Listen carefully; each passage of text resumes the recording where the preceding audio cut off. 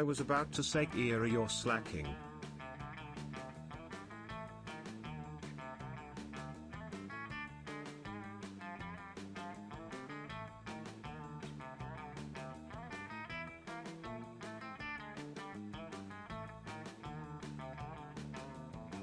Five seconds delay, losing your touch.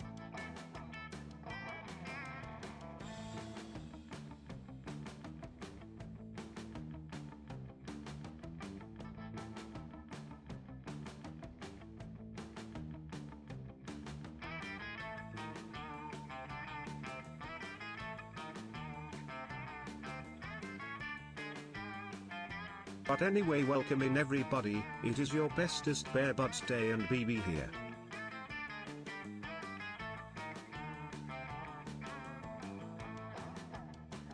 Try me.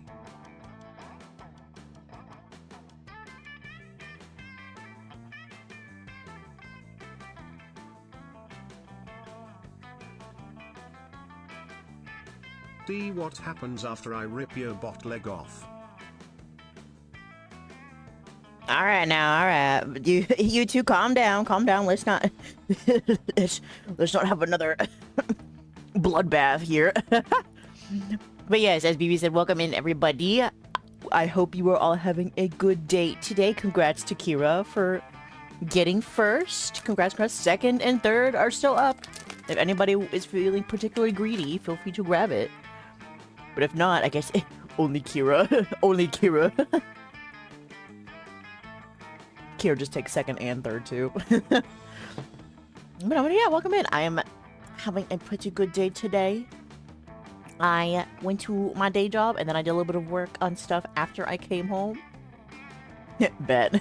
No, Kira! Stop!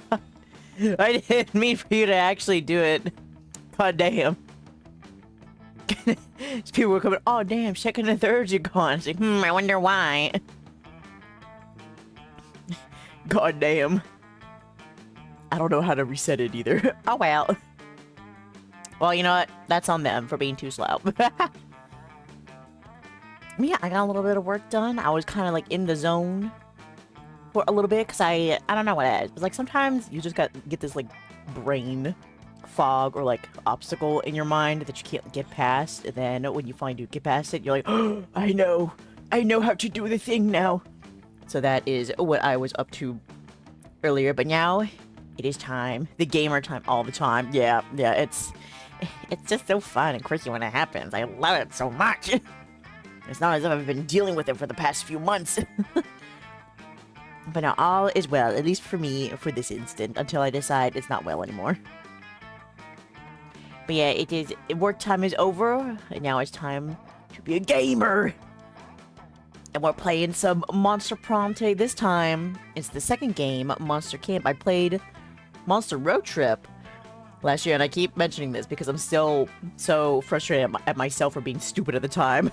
But it's like, I picked Monster Prom 3 Road Trip that time because I never played it. And I thought, oh, I'm sure it's the same as the other two games. It wasn't. So now, it is finally time to redeem myself and we actually get some actual romance going on in the romance game. I modeled for like 6 months and it's still not close to being... Oh, you know, sometimes that happens. Like, you can't really, like, rush, like, sorts of things like that. As frustrating as it is, it's like you want to make sure it's good and how you want it to be. You don't want to, like, half-ass something that you're, like, really passionate about, you know? It just be like that. Just kind of, like, rest your mind when it's not going the way you want it to, you know, maybe, like, taking some references, learn from others, and then give it another crack and stuff like that. And when you're in the zone, you're in the zone, you know? Man, I know a lot about blacking and procrastinating. Oh my gosh. It's a struggle. I don't know why I keep doing this to myself, but I do. But it's okay. I'm hoping this time around I'm actually able to like get going on it before I decide I can't get past this one obstacle again. So okay. The only obstacle we'll be facing today is risen up these monsters. But yeah, like I said, I played 3 last year. And I played it for a good while too because I wanted to get all of the locations. Is the music too loud? Is it not loud enough? If anybody knows.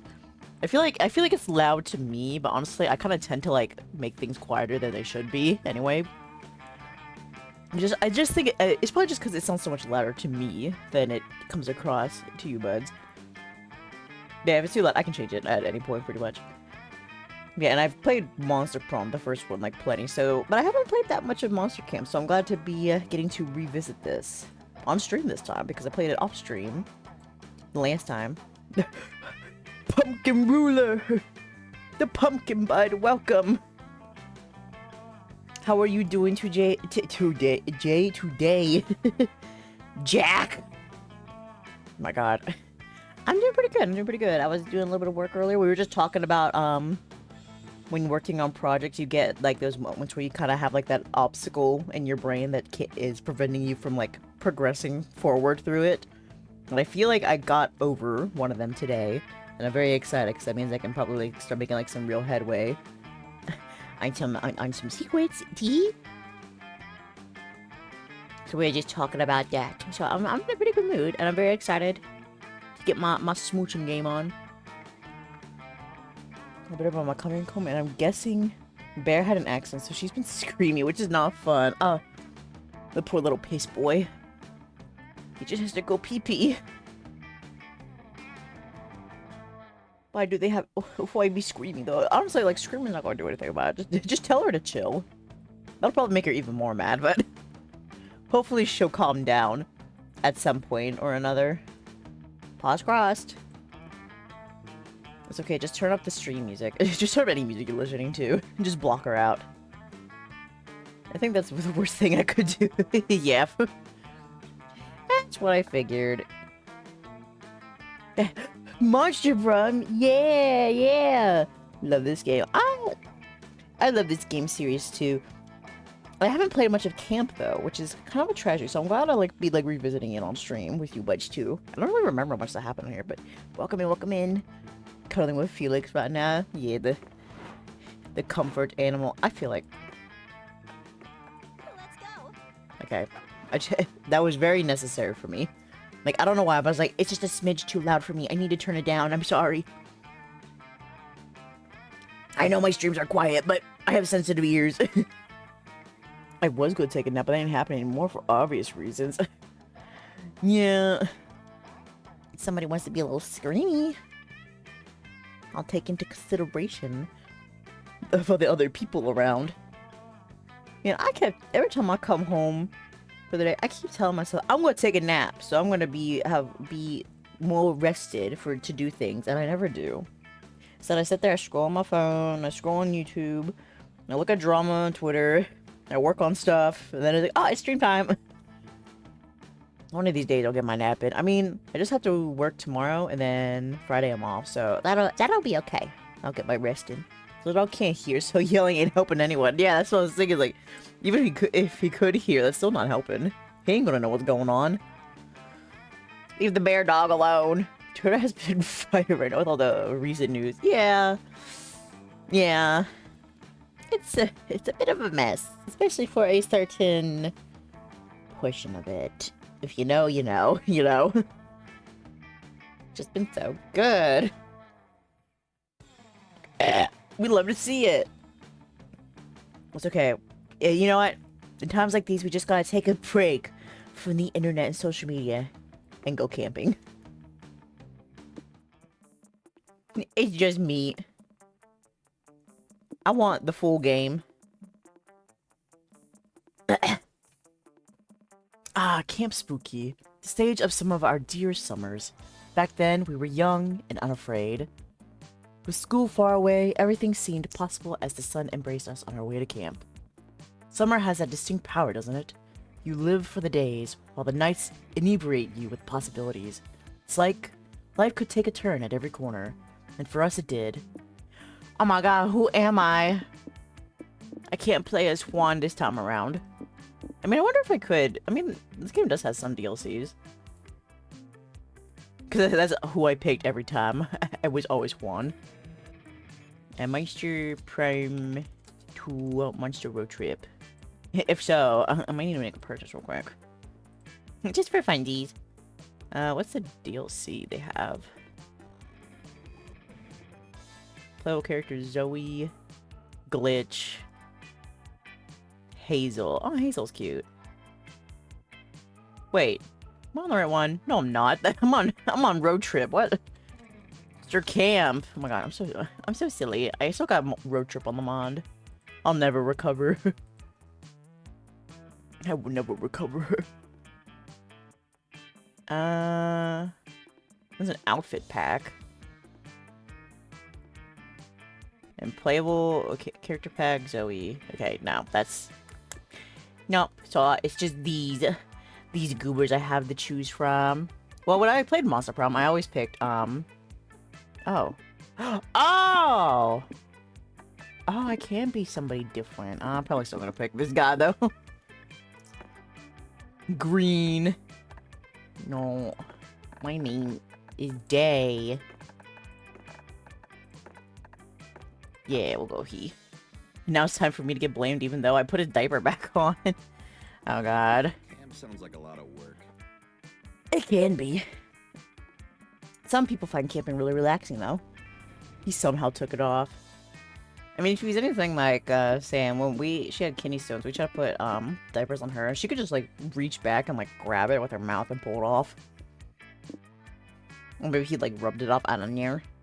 Okay, what do I want to take at the camp? I want to take some Boney's marshmallows. I want to take the floaty. And I want to take recorder. The smallest violin. He's not flexible. Had to have rubbed it off, yeah. And my shades. Oh, my shades!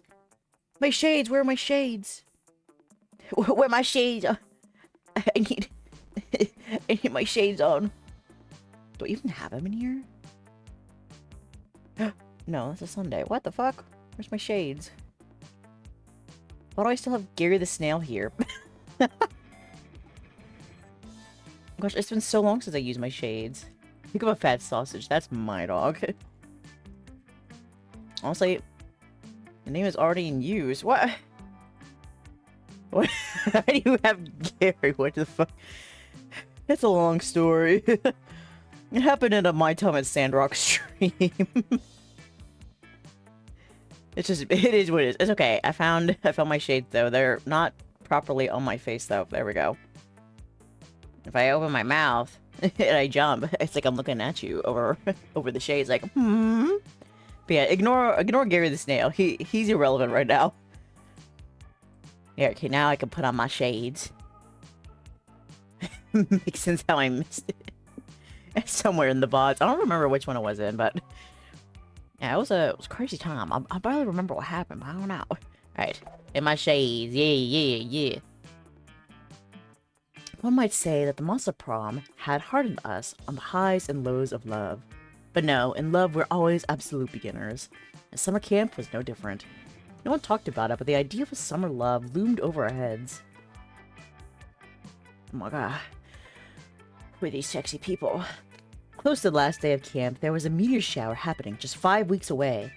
Everyone knew that if you were into someone, you were going to watch that damn thing together. And so a silent yet powerful pressure invaded us. It was a Monster Prom all over again.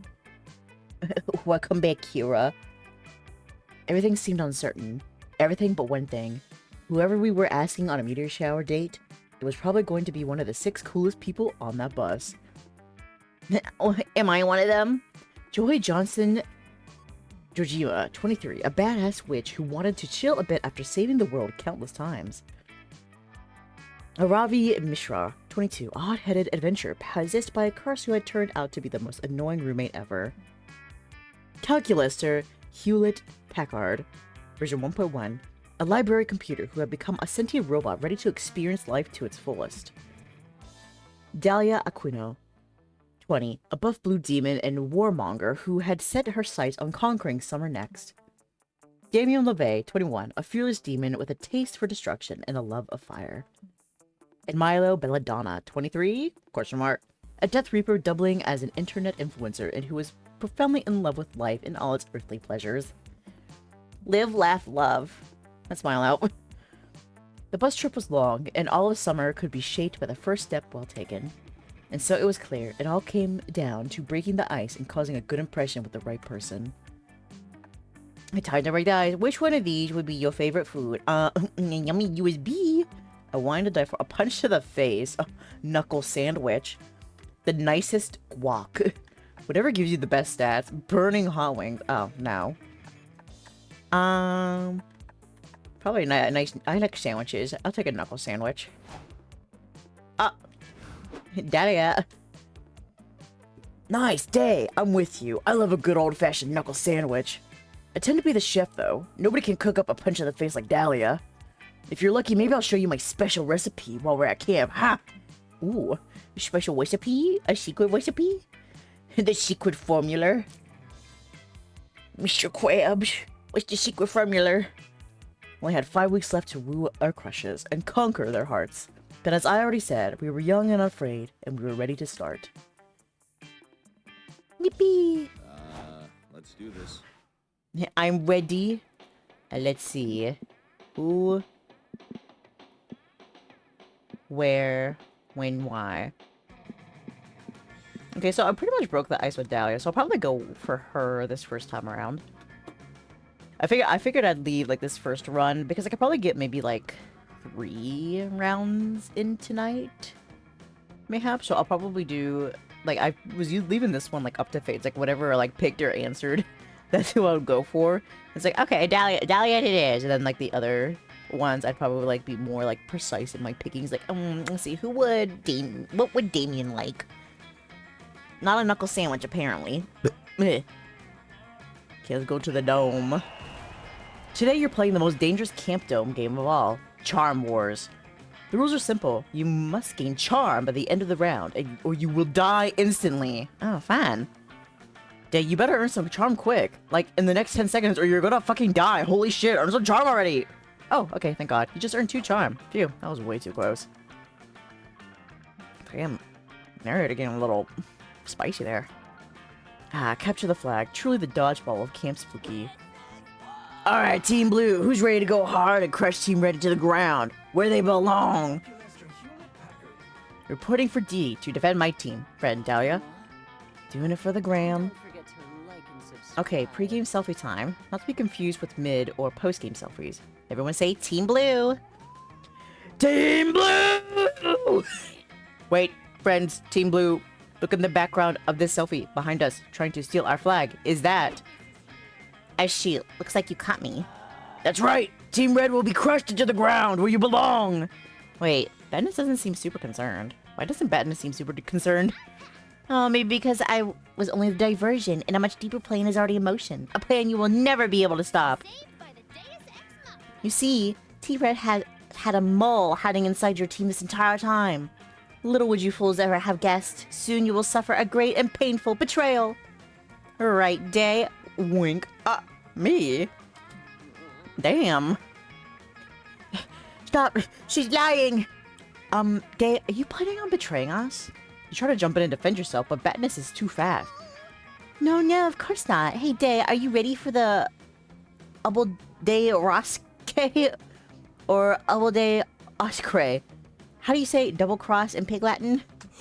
Friends, Team Blue, it appears Badness is trying to get a secret message to possibly false friend Dae.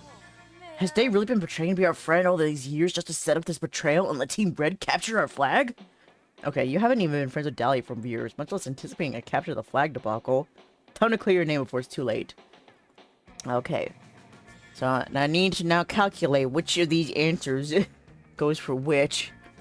Okay, admit you've been in league with Badness, but only to pretend to double-cross Team Blue and really double-cross Team Red. It's a triple cross. Ooh, that's pretty bold. I'd say it's pretty bold, which I have the most of. Bonus and Charm, I have the 2 most stats in. Then research your family tree and reveal that your great-great-grandfather was one of the original Team Blue founders 150 years ago. That seems more on, like, the smarts. Or creative, maybe. Chat, which I don't have. So it looks like just for change start I do. Oh. So creative. Okay. Well, I mean, it worked out, so it's fine. Oh! Badness, is this true? Of course not. Dae's just trying to hide his betrayal.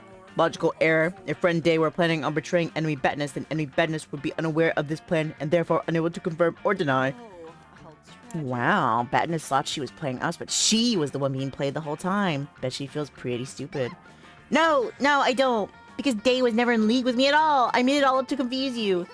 So how could he triple-cross me when he never even double-crossed you? Sure, he didn't. Sounds exactly like what someone would say to save face after being triple-crossed. I wasn't triple-crossed. I was lying before. But enemy Batness, since you have just admitted to being a liar, how do we know that you are not lying now? Whoa, how deep does this rabbit hole go? Dae's really a mastermind for pulling all this off, huh? You're like a cool, undercover genius person. You are killing it. Yeah, you're a mastermind of espionage. Right, now Team Blue is a more united front than ever. Screw this, I'm going to go assassinate the Chancellor. Alright then. My analysis indicates that Batness was by far the strongest player on Team Red, and our victory is now all but assured. Lit. Victory selfie. Everyone say Team Blue, but this time no Batness in the background. No more photo bombs. The picture turns out adorable, as does your victory. I mean, your victory isn't adorable, it's more of a slaughter, but as far as slaughters go, it's pretty adorable. Whatever, just take your 2 bonus and 1 charm and go. Thank you! I mean, at least I got some bonus out of that. Is there a place where I could just do nothing? Oh my gosh, me, every time I go to work. Is there something I could do where I'm not really doing anything at all? Because I'm really not into this. Let's see, let's go to the lake. Oh my god, I lost my head. I'm gonna get water in my ear. I mean, at least I can detach my head so I can shake it out easier in this case. While looking around the lake for a private place to take a pee, you find a treasure map buried in the sand. When I look for a private place, just go. It's the lake. It leads to an X in the center of the lake. You gather a crew of trusted friends, don your eye patch, and sail out there to find the booty. Booty? Ass? For free? Go fast, eat ass? When you arrive, you find a tiny island with a single palm tree. You dig up a box that says open in case of a very boring day. There it is. You open the box and find... Too fun! Arr! You find your way to what looks like an uninhabited portion of the lakeshore. You're just settling down to enjoy some alone time when... Grah! Dally comes bursting out of the lake, her soaking clothes cling to her muscular body, her bosom heaving up. Damn. Hope you're looking respectfully there, narrator. I was summoned? Well, I said ass, so if that summons you, I guess so. You just say ass. If you look at the mirror, you look at your booty mirror, you say ass 3 times. Kira Mechanica spawns. Like Bloody Mary, but with butts. You're so aroused. Oh my god. I'm getting worked up in the middle of the lake. You're so aroused, you almost forget to ask why she just came bursting out of the lake. Man. I've been defeated, Dae. Defeated by the lake, and by my own treacherous body. I'm attempting to earn the have an entire tea party at the bottom of the lake badge, but I simply cannot hold my breath for long enough. My lungs have failed me. Disloyal lungs, I shall discipline you. Ah! You stopped Dahlia from reaching down her own throat to slaughter her lungs, and explained that the tea party badge was probably only meant to be earned by merfolk. Honestly, I don't know why. I don't know. I feel like I have a pretty good lung capacity. I feel like I can like hold my breath for like a really long time. I remember I kind of went through a phase where like just once in a while I would just like hold my breath and I just like keep holding it until I felt lightheaded, and then I would breathe again. And it felt like a really long time in my head, but it might not have been. I should tell myself one of these days. I feel like I'd of course do like maybe a minute or 2 easy. Maybe that's why maybe I ended up killing some brain cells and that's why I'm so stupid. I'm sure it's fine. Man. That's ridiculous. The Monster Scouts would never create a badge that only certain kinds of monsters could earn. There's literally a badge for being a mer person because mer people are genetically superior to all other monsters. Monster Scouts have a long and troubling history. Whatever. I've never let my lack of gills stop me before, and I'm not about to start. All I need is a perfect breath-holding technique, and I'll show those stupid snobby merfolk why they call me Dalia Aquino. And then because it's my last name. But, I do not know how do such a breath-holding technique. Surely you do, though. Teach it to me. Oh, shit. You go into the lake. I'll stay here and hold your breath for you. We'll give you a makeover so breathtaking you won't have to breathe.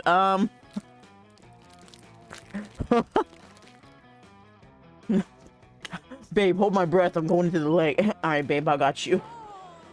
Oh no, I'm stupid.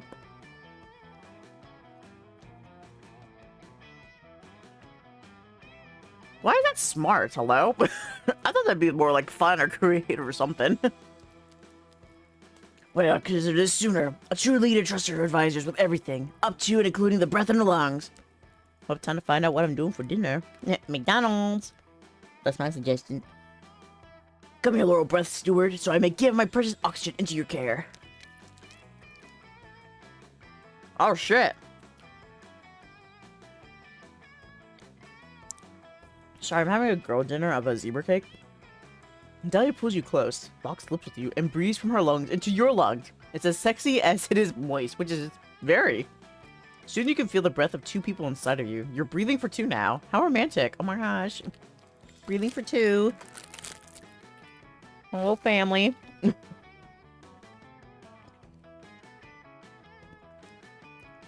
Dahlia nods silently to you and descends beneath the lake surface. You better not fuck this up.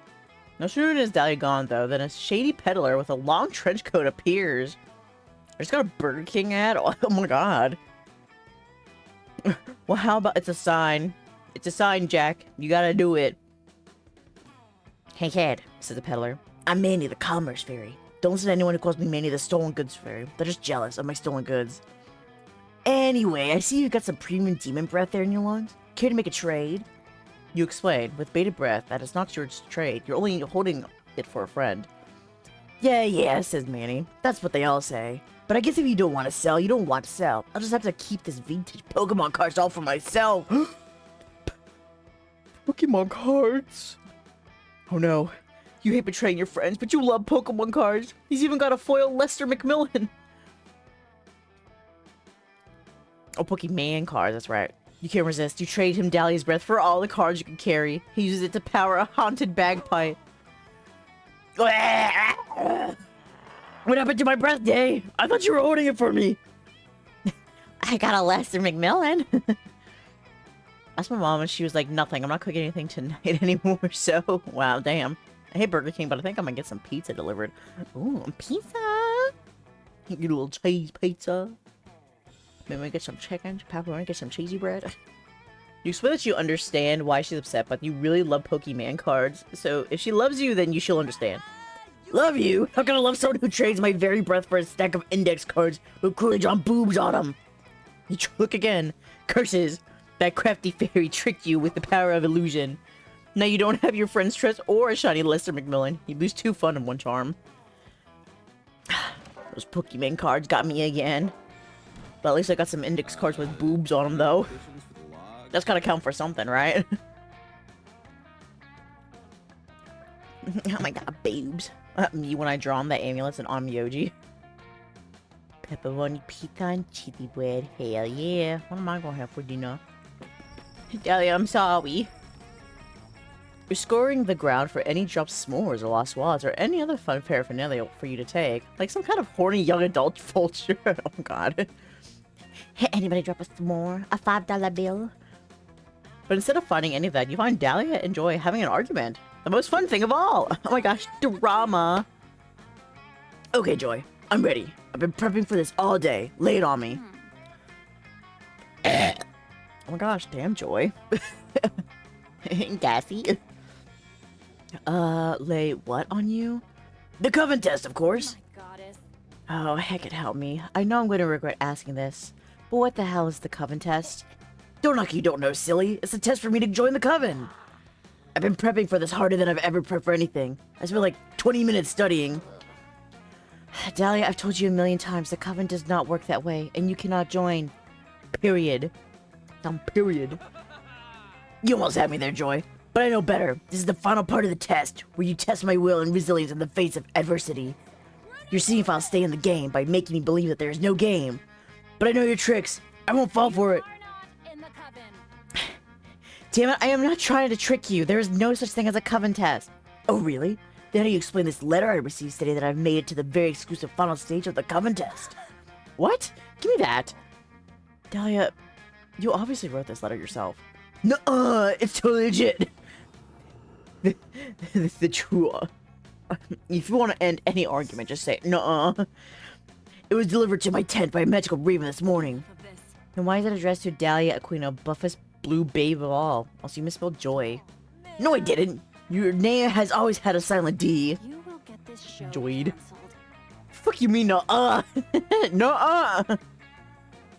Dahlia, I'm sick of your shit. This letter is meaningless and you are not taking a coven test because there is no test. Yep, gotcha. So, is there gonna be an oral section of this test? Also, is it cool if I mark my answers in blue glitter pen? It's the only writing utensil worthy of me. There's no way this argument is gonna end anytime soon. Obviously, Dahlia isn't going to let go of this test thing, so what is the true test to entering the coven? Okay, let me think a bit more on this one. Only 3 witches can form the coven, so we work for Dahlia to join. One of the current members must die! Dahlia, to become part of the coven, you must spend 30 years as a hermit, far away from here. Oh, damn. Okay, so... what do these answers give? This seems kind of bold. Maybe fun. This one seems maybe more... what was this one? What would this one even be? It's just also... this can't be fun too. Maybe charm? I don't think so. I'm just gonna have to go with the one I think. Bad omen. Oh! Oh, okay, so it's not based on the sets, it's based on the character. That's right. What? No! That's not at all how this works. But it makes so much sense. You point out that Joy joined the coven after Grace, the previous coven leader, tragically died. Well, that may be accurate, but... aha! So it is true! One of the current coven members must die. Why didn't I think of this sooner?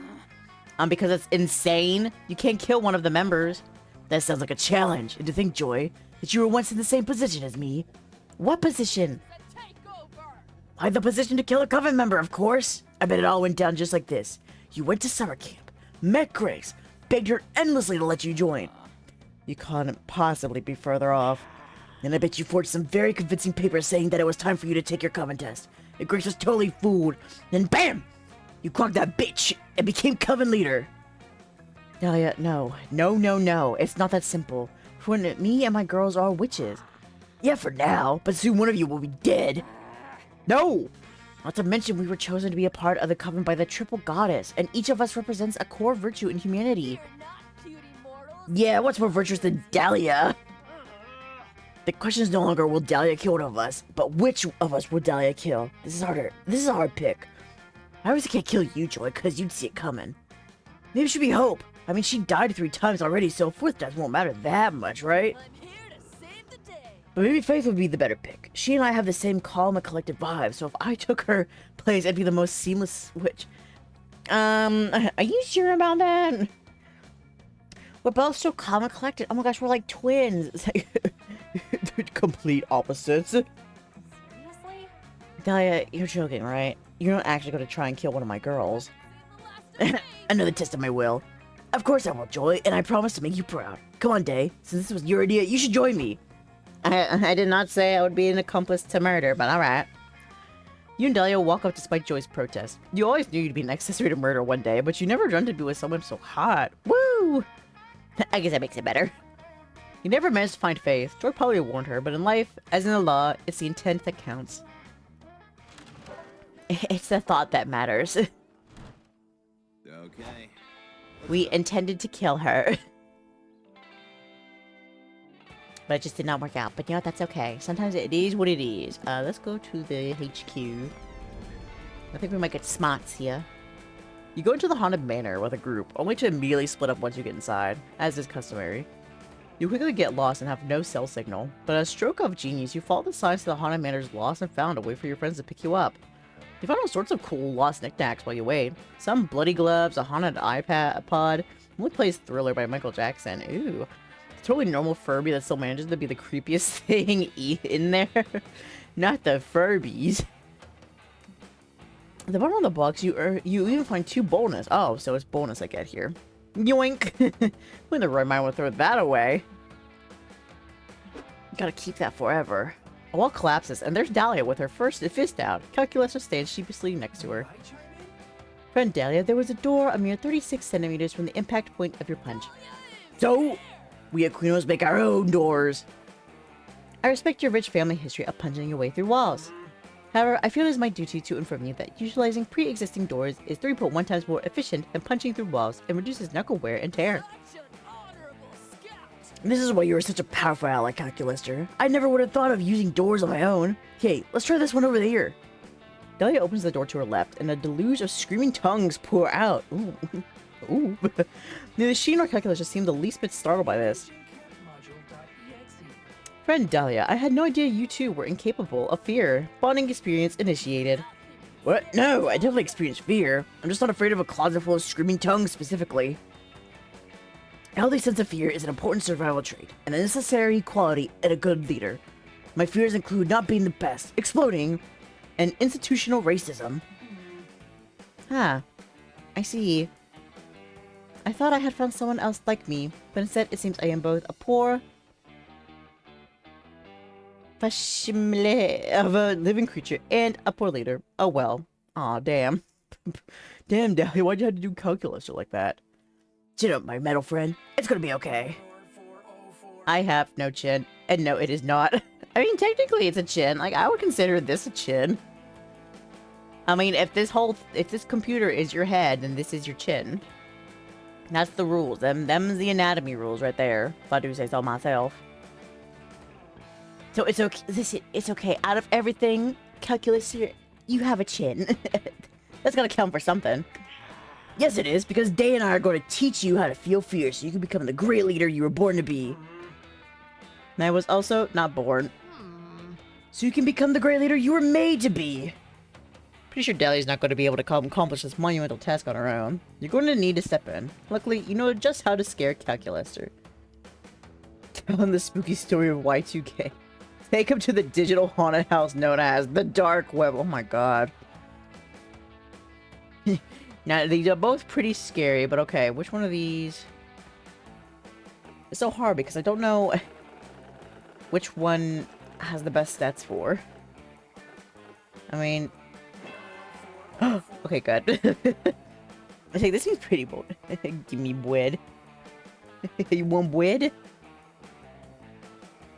And I slice your bread? Everyone has food, I want that. Get a nice little slice of bread. Whenever I would like have like my fits of insomnia and I couldn't sleep at night, I would get like really hungry, and that's what I would go downstairs to eat. I would just eat bread pretty much, because I was too young to actually like make food for myself at the time, or like I was too lazy pretty much. So just open up the bag and just eat a slice of bread and be like, oh my god, that's the best thing ever, because I'd be so hungry at the time. We love bread. Actually, do I still have it in here? I actually have bread, but I don't know if I actually have it in... No, I don't. Where's my bread at? Bread. Wowish.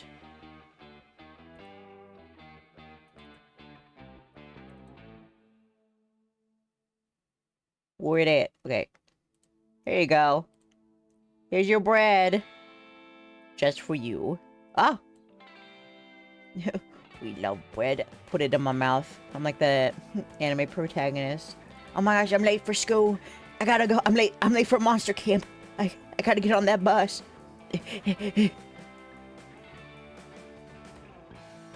Yeah, bread slaps.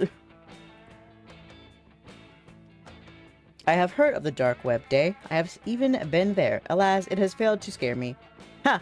Maybe Calculus has been to the dark web, but he can possibly have seen the worst of it. It takes a truly depraved mind like yours to really plunge the depths of the dark web. You whip out your laptop and show him what you mean. Whoa, this page is offering you to sell us drugs. And the drugs are actually just crushed up assault weapons. Doesn't that scare you, Calculaster?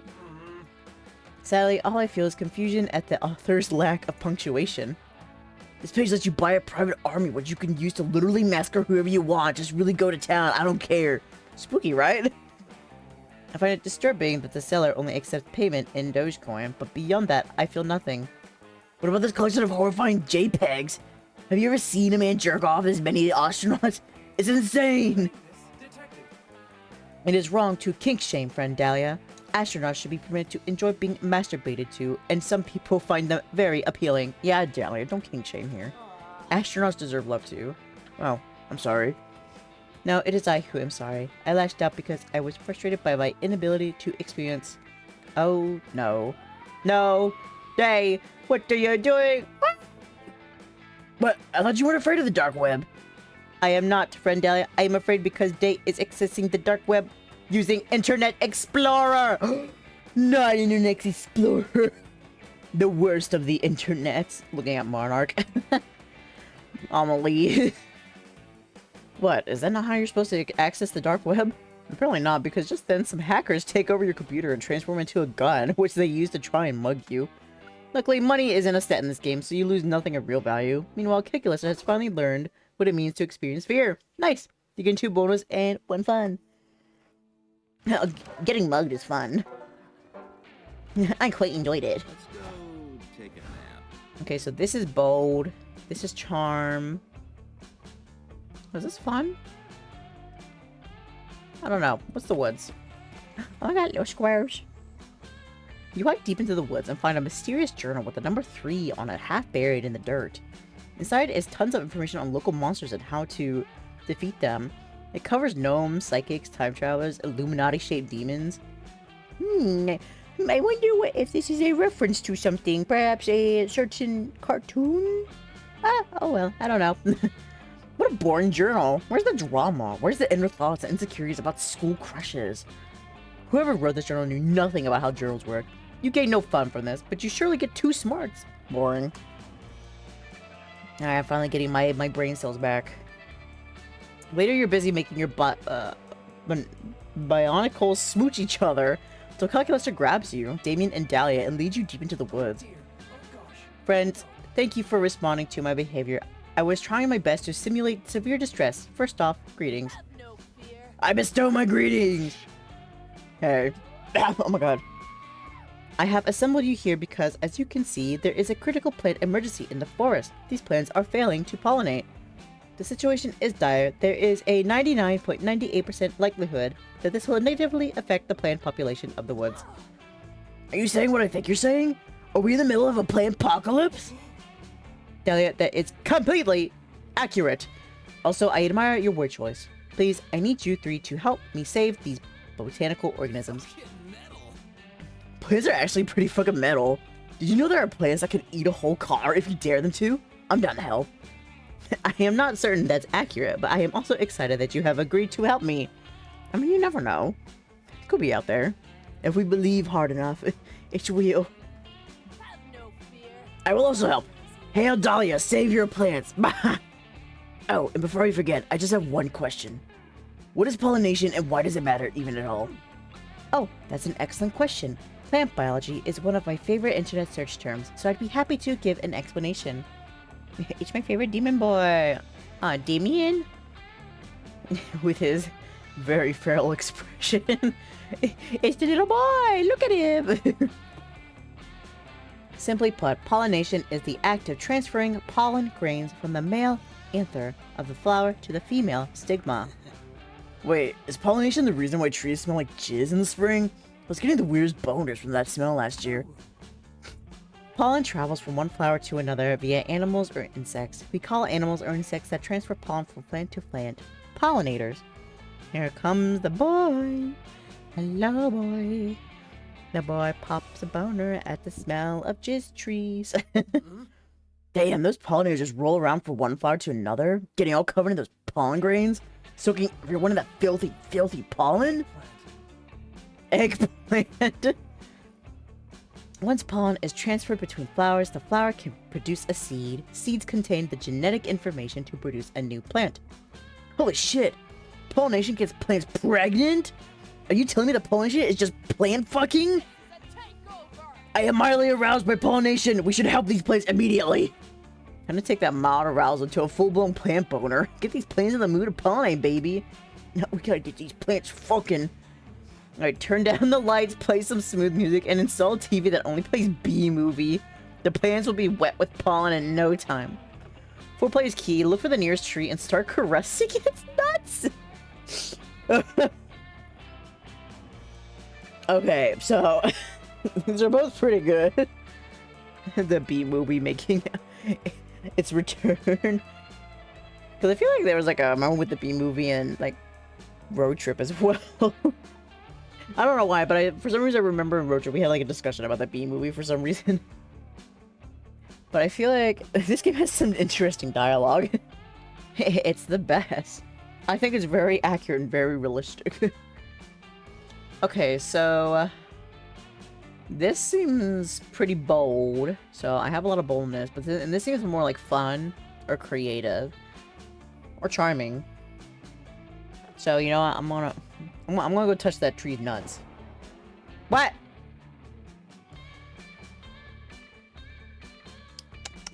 I swear. Like, what do you mean? Listen, if I go up to a random person and I grab their nuts, I'm gonna say that's pretty bold. Like, you don't, people don't do that. I mean, sure, it's fun, but I don't think people, I don't think they're gonna be focusing on the fun part here. Like, this dude had the balls to touch my balls, you know? According to last month's Business Insider magazine, foreplay is key to any sexual encounter. You turn your attention to the nearest oak tree. Whip out the emergency vial of tree lube you always carry inside your back molar, and start gently caressing the tree's huge, hardy acorn. Whoa, that tree is obviously horny as fuck. Look how hard its roots are getting. I didn't know these trees could even get that hard. Keep going, Dae. The other plants are watching you, and they appear to be experiencing sympathetic sexual arousal. While you were doing foreplay on the tree, you noticed that it's an especially big, strong tree, totally your type. Oh my gosh, the himbo tree. And the smell of its acorns is very enticing. You're so horny that you accidentally fall in love with the oak tree. Oops. The good news, the oak tree seems to love you back, and you can tell by the way it shakes its leaves slightly in the wind.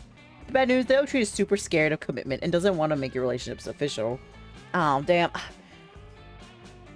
What are you scared about? You like me, I like you. What's the problem here? You're heartbroken because you really wanted to change your relationship status to in a plant relationship. You try to make the oak tree jealous by caressing another plant, but your heart isn't in it, and you're thinking about the oak tree's mind games the whole time. Is the oak tree ashamed of you? Do the other trees think you're high maintenance? None of the other plants want to release their pollen anyway because they don't want to get involved in the Dae/oak tree relationship drama. Dae, it seems like the oak tree has upset you. Would it help if I told you that it's a member of the Quercus genus and native to the northern hemisphere? You make me miss school. Since you totally ignored us to bone a tree, Cal's been teaching us facts about oak trees past the time. Did you know oak trees have spirally arranged leaves, you fuckhead? Dae, are you upset because there are only 90 species of oak tree in our region, but Mexico has 160 different species? Because I'm upset about it. That's correct, Dahlia. There are 90 different species of oak trees in this region. Well, after this forest dies, I suppose that number will drop to 89. You are so emotionally immature that you killed an entire forest and pissed off all your friends. In a way, that's an accomplishment. Just like losing 2 fun and 1 charm. Damn. Stroke ring got rough. Do we have cushions for the logs, or? Oh, Dahlia and Calculus are like such good friends. They're always together. Like in every scene that we've had with Dahlia, Calculus is pretty much like always there. I think the only one that he hasn't appeared in is when we were like holding her breath for her, you know? They're just some best friends. Okay. Hey Cal, since you're like super smart, I need your help. We need to come up with the spookiest, scariest campfire story. May I inquire as to the necessity of this objectively unimportant request? Unimportant? It's super important. Everyone knows that scary stories around the campfire are essential to having the best summer camp experience ever. Oh, I see. This is an example of the sort of time-consuming task you organics perform in the pursuit of food? No, forgive me. The word is fun. Close enough. Very well, I will do my best to help you achieve fun. I struggle with creative tasks, but perhaps if I crunch the data from several famous horror stories, I can compile my own. Yes, a mega horror story! I can't wait. Make me poo my pants, Cal. Thousands of pages of text flash across Cal's screen in the blink of an eye, going faster and faster until... Chapter 10. Scared to Nowhere. We are in the forest of bad choices. Becky Slutson and Football Jones are in love. Soon they will be in dead. Oh, I'm shaking already. Becky, oh football, moms don't understand. My death is inevitable. She is not scared, for Slutsons do not know fear or true friendship.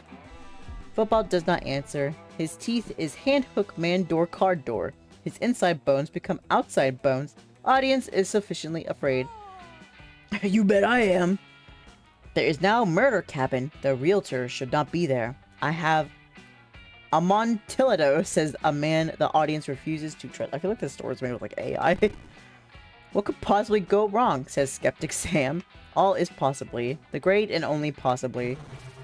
There is now a Ouija board. It is scary because it is a copyright infringement. It bleeds blood that is not its own blood. Football Jones' outside bones are in Skeptic Sam's inside bones. The skeletons have escaped. They are spooky and scary. Johnny is here. There is only... Oh, error. Inefficient input data to finish that process. No! That was getting so good. What's going to happen to Football Jones' outside bones? You aren't even sure what already happened to Football Jones' inside bones. Both of your friends seem pretty invested in this. You need to feed more data into Cal to come up with a spooky, scary ending. You pull up Dropbox and send him a guide of the dangers of dealing suspicious links, a peace treaty. Ah, shit. Which one? I guess... Well, since Dali's a warmonger, I guess the peace treaty is going to be the one. Yeah, there we go. Wait, Dae, did you just send me a peace treaty? But peace is not scary. It is nice.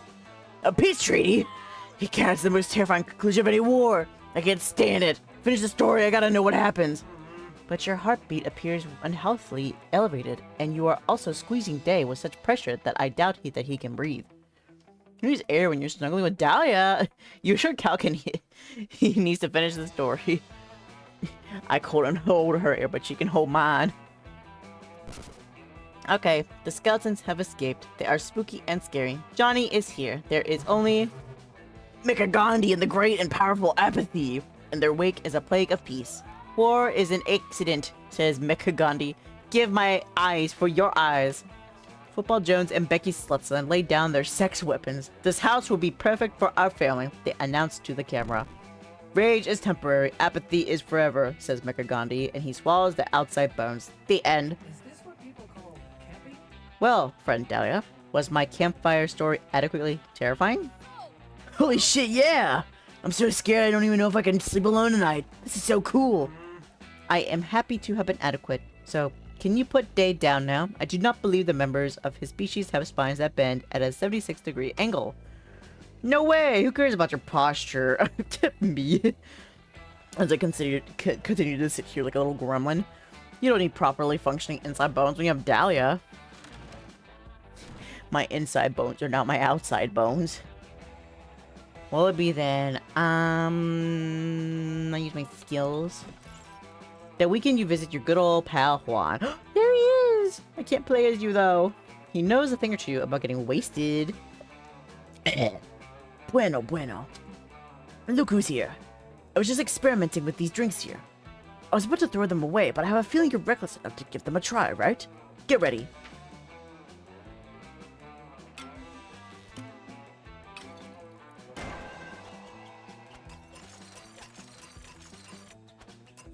Oh, what am I doing? I have no idea what the fuck is going on. What do I LGBT. What did I get? 9? Oh, love potion number 9. 9. I take a sip. Ah, the love potion number 9. The rare way to get someone to like you more is by being yourself and finding someone with whom you can match. But the fast way is by drinking this. Thanks. Zippy zippy. This is the part where I leave before you puke all over me. Ciao. I'm a puke anyway. Ugh. A lovely sip. Let's do this. Okay, so... Sorry. Okay, so... Oh, the manor. This is the Scout's headquarters. Okay, I think this is where we get creativity. Fun. Smart. Charm. Yeah, charm, fun, smart, creativity, bold. Okay, yeah, I think that's how it goes. I have no fun, but I have no creativity, so I need to go here. Look at me in my little suit. That day at Monster Scouts, you learned to make your very own clothes in the wild. Someone suggested fashion shows. Afterwards, you all put on your outfits and show them off. If you'd known that that would be the result, you probably would have made something other than a leaf and stick thong and vine-woven nipple tassels. Needless to say, nobody will be forgetting your performance anytime soon. You gain 2 creativity. Then you find Dahlia punching a rock. This would normally be pretty standard, but you realize her expression has a shade of sadness. You go ask if she's okay. She's not. Oh. Hi, Dae. I'm just wondering why I, Dahlia Aquino, am not in my usual cheerful disposition. I know you all expect me to keep morale high, I'm sorry, as I am the unquestionable leader of this camp army of ours. You've literally never seen her as that, but you're not about to interrupt her. It's like, not really, but go on. You see, I've been lately enjoying the many pleasures of summer as I get closer to my goal of having the best summer ever. But might all these pleasures be making me weak in the process? I'm so focused on summer, when before my only season used to be conquest season. I think we all know what the problem is. It's Damien. What the fuck he do? Yeah, my whole thing used to be being Damien's rival, conquering the 8th circle of hell and all that. But summer camp has opened my eyes. Damien is like super lame. The idiot has 0 survival skills. I saw him checking a tree's bark to find the nearest McDonald's. He's the silverest of the silver spoons. It's disheartening. I cannot see the wimp as a rival anymore, but a healthy rivalry is an essential part of a warlord structure to remain strong. I know this because I've watched all kinds of informational documentaries on being strong, such as Dragon Ball and Naruto. They teach you strength. That is the best information you can get out there. Source? Me. I think one of those was even filmed by Michael Moore. So I got worried that I would become weak by having no rival. I started punching this rock in the hopes that we'd become sworn enemies, but it's not working. Still telling you'll become her rival. A rivalry to remember! Nah, you're just saying that so we can build some sort of sexual tension. And what about it? What about it? Why not? Isn't that the point of having a rival, to build sexual tension? Isn't that what the people want? Isn't that what the rivals want? I don't blame you. Anyone would leap at the chance if it meant they'd get a spoonful of this buff, beautiful blue bud. But enemies that love ourselves more like a Ravi or a Joy thing. Not my jam, though. Sorry. Damn. That sucks. But if Dahlia's not into sexual tension with rivals, maybe she's into intimacy, trust, and eventually sexual tension with good friends who help her in an hour of need. Okay.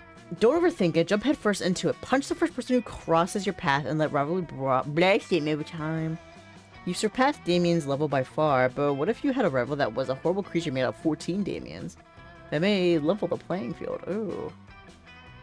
It seems pretty bold. I think she's more creative. Yeah. Dahlia takes your word for it. When she hears some footsteps at her back, she punches before even looking. Is it Damien? But the punch is stopped in a very anime way. Wait, it's a very athletic water nymph. Her eyes lock. Hey, you have no right to punch that rock. That rock was my rival. The rivals of rivals. Dahlia is smitten, but not romantically. Somehow you can tell she's smitten in a platonic rival way. Oh, thank God. They have a hella anime fight.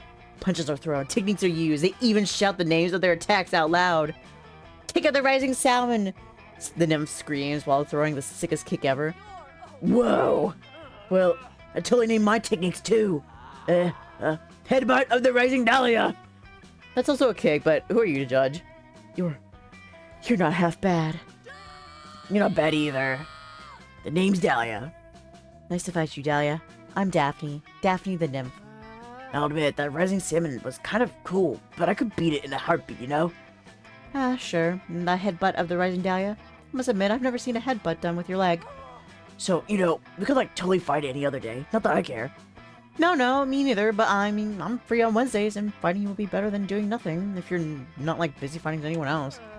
No, I lost my rival recently. It's a funny story. Nothing important. What? Me too, girl. Okay, truth time. I was just testing the rock as my rival. My real rival moved onto a new story arc with a new, more powerful rival. Your former rival sounds like a douche. Yeah, that's not fair. Abandoning your rival for a more powerful one. Like, what the fuck? You gotta. Where's the loyalty? Where's the commitment to your sworn enemy? You know. That's not right. That's not right at all.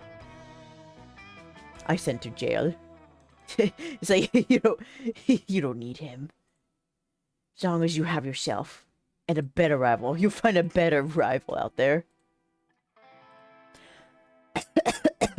Word. My only other prospect was transitioning into the reluctant tsundere grumpy ally, but fuck it, I was born for the rival life. I feel you. My former rival moved onto the story arc of becoming a useless wimp. But hey, I only rival platonically, okay? I prefer to be clear up front. No, me too. Rivals to lovers is not my thing. It's all just punches and indirect self-growth. Anyway, this is my number if you want your ass beaten any day. We'll see whose ass gets beaten. Sure, Dahlia. We'll see. And then she leaves in a way that's so epic that you can actually hear what sounds like a bitchin' anime song. A Naruto opening just plays. Yeah, Dahlia's back. Thanks, Dae. Dahlia hugs you. The strength of her hug gives you 2 charm, and the intense J-pop in the background gives you 1 boldness. Man, I am so fucking bold. I just want to chill. I just want to chill. Well, we can't chill. We have to go get smart. While you're hiking through the woods, you accidentally step on a pile of leaves covering a massive hole. It was a trap. Oh my god. I saw this Twitter. My friend sent me this Twitter post the other day of let me find it. It was of Misha Collins. Hold on, I'm gonna link it in the chat. Let me get it. But yeah, Misha Collins from Supernatural. It's basically just of him in this hole in the stone. He goes, "This is from 2020. I can't believe how much bigger my hole has gotten since then." Then me and my friend were just like, Misha, Misha, you can't say that. You should. Why are you doing this? You're covering a massive hole.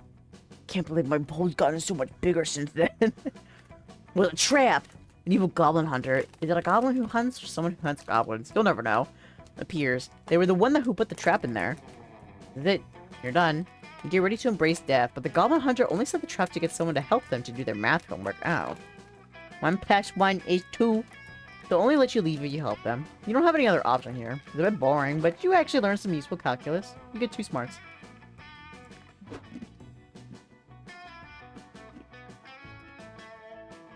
Okay, here's a riddle for you. What do you get when a sheltered prince, a buff blue murderess, a goth bookworm who's sick of their shit, and a horny motherfucker go on a hike together? Am I the horny motherfucker? I mean, they're right, but they didn't have to call me out. The answer is lost. You get lost. For the last time, we are not lost. I know how to get back to camp from here. If you guys would just listen to me, I'll lead you back to...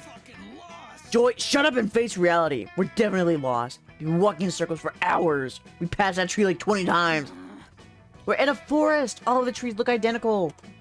Nope, no way. I've seen movies. This is the part where we all start arguing and dissolve into madness until the force witch comes and kills us. A witch is definitely going to kill you if you don't calm the hell down. No, for once, I think we should hear Damien out. Any survival technique could be crucial to surviving long marches in the wilderness. Long marches? We've been out here for 30 minutes tops. Okay, first things first. I need some water before I start having dehydration hallucinations. Good thinking. Oh, it looks like the canteen is empty. What the fuck? Damien, chill out. I dropped my chips. I caught it with my thighs. Listen up, noobs. How do you expect me to chill out when we're lost in a forest without any water or faucets or chase lounges to fang dramatically on? I don't want to die surrounded by noobs like you. We're not gonna die. We're super close to camp and even closer to at least 2 freshwater streams. Nope, I'll never make it. The solution is obvious. We need to drink our own pee. No, actually, we really don't. We only have 2 options here, Joy. If we want to make it out of here alive, we either have to drink our own pee or cut off our hands. What does the cutting off our hands do? Ah, the lesser 2 evil survival tactic. I know it well. I'm very attached to my fist and blue fairy, so I will stop to drink my own urine if my life depends on it. Guys, if I have to watch you drink your own pee, I'm definitely gonna barf. Hey, that's good. Try to barf into a bag or something. We can eat it later when we start starving to death. No, don't give up, Joy. Maybe if we make the pee more palatable, it'll keep your morale up while we slowly die from exposure. Good idea, Dahlia. Maybe we could make a pee energy drink, or even a pee-based beer. No, we need something that still hydrates us. What about a PT? They're only 1 letter off anyway. Now, it's probably not the time to correct Dahlia's spelling. Oh, I have a better idea. What about a pea boba tea? I love boba tea. Did we bring any powdered tapioca we can make into boba pearls? Hey, I have some. Valley sold it to me a while ago, and I'm sure it would be useful if I was dumb enough to get into drinking my own pee for stupid reason. It truly baffles me that you two will put so much effort into something so completely unnecessary. Okay, time to forage for some flavor-enhancing ingredients. Damien, you enjoy get to that while I boil the pee. Should only take... Wait, Dahlia, are you holding a water bottle? Yeah, duh. What else am I gonna boil the pee with? My own sweat? That's just disgusting. So she draws the line at drinking her sweat, but not her pee. Honestly, I don't know. What would be worse? Drinking... What's worse? Drinking sweat or drinking pee? Because, I mean... They both come from the body, you know? And, like, pee's just more like waste that you get from, like, food and drinks and such like that. So, I mean, it's just... You're just recycling. You're just recycling what you already drank, you know? So maybe pee would be better. And if you're playing dehydrated, it could come out clear anyway, so it'd just be like water anyway. So, you know, would you really know the difference? I'm not saying I'm about to test that out, but I'm just trying to put my 2 cents in there. Why can't we just drink your fucking water then? Well, it's a little late for that now, isn't it, Joy? Dahlia's already boiled her pee with it. Don't you do it right now. Plug your nose and get ready to chug. Uh-oh, you probably only have a few seconds to stop Dumb and Dumber from drinking their own piss before Joy blows chung. Better think of something fast. Okay. Spoil the tea and convince Damien and Dahlia not to drink it. How can you spoil it? Well, by peeing all over it. Fight pee with pee. Perform one of the most difficult and obscure survival skills of all time. Peeing Dr. Pepper? Just can't change the chemicals and like the waste inside your body just to be Dr. Pepper. Okay. Now, the question is, what the hell do these give? What stats do I need for these 2 answers? Because I feel like, I don't know. Creativity? Fun?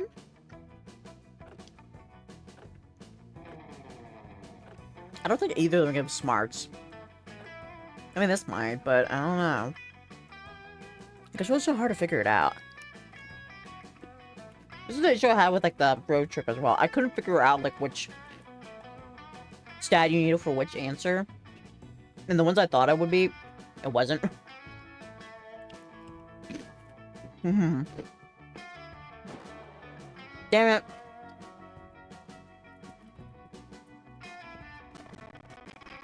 Emoji, you quickly pee on Damien and Dahlia's pee. There, that should spoil it and make the pee totally undrinkable. Nice, now it's even more drinkable. And there's even more pee. Glorious work, warrior. I knew you'd come around to my battle strategy. I thank you for your sacrifice to our noble cause. Oh god, no. These demons are even more depraved than you thought. You're making it worse.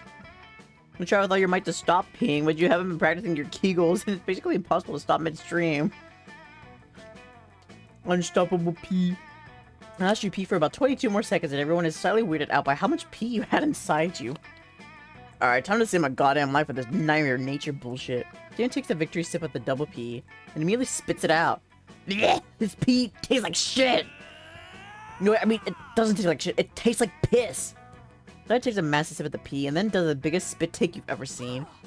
Horrible! It does taste like pee, how could this have happened? I'd like to cast a spell to erase my own memory of this. I just want to say for the record that I am not surprised at all, and you guys are making it so much worse with these spit takes. To be fair, their concoction was probably destined to taste like pee because it was made from pee, and oh yeah, you added some more pee to it, so you're not really sure what they expected here.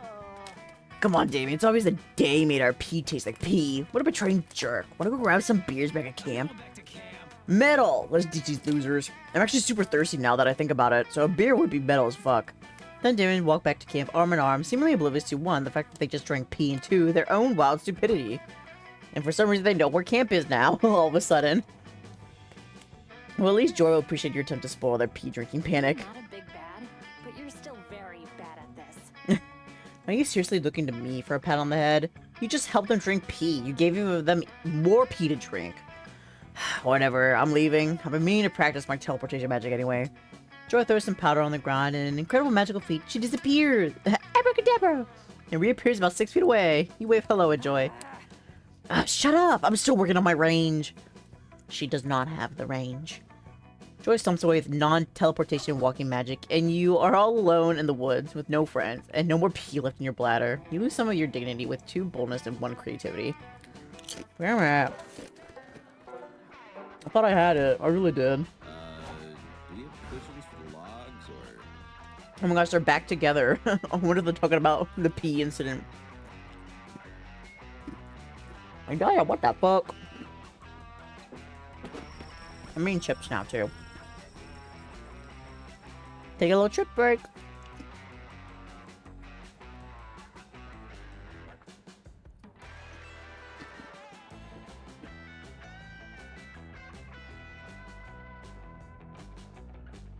I don't know why, but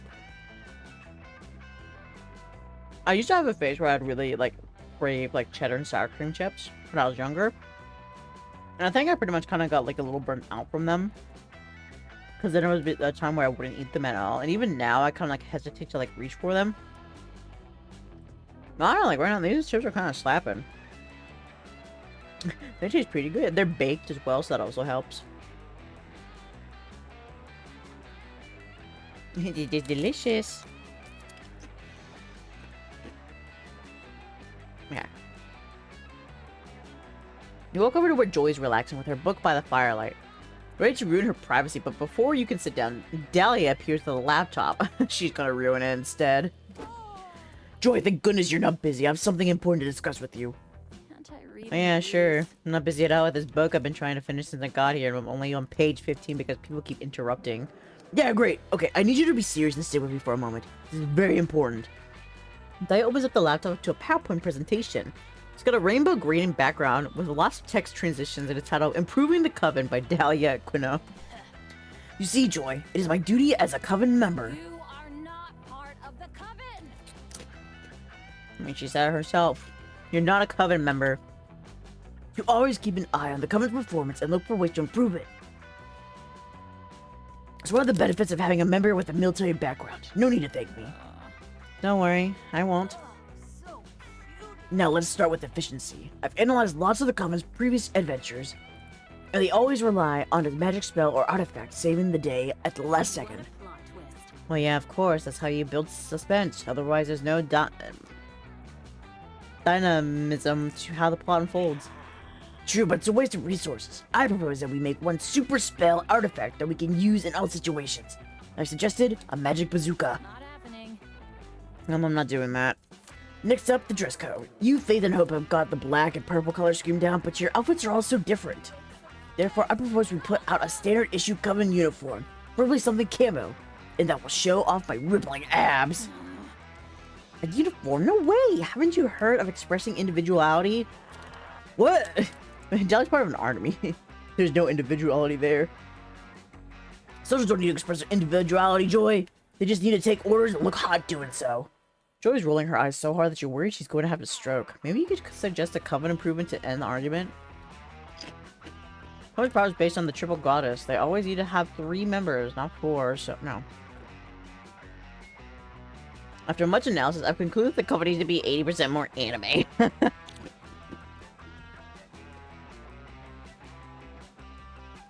Okay, so that seems to be more geared toward Joy, and this seems to be geared toward Dahlia, so...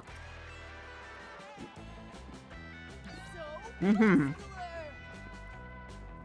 Yes! Oh my god, why didn't I think of it sooner?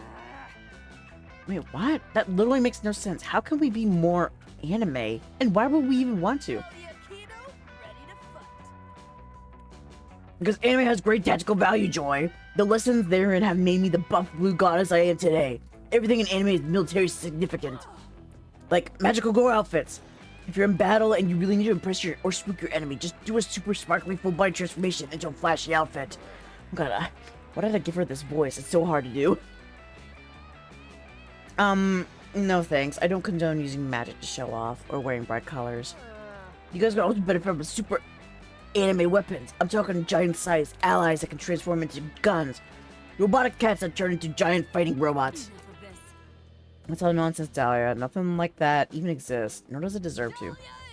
Come on, Joy, give it a chance. I mean, you could at least give names to your special moves. What special moves? You know, like show-stopping moves that you bust out when it all seems lost and you need to rally the audience. Like when you go to cast a spell, you could scream, Coven is here to save the day. Cataclysmic Coven Smash! That would be so badass. We need to make the Coven more anime right away. I'm out. Okay, Joy, see you later. I'll have my new PowerPoint ready to show you in no time. You are winning at summer. Hey, Jay, since you're the mastermind behind this plan, will you help me out? Which given narrative running best illustrates the importance of this initiative? You spend the rest of the evening helping Dahlia polish her anime Coven business plan. Joy's never going to go for it, but it's fun nonetheless, and it's lots of one-on-one time with Dahlia. Honestly, if she doesn't go for it, that's her loss. Take a nap. That's an L that she'll be taking there because I think that it would be a great business venture if she did. Hey, no more chips. I'm not creative anymore. That day, Monster Scouts, you all practiced writing speeches in preparation for possibly being killed by a bear. A bear? By me? These are the speeches they're gonna tell to me when I kill them? Oh my gosh! You wanna get your last words right. You decide to write a heartfelt poem dedicated to your favorite things in life. Monster camp, the smell of rain, the bittersweet joy of watching the sunset for the very last time, and chicken tenders. Oh my god, you know? That would stop me dead in my tracks from killing them right away. I'd be like, you had me at chicken tenders. I was moved by your poem. You're pretty sure you can even make the nearby bears cry. You gain 2 creative. I'd give that an A+. As a certified bear, I approve of this poem. You look with Dahlia afterwards. She practices headbutting rocks. Well, you give her pointers on headbutting rocks. Get off my land. Hey, stop headbutting my rocks. Your rocks? Well, they're yours. How did my forehead blood get all over them, huh? Sorry, Tuts. Those rocks and that precious forehead blood belong to me. I purchased Camp Spooky. You stole my evil laugh. How could a fiend like you possibly want it with a wonderful high mortality rate summer camp like this? Everyone loves a good Nothing at all. That's why I'm demolishing Camp Spooky, replacing it with something much more evil. A suburban shopping mall. But no Camp Spooky means no classic summer camp experiences. And no classic summer camp experiences means no best summer ever. This is camp. I won't allow it. I will defeat you in glorious single combat. When I'm through with you, your broken bones will have broken bones. You think mere villains can stop me? Please, if you break my bones, I'll just buy replacement bones from destitute millennials. Capitalism always wins. Your physical attacks are useless against me, Dahlia. For the true source of my power, it is capitalism itself. Capitalism has no bones. Alright, I have to go run an errand real quick. Someone told me there's still a rainforest that hasn't been burned down yet. I'll be right back with the bulldozers. Damn. No, I can't let him win. I'm allergic to letting other people win. If he's right, though, my fists are useless against him. I want to defeat capitalism first. But how can I attack something that has no bones? Surely capitalism must have a weak point. If only I knew what it was. Oh, you have an idea. Capitalism's weak point is... It's generals! Capitalism depends on the void in our souls which we fill with consumer goods. That's its weakness. Fill the void. I'm not smart. I am bold. Fun! Oh my god! I got... Our genitalia... Is genitalia not bold? Is it always has to be fun? Genitalia is more than that. It's more than just having fun. It's about being bold, you know? Make it a statement. You want to punch capitalism, an abstract concept that doesn't even have bones, in the genitals? You're a spineless, pale, pathetic lot. That's so dishonorable! It's already at a disadvantage because of the no bones. Only truly cowardly soul would punch a boneless adversary in the genitals. Plus, the capitalism is consent to being punched in the genitals? Because if not, yikes. This really says more about you than it does about capitalism. What the fuck? Oh my god. I never condone genital punching. Just like I don't condone sand kicking, performance enhancing spells, or teabagging. I'm ashamed of you, Dae. Your cravenness has punched me in the genitals of my heart. No. Punching genitals isn't dishonorable. Look, you'll show her by whacking yourself in the genitals with a crowbar. Ow, that fucking hurts. Probably this news to you, but getting a crowbar to the genitals sucks. Have writhing in pain while clutching your genitals. Classic response of a man horrified by his own wretched cowardice. Try to explain that it's really more of a response to the crowbar you just groin yourself with, but all that comes out is How dare you say that about my parents? I didn't know you even spoke demonic. Haven't seen the last of me. You're lucky you're such a coward. I'll spill you because I don't want any of your blood to get on me and sap my heroism. But watch yourself, Dae. That was great. The networks are gonna love this footage of you doinking yourself with that crowbar. You know what? Forget the mom for a bit. How would you like to smack yourself in the crotch on The Tonight Show? I'll be your manager. I'm gonna be rich. You would not like to smack yourself in the crotch on The Tonight Show, but it's that or like Can't Speak People Does, so you take one for the team. But really, by the time you're done touring all the late night shows, several dozen for the team, Camp Spooky is safe for now, but at the cost of 2 fun and 1 smarts. Probably your ability to procreate. I mean, I don't get to procreate, I tried. But man, Let's do this. that was a big L right there. Oh my gosh, my fun's going down too. Okay, I'm pretty sure fun's over here. I gotta win her back. Listen, I don't know how to speak demonic. I just make noises. That day you bring a magazine to read by the lake. The cover story is how to gain fun while camping with your 6 hottest, most charismatic friends. Step 1, go to the lake. Step 2, wait. Wait, that's it? Then why hasn't that worked for you yet? Oh wait, you're just getting too fun. Thanks, Cosmopolitan. You meet up with Calculuster and Dahlia to help them objectively calculate how best Dahlia's summer is so far. Let's see. Your meaningful camp experiences quotient is slightly above the mean compared to last year's results. Your ratio of time and nature to important realizations about life and society is about average. Also, your watts of solar radiation absorbed per square meter of skin is off the charts. Best summer. Excellent! Now that last one is actually not excellent. It means you are at severely elevated risk of skin cancer. You should wear more sunscreen. No one is ready for Dahlia. The only sunscreen I need is these muscles! That is both technically and grammatically incorrect, but I have learned by now not to argue with you about these things. That's the spirit. Now what can I do to make my summer even more best? Well, by my calculations, your main area of improvement is the lake. That is why I brought you here. You see, your aquatic engagement score is below average this month, and thus. But I can't go swimming! I just ate an energizing and nutritious meal. And swimming within 20 minutes of eating is not acceptable.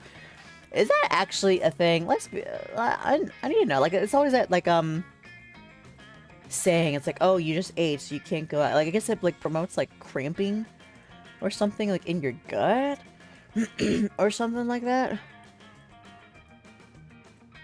But, like, I remember, like, one time I was actually camping, and we had just eaten lunch. And they're like, okay, let's go down to the lake and go swim around. I was like, oh, but we can't because we just ate. We have to wait. And everybody looked at me and was like, well, it's freaking stupid. Like, I was like, is that not a thing? Because I'd heard of it from, like, you know, cartoons and TV shows. So I was like, oh my god, they play it on the TV. Surely it must be real. But apparently not. I guess unless, like, it could also be, like, my family's stupid. I mean, that's not out of the question there. But being said, I have never tested it out myself, so I would not know. But I guess in this universe, maybe perhaps it's true. Guys, did somebody say swimming? Scott, what are you doing out there in the lake? Swimming, I think. The problem is, I forgot how to do it. Was this before or after you swim out into the middle of the lake? After! That's why I'm in such a pickle, bro. Can you not simply repeat the steps that got you to the center of the lake, but in reverse? I don't know. Let me try. Scott faces away from the shore and flails his arms backwards, attempting to rewind himself onto the shore. It is not very effective. Somebody's gonna have to help him, but Dahlia just ate. Calculator isn't waterproof, and you skipped swimming classes to take CPR twice because you thirsty.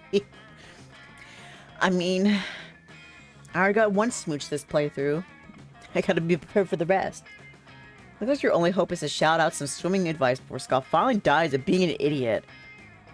So maybe it's just like speaking Mandarin Chinese, except instead of speaking, it's swimming, and instead of Mandarin Chinese, it's water.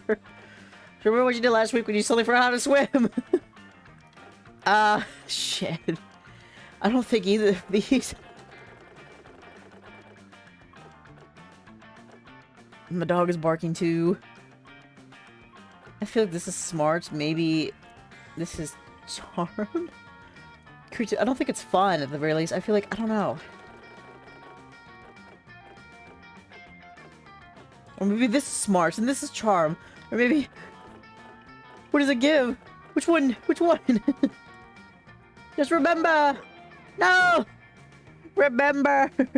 Remember! I'm trying, but I can't. Is remembering things like swimming? Because I forgot how to swim, you guys. Yes, friend Scott, we are aware. Allow me to create an immersive projection of what happened last week in order to refresh your memory. Initiate memory hologram. Please stand by. Projection begins now. Guys, help! I've forgotten how to swim! It's okay, Scott. Just remember what you did last week when this happened. But I don't remember what I did last week. Never fear, friend Scott. I shall create an immersive projection of what happened last week so as to refresh your memory. Projection begins now. Help! What is swimming? Stay calm, Scott. What did you do last week when this happened? I think last week you told me to remember what I did the week before, then Calculus played a projection of what happened, in which you told me to remember what happened. Scenario too dumb, infinite, recursion, stack overflow. Calculus just starts smoking and falls over. One of his hands falls into the lake, electrifying the entire thing and sending Scott skyrocketing back to shore. Hey, you did! You saved Scott! When Cal wakes up and sees how many fish he was responsible for killing, though, he's anything but happy. He loses 2 creativity and 1 charm for breaking him. I'm just not so creative. I'm just not fun. I'm just bold. It'll be the night of the living dead. Oh, damn. I mean, we are dead. We are playing as a Frankenstein. But damn, I'm just bold. All I am is bold. Out here grabbing balls and peeing on people. You see Dahlia and Calculus are sitting together. Dahlia is showing Calculus all of her Monster Scout badges, pulling them out one by one as if they're priceless treasures. And this is my brownie selling badge. I got it by selling the most brownies out of all the Monster Scouts. That's lovely, Dahlia. What was your entrepreneurial success strategy for selling the brownies? Actually, Polly helped me with this one. She said she added a secret ingredient to the batter. Whatever it was, people bought it by the buttload. Oh, I see. I've got tons more. This is my brush your teeth 3 times badge. And here's my shower every day badge. And my K-Beauty skincare queen badge. Are all of the Monster Scout badges predicted on completing basic organic hygiene? Not always. Here's my repurposed and entire skeleton badge. I got that by turning a human skull into a cereal bowl. Ooh, that'd be funky. I remember I used to read this No Sleep Reddit story where basically it took place on a campground, wink wink, where basically the what do you call it, the person in charge of the grounds had to deal with all the entities and supernatural beings that lived there, and one of them was a being that would appear in a different form depending on the person, but they would always carry around a skull, but it was made as a cup with a mysterious liquid in it, and they would always ask you if you wanted to take a drink out of it, and I think if you said no, I think he'd pretty much kill you, skin you alive or something, but if you said yes, you would drink it and it'd be fucking nasty, and I think you would have really horrific nightmares afterward. Yeah, that's pretty much what it was. I really liked that story, but unfortunately I lost the Reddit page and now I don't know how to look for it again. I think I also lost my place too, so I had to read through, and they had so many parts to it. It was such a long story, but it was so good though. I really liked it. That's why I read so much of it, but then I lost my place and now I have to figure out where it is, and I just haven't gotten around back to it yet. So I mean, good work. Oh wait, did I read that last part? Oh well, never. Oh dear, what was the human already dead when this happened? Well duh, he was actually a twofer. I got a skeleton by completing the rob a grave before the funeral was over badge. Coach are super proud of me, and I think the widow took it pretty well. I have a lot of badges already, but there are still so many more to achieve. But Dahlia Quino never gives up. I've got to earn them all. Gotta get them out.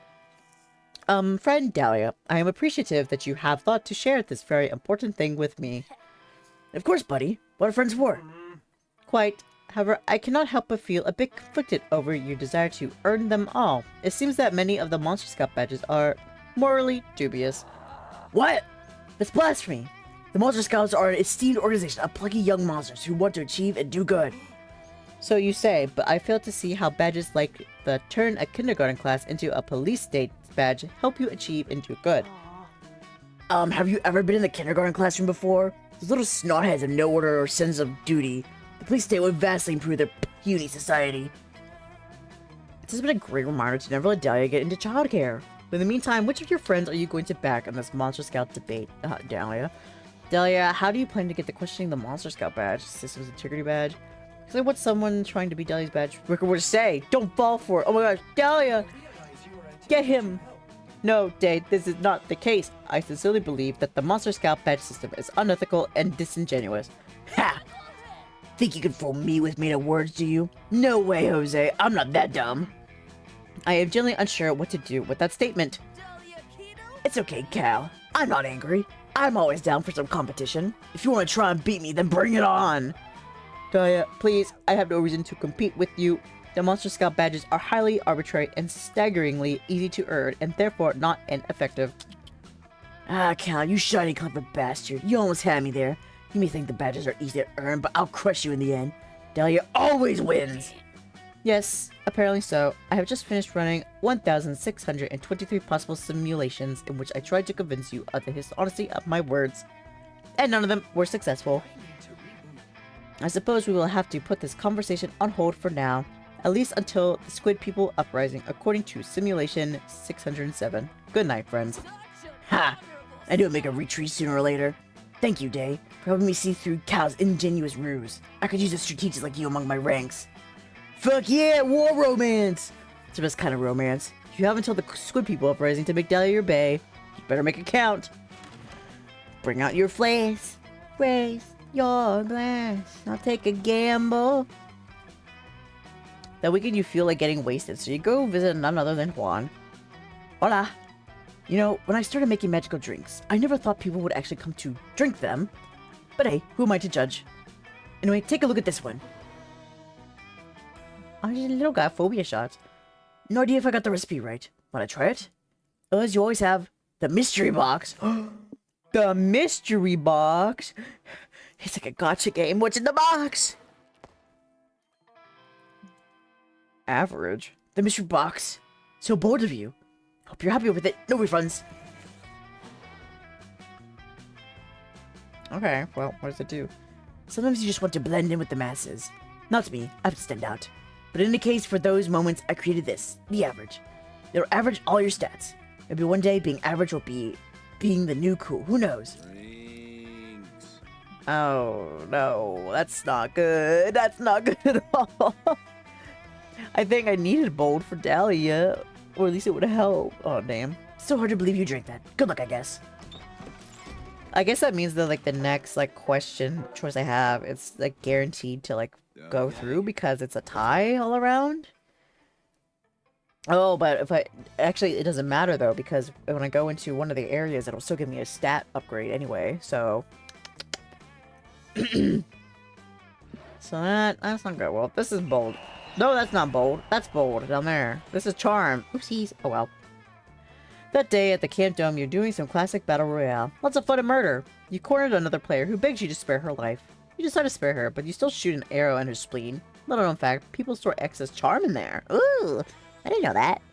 It's just bleeding charm, so you take 2 charm and drink it. It refreshes you and makes your skin clearer. None of that gets you any closer to banging your campmates, though. Which is why you're so relieved to find Dahlia shortly after. She appears to be thinking. You think? Harpoon gun, baby powder, tank of compressed helium. What am I missing? Oh hey, Dae. Feel my latest gambit. And my all-out campaign to have the best summer ever. You see, one key component of an optimal summer is an amazing tent. An amazing tent needs amazing tent supplies. I've already packed all the essentials. A grill for cooking my tent steaks, a snuggly teddy bear so I can... You like bears, huh? So I can keep my biceps toned by squeezing it tight. And of course, a bag of live snails. I'm sure I don't even need to explain that one. But I just can't shake the feeling that I'm missing something. And if I'm missing something, there's a chance that my tent will be... suboptimal. I can't allow that to happen. What could it be? I've already got a cooler full of spare organs and a spiked dog collar in case I find a dog. Maybe I need a hand mirror for starting campfires and checking out my look? No, that'd interfere with the tent's laser grid. I'm really stumped, but you look like a monster with a lot of camping savvy. Maybe you can help. If Dahlia's gullible enough to believe you have camping savvy, she's probably got a bigger problems. Well, here goes nothing. No one ever thinks about the tent's well-being. Bring a tent for the tent in case the tent gets cold. Aw, that's cute. And we know the survival setup is a clue without someone to share. Oh. Someone to share it with. Well, would you look at that? I got some good charm here.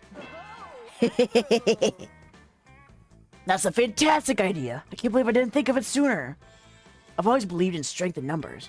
That's what makes me such an excellent demonic warlord. That and my peerless intellect, gargantuan muscles, overpowering charisma, and unmatched humility.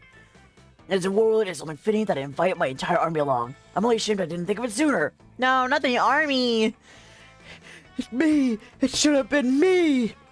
I'm the only one you need. They've always been with me, fighting by my side, rubbing scented oils into my sore muscles. Fighting by my side while rubbing scented oils onto my muscles. Oh, and you could come too, I suppose. It was our idea, after all. And a good leader always rewards sage advice. Dang, you were kind of hoping Dahlia would just invite you to go sexy camping, but this is fine, you guess.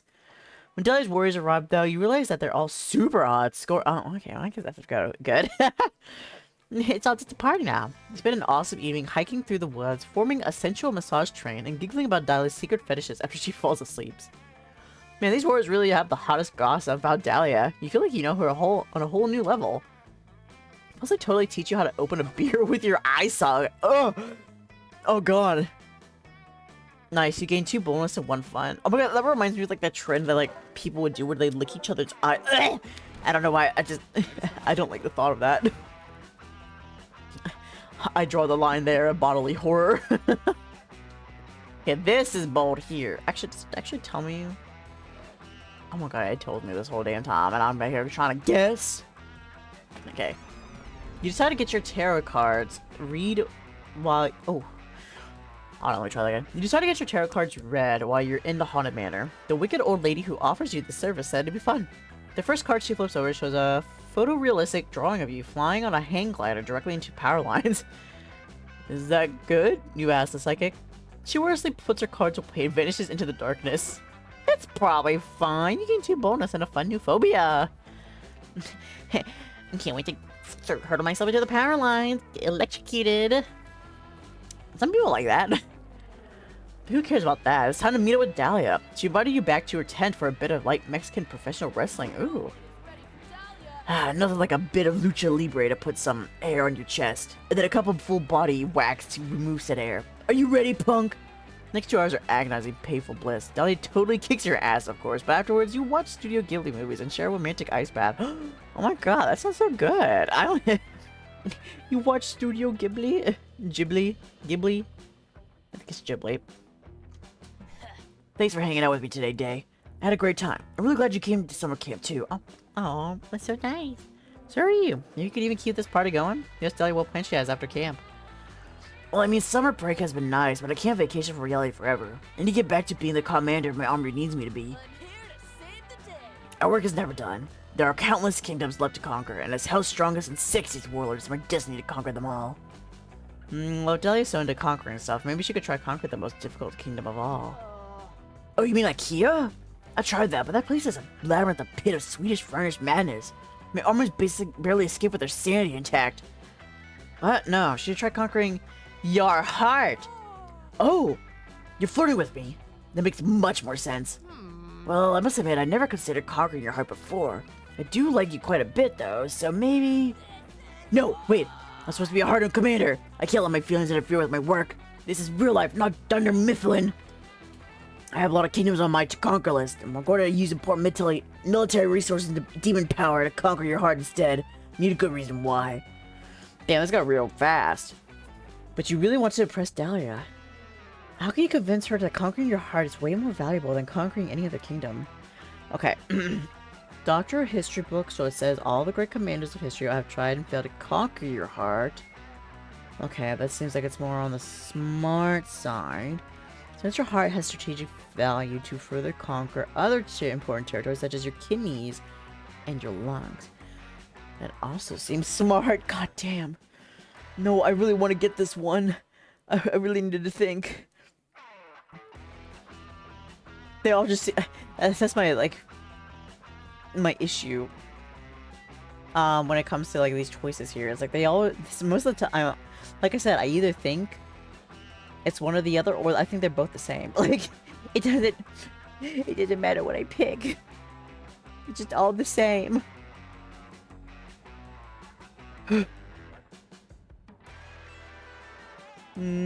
No!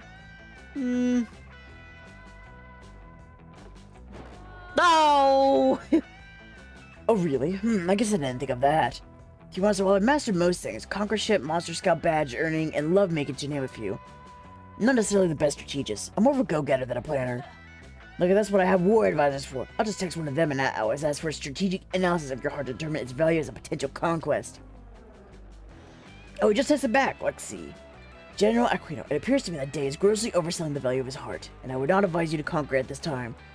It may appear to be a strategic stronghold on the surface, but given Dae's afflictions, with high cholesterol, high blood pressure, irregular heartbeat, damn. Heartworms, heart beetles, curly strong-shaped veins. Oh my god, but that seems fun though. Icky blood disease, not icky, an unpleasant odor.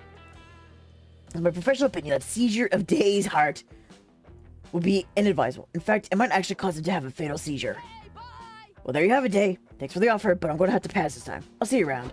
She leaves. Great. Not only did you miss your shot with Dahlia, but now you're extremely stressed about your health. What the fuck does curly strong veins mean anyway? You're not sure, but it kind of feels like you're costing you 2 fun on 1 charm. Oh, shit. Alright, well, let's see. Maybe it's enough. Maybe it's enough, please.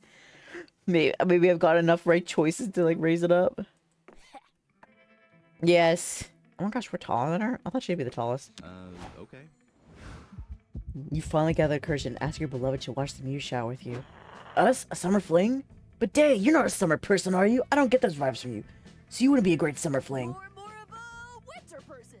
No. What was that name of that other season? I'm pretty sure there was this thing called the weak and uninteresting season between winter and spring. You're like a that season person, I think. So I'm gonna pass this time. You didn't find summer love, but it's okay because life goes on. She laughs at me too, rubbing salt in my wounds. God damn. You go into chasing your dream of working in car sales. You find a fulfilling career and build a comfortable life for yourself. One day your boss invites you out for drinks. He says he's thinking of promoting you. You two get to laughing and talking about your love lives. The boss starts reminiscing about his summer sweetheart, some of his best years of his life. You admit you never had a summer love. Your boss immediately stops laughing, fires you for being lame, and throws his drink in your face. You must admit this was on you. No, I don't admit it. I think it was Dahlia's fault. I'm not an uninteresting season. I am a summer fling. It's so sad. I guess I'm just watching the stars by myself. Before we knew it, those weeks were gone. It felt like a hot minute and it felt like an entire lifetime. That night, as we saw summer coming to an end, we all wondered what would come next for us, and it felt like the end of something big. Little did we know, life still had many wonders and misadventures in store for us. Now I'm older and I can see it, how those years became the foundation of the mythology of our lives. Broken hearts turned tragedies sung for centuries, while nights became epics treasured forever. Every kiss begins with K, and every laugh is now a constellation we'll always find while gazing into the starry night, no matter how many years go by. Even today, I can still close my eyes and I'm there on that last summer night. Feeling like, wait. 1 second. Okay, cool. Community punch, nice. I started playing that, I was like, wait. Let me check here. There we go. It's like, wait a second, I didn't turn that on. I really just want to play that whole thing. It's like not streamer safe at all. Well, that was a bummer. We can't end on like that. Listen, this is my Riz month. I need to get at least 1 Riz in Monster Camp. I have enough time for like one more round. A long round. Okay, you know what? I'm gonna play this guy. I'm a bear of many forms after all. Who do they? It feels like a they day, you know? Like, my pronouns are he, they, but, you know, like, sometimes I'm like, I don't know, I'm more on the they side, or maybe I'm more on the he side. Like, it doesn't really matter, you know? But when they were using exclusively he, I was kind of like, no.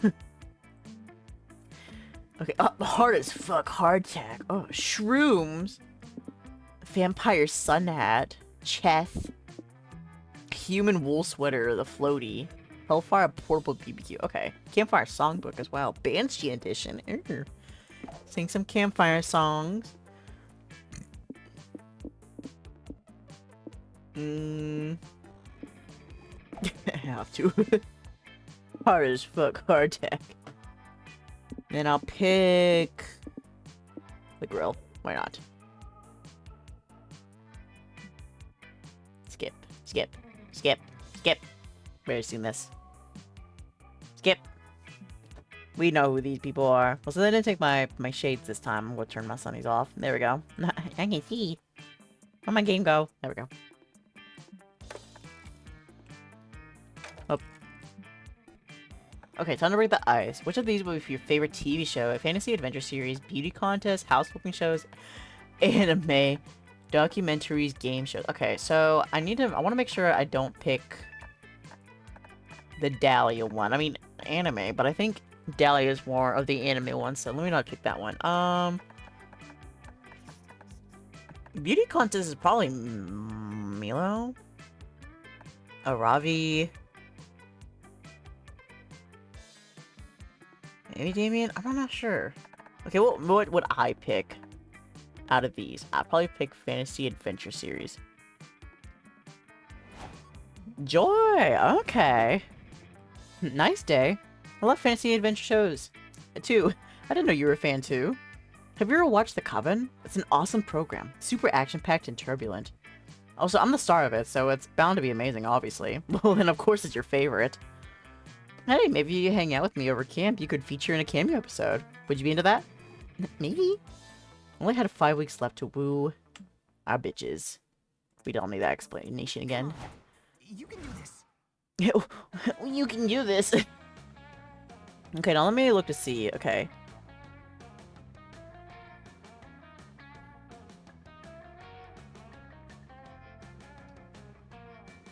I'm trying to see what we need. I'm looking to see pretty much like what I need like the most stats of, because I kind of went in blind and I was like, I don't know what I was actually going for. Like I assumed it was bold and fun for Dahlia, but I want to see. I'm just looking at the stats. I'm not looking at the answers. Like give what? Okay, so we believe Joy seems to prioritize smarts, bonus, and charm, so you should focus on leveling those stats to at least level 10 minimum to get a regular ending. In addition, you need to grow hearts with her. Just side with her and all campfire. Okay, so smarts, bonus, charm. Did I do any of that? Smarts to bonus, charm. I have 3. Okay, so I have to go here, here, and here. Okay, yeah, that should work out. Let's see. So I need some charm. A day you play competitive spin the bottle, give a little kiss. You just kiss a camper from Camp Rival Camp. It's a long, intense kiss in which your tongues wrestle mercilessly. You apply some unexpected biting, since that's currently very high on the meta, while holding the back of their head to prevent an untimely escape. You win a kissing. It goes without saying you've earned 2 charm. Yeah! You end up in the dome playing a game of extreme dodgeball, TM, against Camp Rival Camp. You have super weak wrists and you're afraid of balls, so you volunteer to guard the jail. That's false. 1, have you seen my bear paws? I don't got no weak wrists. 2, have you seen the last round? I'm not afraid of balls either. But you know, it's okay. We'll just pretend. Jail. Jail. It's really just a chalk square on the ground where you're keeping prisoners from the other team, but Joy, Aravi, and Damien are all on guard duty too. Your jail only has 1 prisoner, but he's a doozy. It's Morty the Minotaur. He's from Camp Rival Camp, and he's the sexiest, over-sexualized half-man, half-bull you've ever seen. I may be inside your jail for now, but I bet I'll be inside your bodies before long. Okay. Why not both? Damn, you did not listen to whatever Morty just said. You were way too distracted by the way he slowly ran his palms over his veiny, thick, bullish thighs. Shut up, Morty. We're close friends that have supported each other through countless absurd shenanigans. We outnumber you, and besides, you're way too dumb to trick us. Foolish camp spooky babes. Guess it's time for me to break out the old Morty the Minotaur mindfuck on him. You know, it seems like Joy is the alpha in your little group. So between Aravi and Damien, I guess Aravi's the beta, because she's way stronger than Damien. Just one bold opinion. Fuck off.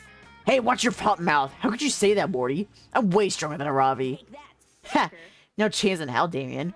You're a scrawny demon boy with a resistance to fire and no other special moves. I've taken shits that are higher tier than you are. Always the Hey, idiots, calm down. Morty's obviously trying to pit us against each other and then escape. It happens in literally every movie. You two, come on. Back off, Joy. And Robin, you can eat my battle, asshole. I'll wreck you and your little curse too. What the fucking hell? What did I do? I mean, yeah, I'll fight you, but only because I think I smell some beef jerky in your pocket. Whatever. I want in on the record that I tried. Their minds are like putty in my thick, girthy hands. Now for the climax of this encounter. Hey, Joy, let's not just dumb game. If you get me out of this prison, I'll give you a back rub while you read in perfect silence. Okay, that's kind of tempting. No, Joy! He won't be silent, though. He'll keep talking your ear off, I swear. Morty's divide and conquer strategy is working. Find some way to resist his mind games and restore peace and trust amongst your friends. This game of dodgeball depends on it. Okay, so when time gets tough, you can always bring people back together through an emotional flashback. Okay, that seems pretty charming. Forget about your differences and focus on the one thing you all have in common. Having a skeleton inside your bodies. Ooh, okay. We're all the same on the inside. We all got blood and guts and bones and all that shit. At least most of us. Can't really speak for calculus, but you know. But you know, I'd just be like that. Okay, you know what? Bones. Also, what are they charming? What? Are they both just charming? In an attempt to get all your friends back on the same team, you remind everyone that you all have skeletons inside your bodies. That's what really matters here, you know? As stupid as it is, I guess it's true. Skeletons are something that we all have in common, and we should focus on that before we start fighting again and Morty escapes. I'm so pissed at Robbie for pretending she's stronger than me, but skeletons are pretty metal. Now I consider forgiving her. After all, she does have a skeleton. These foolish prison guards. Little do they know that they're just walking further into my fuck cave of psychological domination. Oh my god, Morty, we can hear you talking to yourself. Let's just get this over with. What now? Hey, calm down. I just wanted to innocently ask if you're sure that you all have skeletons. Are you entirely sure? Sure enough to stake your life on it? Yes, we're sure, Morty. It's common sense that we all have skeletons. We literally would not be able to stand or move or speak without them. I don't know, Joy. Maybe Morty knows something that we don't know. Morty, who doesn't have a skeleton? Is it Damien? Ha! Nice fucking try, Robbie. You're clearly trying to deflect your guilt onto me. Show me your skeleton right now, or you're a liar. Guys, listen, there's no way to know who has a skeleton and who doesn't, unless we fight to the death. If we rip each other open, we'll know for sure. Ready? Oh my goddess, fuck this. We are going to the hospital and getting accurate stories right now because I literally cannot handle you guys fighting over the existence of your skeletons. You'll leave Morty behind and go to the hospital. Dr. Magicface does your x-rays and confirms that Joy, Damien, Arbery, and even Hex all have skeletons. Really? Even Hex? But they're so... woo, you know? Yes! What a relief. Damien, I'm really sorry I distrusted you before. Like I said, I just think that I'm stronger than you, and it makes me mad when you disagree. One more thing. Turns out Dae is the only one who doesn't have a skeleton. Dr. Magicface then disappears into a cloud of smoke. What a cool doctor. Dae, is that true? What a goddess's name. How? Why don't you have a skeleton? Not having a skeleton is the creepiest possible personality trait. I mean, it's a body trait, but listen, I don't need one. I'm just that badass, you know? I manifest my ability to stand and walk and perform basic body functions, you know? Alright, everybody, it's official. Dae is a weird liar who's probably just a bag of flesh with no internal bone structure. Let's get out of here. Damn it, your friends leave, so you head back to jail. But Morty escaped hours ago, and he tweeted a ton of very intimidating dick pics since then. Yet again, you're screwed over by your literal and metaphorical spinelessness. As punishment for your bad personality, you lose 2 bolds and 1 smarts. But I need those. God damn it. This is not a good start. I want to be bold. While wandering the haunted manor, you're ambushed by a group of evil spirits. You put up a good fight, but there's just too many of them, and they run away with your immortal soul. Luckily, you always knew this day would come. And you replaced your immortal soul with a Beanie Baby years ago. Which one? Is it Cheezer? I love Cheezer. That's such a cute little Beanie Baby. Like, it's like the little mouse. It's so, like, sittable as well. I don't know why, but I feel like I have one of them. And I just, like, hold him in my little hands. It's, like, my favorite little Beanie Baby. Hi, Ash. How are you today? Welcome in. Welcome in. I'm trying to get my Riz game on, but I'm too stupid. Like, I don't know what I'm doing. Apparently. Welcome in, welcome in. Good foresight on your part. You gain 2 boldness. Beanie Babies are bold as hell. You're walking around camp trying to figure out the heinous crimes committed in your sleep last night when you run into Joy. Hey, Oh, hey, Dae. Let me guess. You got some kind of goofy, unexpected problem going on and you need my help to fix it. Smells. Alright, I'll help you. Technically, I was supposed to take a break from work this summer, but hey, I'm a witch battling the forces of evil. If duty calls, I have to answer. You shrug. You got nothing.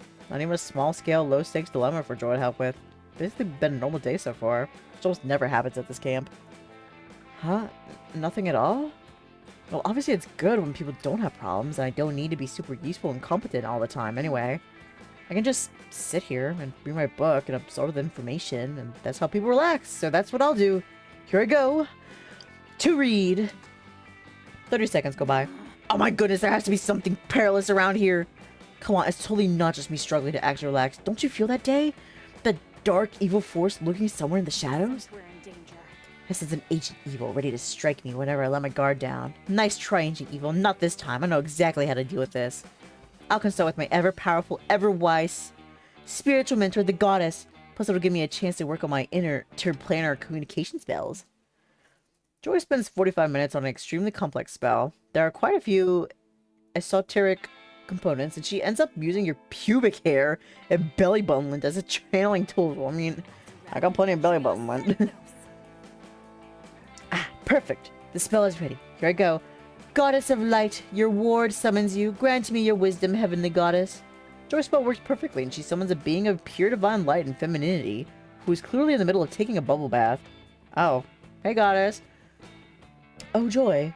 Good to see you, although I'm pretty certain I asked you not to commune with me during bath time. What's up, girl? Goddess of light, your divinity smiles down upon me. I call you for you in this hour of need, as I have sensed an ancient evil, gathering its power to bring about the final calamity.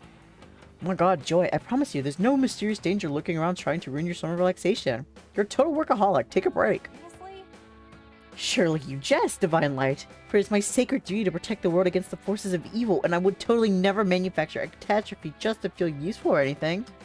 Sure, well I just use my omniscient powers to scan the universe, and it seems pretty chill. Guess I'm going to enjoy the day by relaxing in my bath. What about you, Joy? ugh. Psst, Dae, isn't the goddess acting weird? What if some ancient evil fooled her into letting her guard down? There's gotta be some kind of danger here, right? Say that Joy won't be satisfied until there's a disaster she can quickly and competently disarm. Quick, find something dangerous for Joy to deal with. The dangers of a poor skincare routine. The goddess is, what, like several millennia old? The skin won't care for herself. The dangers of ever-growing atheism among the younger generations. Every second, fewer and fewer people give a fuck about the goddess's divinity. Oh my god. I mean, both are pretty tragic. I mean, you need a good... like, yeah. Not being believed in is rough, but also the skincare routine. Oh, the fucking... that one, like, thing that was going around by, like, the Sephora kids. Like, the 10-year-olds going to Sephora and getting, like, a very extensive, like, what do you call it? Skincare routine, even though they're, like, 10. It's like, you don't need a skincare routine. Like, you're a baby. You don't have wrinkles. I've never used a skincare routine. I'll tell you that. My skin's always been, like, pretty alright. I mean, sometimes I maybe get, like, a zit, like, every once at a blue moon. But most of it is pretty alright. I guess I'm pretty lucky about that. So I have never had any need to really, like, learn about a skincare routine. Yeah, I don't know which one of these to really pick from. Like, dangerous skincare routine. What is that? Like, creative and, like, dangers of atheism. Is it smart? Like, I barely got anything right. I barely got nothing. And they said I need, like, 10 points in smarts, bold, and charm to actually go through. Yo, that character design is awesome, isn't it? Oh my god, I love all the character designs in the Monster Prom series. I didn't actually think we'd actually get to see the goddess. So when she was calling the goddess, and he was like, "Oh, she's having bath time right now." I was like, "Oh, too bad I don't get to see it." And up, and there she is. She's just chilling in the tub, you know, taking a little bath, get a little squeaky clean, you know.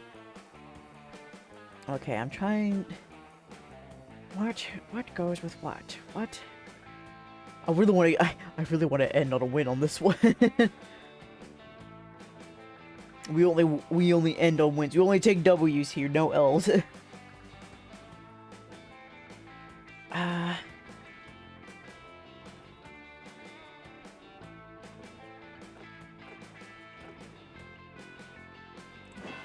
Okay.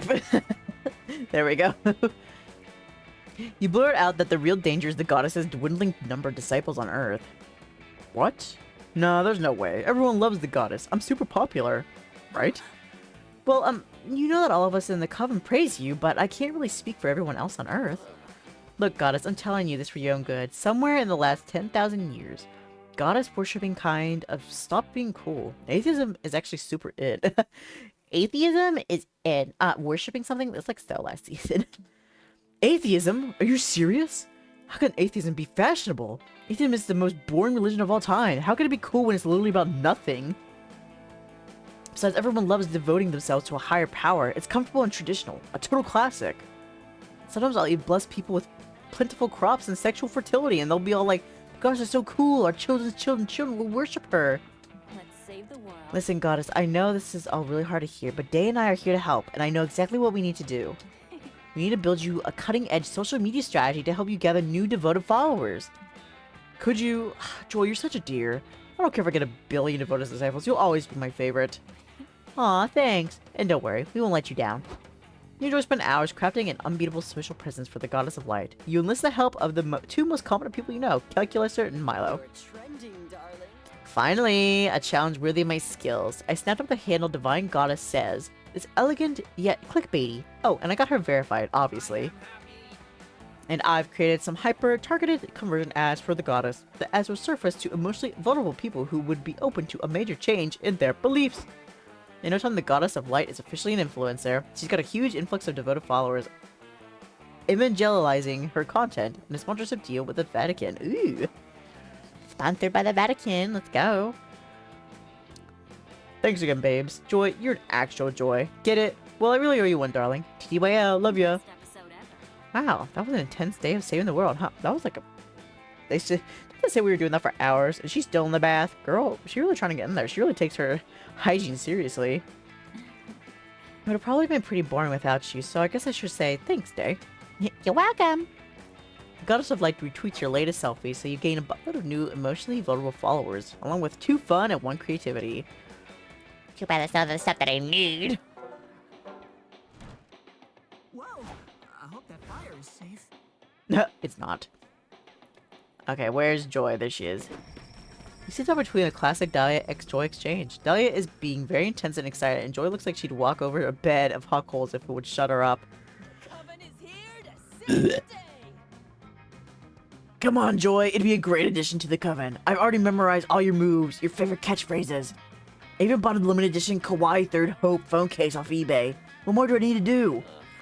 How about be a witch, or having even the slightest bit of foresight and subtlety to your plans? I can be subtle. Look at me. I'm being subtle right now. Watch as I inconspicuously nudge you towards inviting me into the Coven.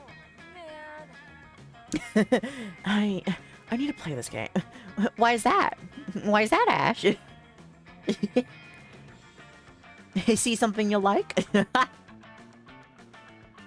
It is very good. It is very fun. I would recommend all of the games, actually.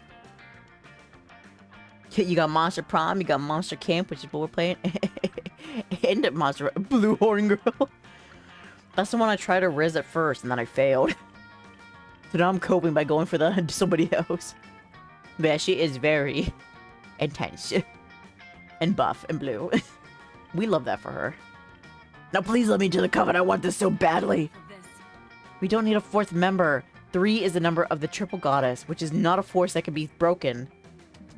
Also, we only have 3 main character slots available. If we open a 4th, the network will be forced to establish a union. Well, I'm sure there's something I could do. Maybe I could be your body double for the really intense fight scenes. I mean, we're basically twins already. Yeah, you look so closely together. Not happening. No. Oh, come on. Look, I already have a Joy wig that I can wear. Is that real hair? Hell yeah, I've been collecting it slowly while you slept so I could be prepared for this exact situation. Which should show you how committed I am to the Coven. Unless you have that one, I'm like, sure, where it's like, I never got a haircut. I never have to cut my hair. I cut your hair. What? When you cut it? When you're sleeping? No, you don't. Well, did you really think your hair would stay the same length all this time? After all this time? Maybe. It just grows slow. Joe looks halfway between exasperated and disturbed, but god, Dahlia is just so cute when she's irresponsibly passionate about something. I know she's gonna drop this until she gets a satisfactory answer, but which of them do you want your answer to appeal to the most? You can be a Coven sleeper agent, just go to sleep when we let you know when you're needed. Coven's last season was too grim. The season we knew more sex appeal. You can be the irresistible boo seductress who distracts the villains. Okay, this one will be more for Joy. Wait, how does me sleeping out with a Coven with an intense battle sequence or a tender, emotional conversation that builds character relationships and raises the stakes for the overall season arc? Not half bad. No, trust me, Dae is like so right about this. The role of Coven sleeper agent is very serious and definitely totally essential to our cause. Oh, well in that case, don't count me in. I'll sleep like no man, woman, or non-binary badass as slept before. Yeah, cool, you do that. Okay, now let's talk strategy. Should I go silent mode or go full on snoring? Do you have any advice on the best pose to maximize results? Blankets or no blankets? Or should I sleep with one foot outside of the blankets in case I get too hot? You do whatever you think is best. I trust you. As long as you can start, like, right away. No, you can't have your leg out from under the blanket. That's too vulnerable. You're asleep, but we're not trying to get you killed still. Put that leg back in. I will be back. Of course, anything for my fearless leader. I'll go back to my tent and start now. Aggressive. Yeah, thanks, Dae. You're a You know lifesaver. what you're doing, don't you? You know, the Coven itself may not necessarily need a new member, but I could always use someone to help me beat off rabid fangirls. But, you know, only that interests you. Hell yeah, it does. You enjoy some amazing load time with Joy, discussing your favorite Coven episodes and the best strategies on how to keep annoying fans at bay. So romantic. I'm gonna get me my golf GF. Go be my fucking girlfriend. Okay, smarts. While you're hiking through the woods, you find a little clearing with a beautiful blue pond. Ooh. There's a very handsome man staring deeply into the pond. He's talking to his reflection like it's another person. A person he really wants to fuck. He can love yourself to a whole new level. You swipe his wall while he's not looking and find out his name is Narcissus? I don't know. He is not an open donor asshole. And he's one punch away from getting a free smart water at 7-Eleven. Ooh, mine. Well, he's definitely not going to be using that anytime soon. You head to the gas station and gain 2 smarts from your smart water. Oh, that's what I need to do to get more brain cells. To be more smart. I just need to drink smart water. But it's so expensive. Afterwards, you're hanging out with your #1 summer crush, Joy. It's natural to fondly reminisce upon the past days, so you see... So she's flipping through the pics on her phone with you. Hell yeah. Oh, this was back from season 3, right after we beat that mutant spider. They look so cute in this one. And look at that awesome Fleetwood Mac t-shirt I'm wearing. The t-shirt was so cool. It was vintage with the 78 tour Stevie Nicks blessed it herself. Whatever happened to that shirt? Did I sacrifice it to the goddess or something? Oh wait! I remember exactly where I left it. Fuck! Jo makes a mysterious phone call. She starts asking about the Fleetwood Mac t-shirt. The person on the other end of the line is obviously not being chill about it. Listen, XRX. I know things ended badly between us, but couldn't you please just give me back my Fleetwood Mac t-shirt? I specifically remember leaving it in your evil lair. I know you know which t-shirt I'm talking about. I didn't leave multiple t-shirts in your lair. No! There's definitely no need to discuss it in person. Do not portal here.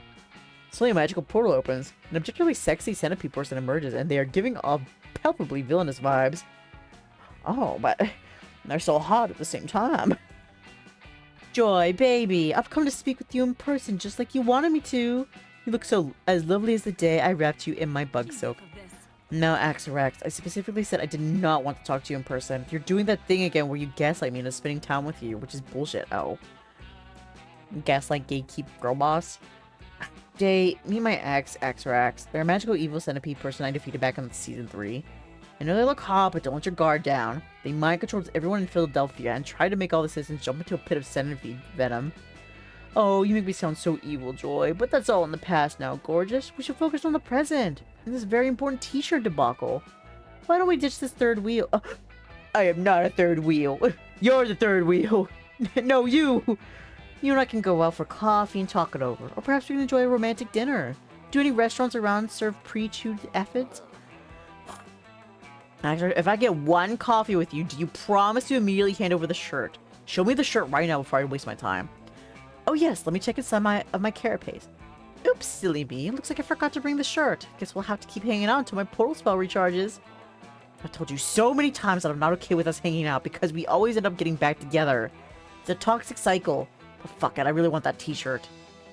Axarax is stressing out your potential thick goth GF. Unacceptable. Get that Fleetwood Mac t-shirt for Joy by any means necessary. Okay, set up a black market exclusively for buying and selling Joy's belongings. You'll trade for the t-shirt. Call the police. Call the police.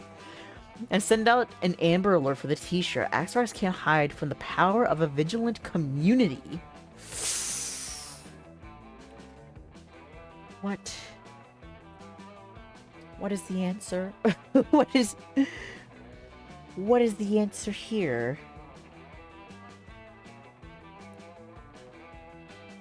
I'm like analyzing these like so hard right now. Like, set up a black market exclusive for buying and selling Joy's belongings. You'll furnish trade with this t-shirt. Is that bold? Or creative? Maybe creative? And call the police and send out Amber Alert for the t-shirt. That could be bold. I feel like that could be more so on the bold side. I don't... I want this to end good. I need this. Listen, I need this.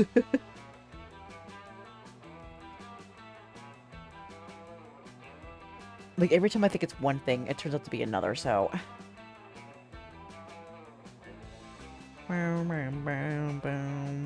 But also one of them could be, like, smarts as well?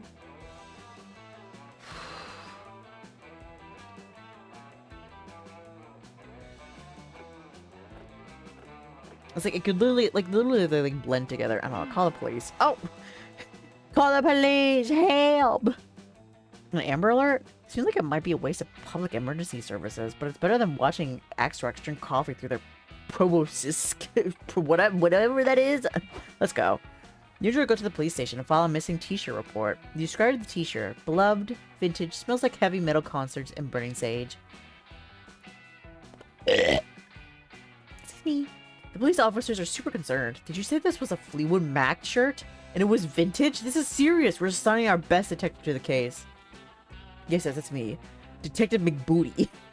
We're going to find that missing shirt, officers. Remember, the first 24 hours are the most crucial to keep this case from going cold. I sent out alerts to all local cell phones. We'll be conducting interviews with t-shirt levels in the area.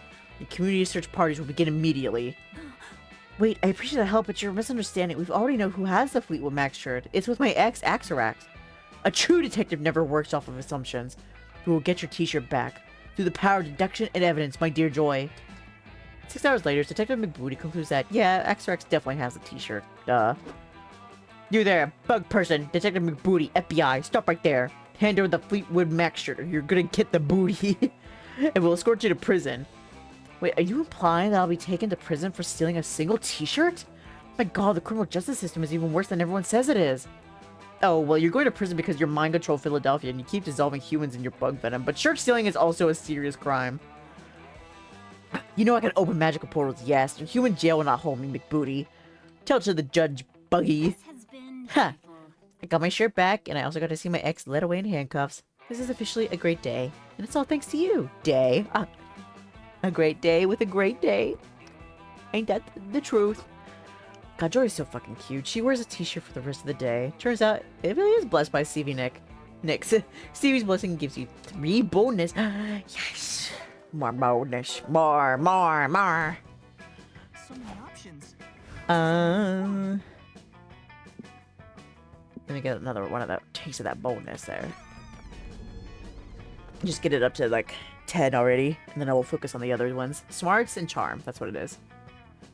That day in the Haunted Manor, a little clown man rides a tricycle up to you. The third wheel returns. And asks if you would like to play a game. Yes, I would like to play a little game. Cool, you love games. You just monopoly your categories. The clown man tells you to find the exit key in an hour. He's going to rip all your skin off. An escape room. I used to play like the board game, Sorry, a lot. And but I remember there was this one time in school where we had like a free day, or like a free like hour or something like that, and we're like, you can do whatever you want. And the teacher had like a stack of board games, and I saw Sorry was, and I was so excited, and I was like, ooh, I want to play that. And I picked it up, and she asked the room who wanted to play Sorry. Nobody raised their hands. She turned to me and went, sorry. And I still think about that sometimes. One day I'll find buds that will play Sorry with me. I don't even remember how to play the game, but I just remember playing it a lot at one point. I would even, like, get my brother, when he lived here, to, like, come downstairs and play with me, too. Be like, play with me, please. Let me just play the board game. I'd make him play, like, probably, like, 2 games before he was like, okay, I'm done. It's like, no, more! I was just so into it. You're not super into that idea, so you decide to compromise by going to an escape room and solving some puzzles. Oh my, so this is an actual escape room. Why is this, like, so curved? That's funky. It's also fun, but you didn't gain fun here. You gained 2 bonus instead. You follow the unmistakable scent of an adventure into a dimly lit corner of the mansion and discover... Which, please? I'm just saying, speaking from experience, that it's bad form to slaughter a demon without first giving him a chance to change his ways, / join your team, / becoming your hot demon lover. Ooh, I like that one. And I'm saying that you don't collect XP for talking your way out of combat encounters. Oh, I've got all kinds of experiences from talking my way out of combat encounters, if you catch my meaning. Like what? More boring conversations to skip through? How do you skip through a conversation? I find that if I punch someone in the neck while they're talking, they usually stop and we can skip the fighting. It's a great speedrunning strat. I mean, she's not wrong. Look, I respect your approach to adventuring and the fearless that way you interact with cursed artifacts. Sup? But it takes more than unbridled violence to be a true protagonist. And I respect you both as a strong, independent woman with a wicked fashion sense and someone who's managed to make an all-caster party work without a tank. But you wouldn't last 10 seconds against the types of demons I fight. Oh, I wouldn't, would I? Sounds like the only way to settle this argument is by putting our claims to the test. I'll summon a demon, we'll both fight it, and we'll see whose strategy is superior. Don't cheer your wand there, Sabrina. If you're the one summoning the demon, what's to stop you from summoning one that's more vulnerable to your approach? Ooh, I can summon a demon, Ravi. All I need is like 2 of your vertebrae. 3 tops. How about we find someone else? Fine, we'll have an impartial third party summon a demon we could both fight. An impartial third party like... Me? You! Dae, you know how to draw a summoning sigil, right? It's your first year material at Spooky High, so only a huge idiot would be able to. It's funny you say that. Crap, you spent most of that class drawing porn in your notebook instead of drawing sigils, so it looks like it's time to bullshit. But like, how hard can it really be, right? Okay, sigils are basically drawings, right? So draw a demon. You're great at drawing hot demons. Okay, that seems like creativity. Right there, right off the bat. Draw a sigil you know, a smiley face. The Batman logo and the tiny dude from the walk symbol on traffic lights. Okay, so that could be charm? Or fun? Oh, maybe that's fun. It's not smart, and it can't be bold, so it has to be either creativity, charm, or fun. I feel like this is creativity here. And it's the one I have the most of. So, out of the 3, of course, I definitely don't think any of them are bold. Or maybe this is bold. Oh, I don't know. Yeah! I was right. You borrow Joy's summoning chalk and do what you do best. Soon your smoking hot demon is complete, and you even make sure to add the appropriate hashtags. That's a picture of a demon. You just drew a picture. Not just a picture, a very, very hot picture. Why is the demon showing his ass and winking over his shoulder? It's distracting. That's the point. Also, totally not a summoning sigil. I guess you didn't pay attention in class after all. We'll just have to... Wait, does anyone else smell that? It smells like brimstone and a hair product. The room fills with glowing red smoke, and when it fades, a devastatingly hot demon is standing over your sigil, checking his phone. What's up, sluts? He grins. I got a notification that someone was using the hashtag hot demon hashtag, and I had to come check it out. He examines your drawing, which actually bears a striking resemblance to him. He says. You should have made the eyebrows a little bit thicker and like 20% hotter. Other than that, it seems pretty accurate. You would make an interesting love interest. Oh, I don't know. No two-dimensional drawing could ever do justice to those very three-dimensional muscles. Hey, you're not supposed to be flirting with the demon. You're supposed to be flirting with me. Nice of you to say, says the demon Holly. Maybe when I lay waste to this entire mortal plane, you can be my... Hold on. I just noticed the glaring inaccuracy in this drawing. There's a knife stabbed in its back. I don't have a knife stabbed in my... Ah! You now, sucker! Thank you, says the demon, coughing up black blood as he falls to the ground. Now it is much more accurate. I underestimated you. Okay, I have to admit, that stabbing was extremely well choreographed. I'm impressed. And I'm impressed at how you use your raw sexuality to distract him so I could sneak up from behind. You only have to stab demons on the front. Yeah, that was my plan all along. Totally. Listen, shh. We'll believe you. We believe you. And I helped too. What? How? But not cursing you with smallpox right before you stabbed the guy. I'm a real team player. Yep. Look like you all really you're all really great at working together. So great, in fact, that you managed to gain 2 charm and 1 creativity. Yay! Yay! Campfire time. Whoa! I hope that fire is safe. Time for a little campfire song. You head over to the campfire to roast the exotic bug shish kebab you've lovingly crafted when you see Joy and Calculus are writing in a notebook. We could put fire extinguishers under every log so responsible campers can stop reckless ones. Or we can put the campfire out immediately to prevent the need for fire extinguishers at all. Oh, hello, friend Dae. Friend Joy and I were brainstorming ways to make the campfire a safer place for all of our friends. And frenemies, of course. Normally a campfire poses limited dangers, but since this is Camp Spooky, friend Milo came dangerously close to the campfire the other day, dragging several campers with them to get a perfect firelit selfie. The prank masters have been known to pop in now and then, and they definitely stole some fire in a jar last time. Who knows what they did with it? I do know what. It was not safe. And of course there's Damien being Damien. And friend Dahlia being friend Dahlia. So with all that in mind, we need a way to get people to be safe around the fire. Or make the fire itself safer. No, Calculator, I've told you, fires don't hurt monsters. Monsters hurt monsters. Well, that logic doesn't add up completely, and you suspect it's just Joy being a bit tipsy and not thinking things through. Time to find a better solution. You're right, Calculator, let's seal up the fire with a firewall. Hey, Joy, let's design and implement a fire harassment seminar to teach our fellow campers to respect fire's personal space. You know what you're doing, don't you? Give them their space. They deserve it. Oh, dang, that's actually super smart. And maybe they'll be able to translate their skills into their relationships into other monsters, too. I realize you are attempting to help. Judging by past behavior and learning curves, friend Joy, my calculations indicate a near 0 chance of this. A girl can dream, Calculator. A girl can dream. I need to True. restart. I forget because I cannot dream. I can only power down or go into sleep mode, but alas, this does not bring me dreams. Given our classmates' general lack of common sense, I think we should come up with some simple, clear guidelines. Our seminar subsections can include a module called Where to Touch a Fire. The answer is nowhere. You can also give helpful tips like fire burns, and a fire cannot give consent, so please keep your genitalia away from it. Don't stick your dick in the fire. Surely organic life forms must know that their much needed reproductive organs should not be placed near a substance so hazardous to them. Apparently you haven't spent nearly enough time with Damien. But I think with these instructions, even our most reckless classmates should successfully learn the importance of respecting a fire's personal space. Let's save the world. Great idea, Dae. You're welcome in my personal space anytime. Oh. Which, I mean, you can sit next to me around the campfire. For now. I'll take it. Joy winks at you, and the feeling it gives you is warmer than the glow from any campfire. It's getting hot in here. I love gambling. That weekend you feel like getting wasted, so you go visit none other than Juan. Hola. You know, when I started making magical drinks, I never thought people would actually come to drink them. But hey, who am I to judge? Anyway, take a look at this one. Sangria. What do you say? Will you take the drink of the day? Or would you prefer the mystery box? I will take the drink of the day because I got fucked over by the mystery box. Yeah, no, totally. I was testing your common sense. And you passed. Your prize is the drink you chose.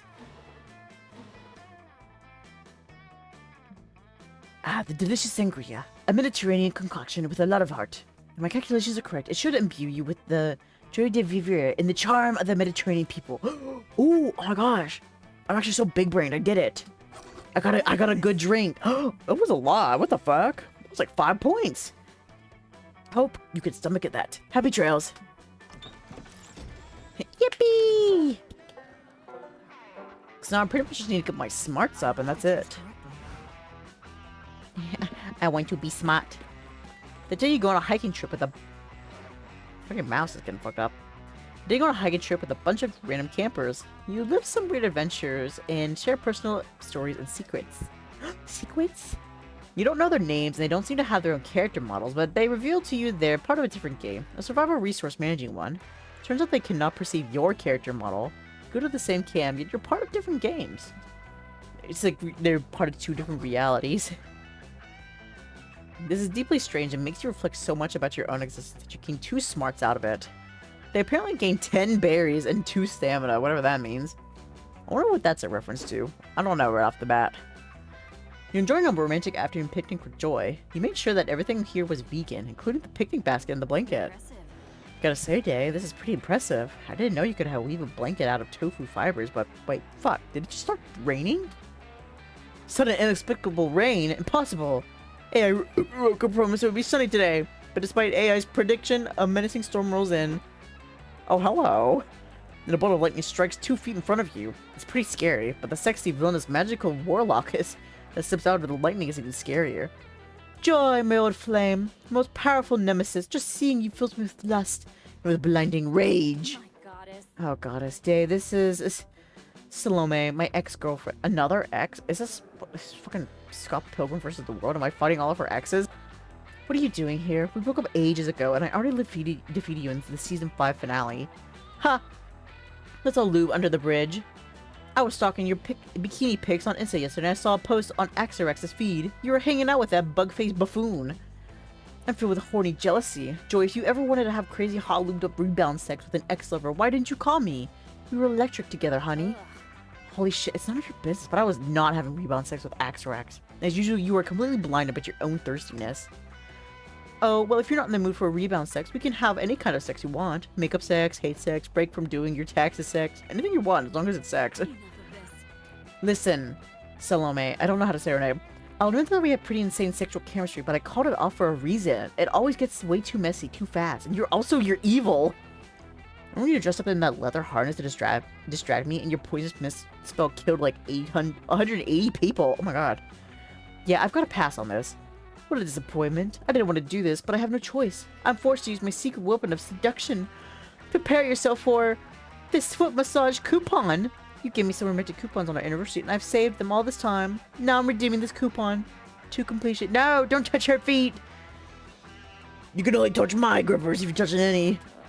I cannot believe that I have to explain this to you, but romantic coupons are not legally valid, especially after a breakup. Duh. Super duper duh. Ridiculous. There's no expiration date on this coupon, but I suppose I can be reasonable. I have a whole collection of coupons here. How about a trade-in? You can redeem this gastric cleaning coupon from my doctor, or this coupon for a free Brazilian wax, or this coupon for one free sexual yogurt experience from Yogurtland. This cannot be. These coupons are definitely bullshit, but picking one is probably the fastest way to get Salome to leave us alone. Dae, which one coupon should I pick? Help to vanquish your evil ex-girlfriend by choosing the least horny coupon. Okay, what's least horny? Fortune favors the bold. Bold? Is that a tell? Choose the ask me any question I will answer truthfully coupon. Pick the right leg coupon. It's the last coupon we need to form the legendary Exodia coupon. Ooh. Now that seems fun. I don't have fun, but this seems bold. And I have bold. So let's go bold. Okay. Yeah! Not bad. Whoa, seriously? The truth coupon is the most dangerous coupon of the whole bunch. Dae, I didn't realize you were so bad. I'm a bad bear. I'm so cool like that. I'm surprised myself. I never thought your little friend would recommend something so bold. Are you sure that you don't want to choose the threesome coupon?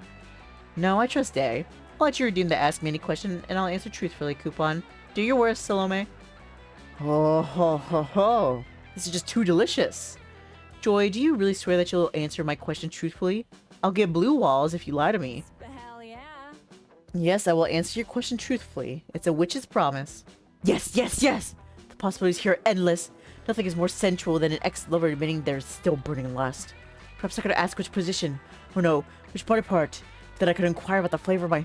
Perhaps Axorex's proboscis, or the Kylo Ren roleplay. Ha! I've got it. Joy, tell me this. Have you ever had another level equal my sexual prowess?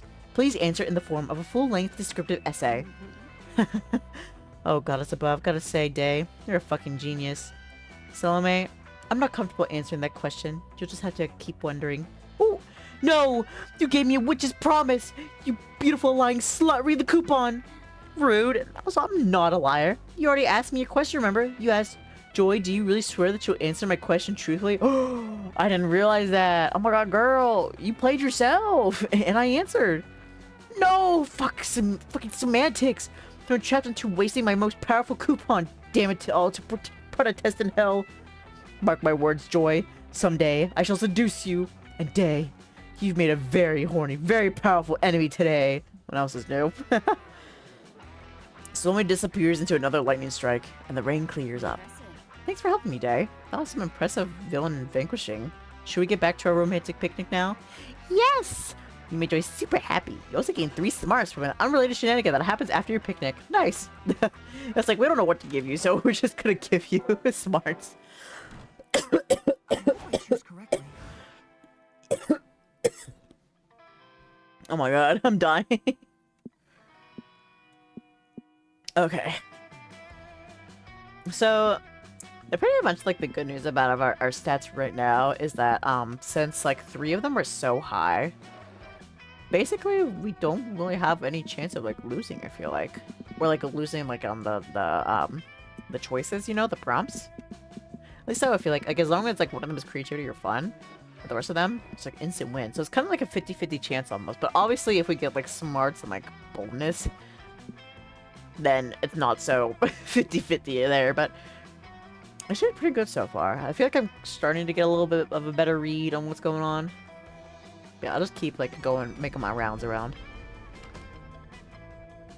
You go into the haunted manor with a group, only to immediately split up once you get inside, as is customary. You quickly get lost and have no cell signal, but as a stroke of genius, you follow the signs to the haunted manor's lost and found to wait for your friends to pick you up.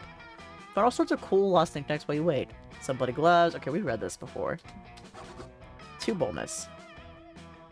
You managed to find some downtime. Okay, yeah, we had this one before, but it was with Dahlia and Calculator, but now it's Joy and Calculator.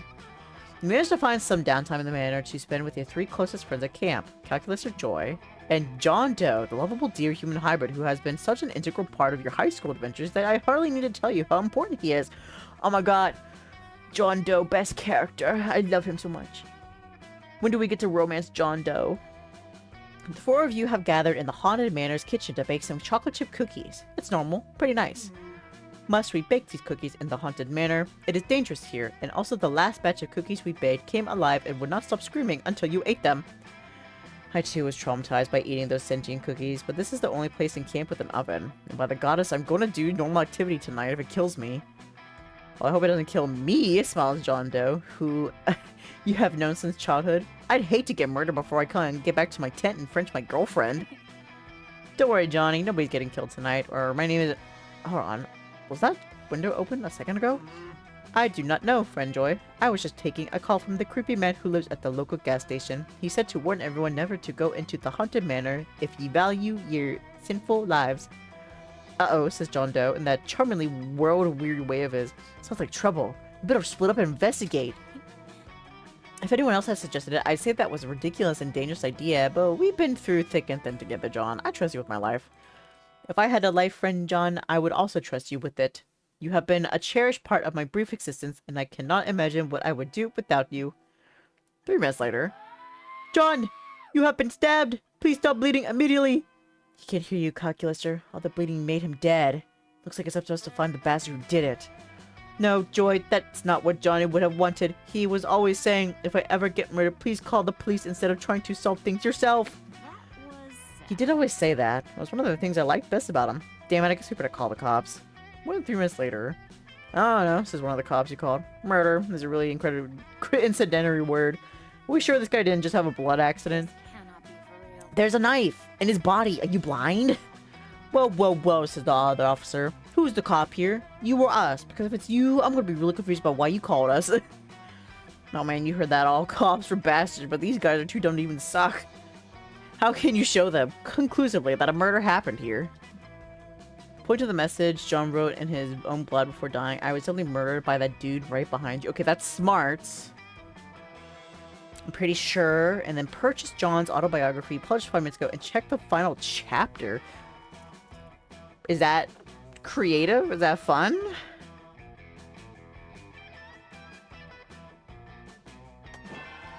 That's bold. Oh, I guess that is bold because you're just... I guess that's what they say when someone is bold. You, like, tell them, like, right off the bat, pretty much. Like, the truth. Like, you're upfront about it. You don't, like, beat around the bush. So, yeah, I guess so. My god, a clue! Shouts the taller of the 2 cops. Check it out, Ted. It looks like this cold case just got red hot. This isn't a cold case, you assholes. He died like an hour ago. Sure, says the shorter cop, examining the bloody writing. But why did he use his last moments to write this cryptic message? To tell you that he was stabbed to death by the dude standing right over there. Yo. Of course, the victim was trying to send us a message about the murderer. But what could it mean? I was definitely murdered. It just doesn't make sense. Wait a second, Ted, says the tall cop. You're being too literal. I think we need to read between the lines. What's between the lines, says his partner. Wait, you mean... Says go, why? The wallpaper, they say in Eugen. I can't believe I didn't see before, cries the tall cop. See, what? I am having trouble following the trail of your dizzying police intellects. It's simple, says the short cop. Wallpaper. Wallpaper. What does paper do? He grins. It gives you paper cuts, his partner French's for him. Cuts, like what our victim suffered. Then there's the all. The short cop continues. As in, death comes for us all. Looks like our victim was cut to death. Astonishing. But the trail doesn't end there, says beams the tall cop. The word wallpaper begins with a W. W stands for west. If we stand next to the body and look west, we see... Me. Hey guys, I would have run away sooner, but I just like to be included, you know? There's our culprit! Cuff him, Ted! We're putting this dirtbag away, thanks to our top-notch investigative skills. Hell yeah. I didn't think my opinion of the police could get any lower, but life is full of wonderful little surprises. That murderer will probably give those idiot cops a slip in about 4 to 5 minutes, but in the meantime, you gain 2 charm and 1 bonus for your role in the investigation. It worked out after all. If anyone wants some. Hey guys, so sucked about John Doe, huh? Like how the John Doe, your best friend that was an integral part of Monster Prom, and your childhood friend. Oh, he's just dead. You hear the sound of joyous laughter and lively conversation, so you just know some crazy shit is going down. Is it a wacky prank, reckless drug use, a sexually suggestive double entendre situation rife for misunderstanding? You're closer to see that it's calculus or enjoy doing Sudoku. Not some crazy variation on it, just plain old normal put numbers into square Sudoku. I sometimes play Sudoku. I only play Sudoku when I'm on the toilet shitting though. I don't play it any other time. No, friend Joy, according to my probability calculator, if you put that 8 there, it will conflict with the 8 necessitated in that same row 5 boxes later. I appreciate you helping me, but if you give me the answer before I even finish writing the number, it takes some of the fun out. I am so sorry, friend Joy. That was not my intention in the slightest. I will wait for you to finish writing the number before I inform you of how wrong you are. You break into a cold sweat. You've never encountered a situation like this before. Nobody's been taking in the burp, so I'm gonna put them in real quick. I did like 6 times, so... That's what I counted. There we go. I fix.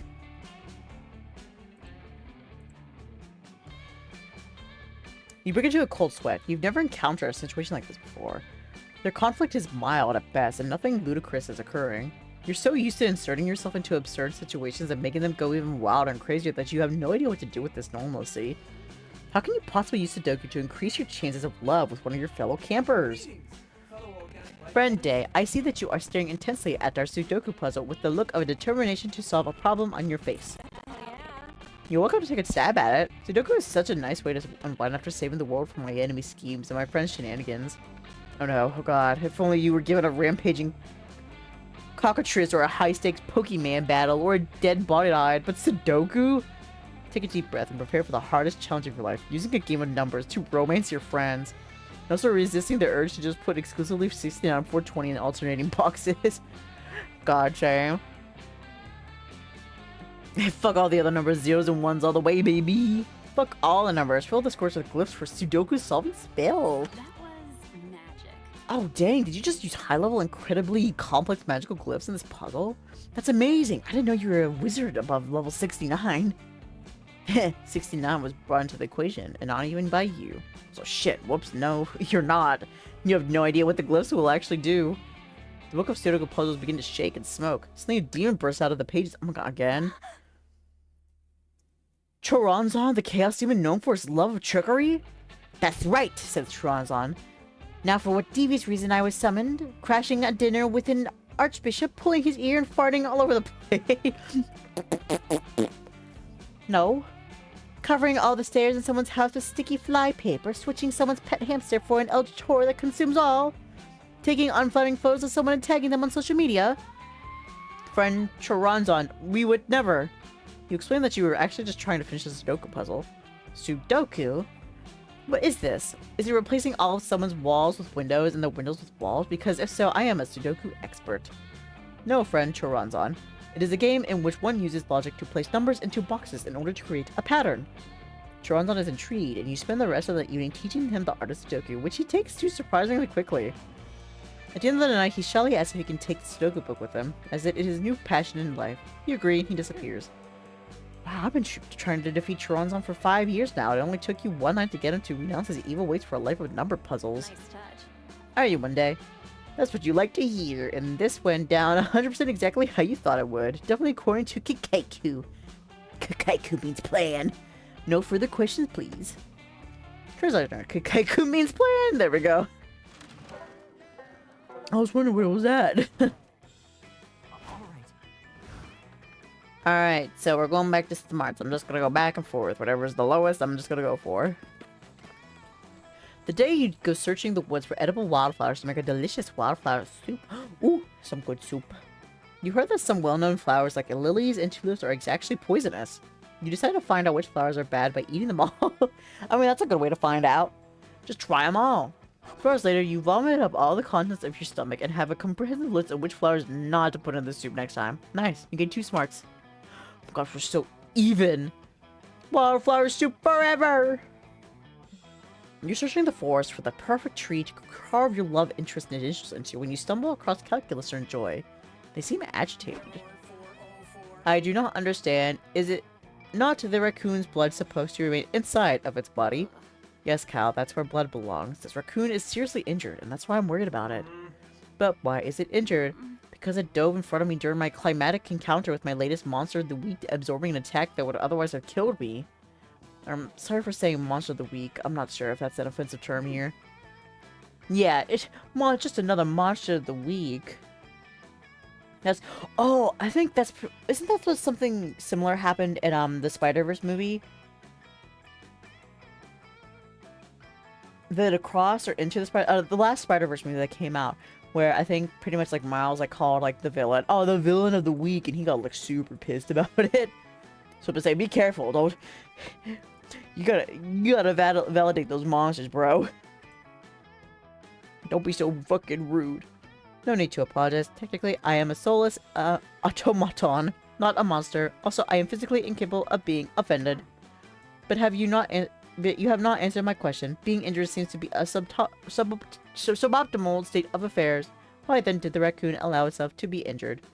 It didn't allow itself to be injured. That's not how it works. But can it not simply repair the affected body systems with a generous application of epoxy and aluminum cladding? That is how I handle such mishaps. Now that would be super lethal for a living creature. It would, but then all of the other animals I have saved, are you saying that I... Oh dear. Alert, critical introspection, imminent, total emotional collapse likely. Step out of it, Cal. I don't have the time to deal with your comical failures to understand organic life right now. I'm trying to save this raccoon's life.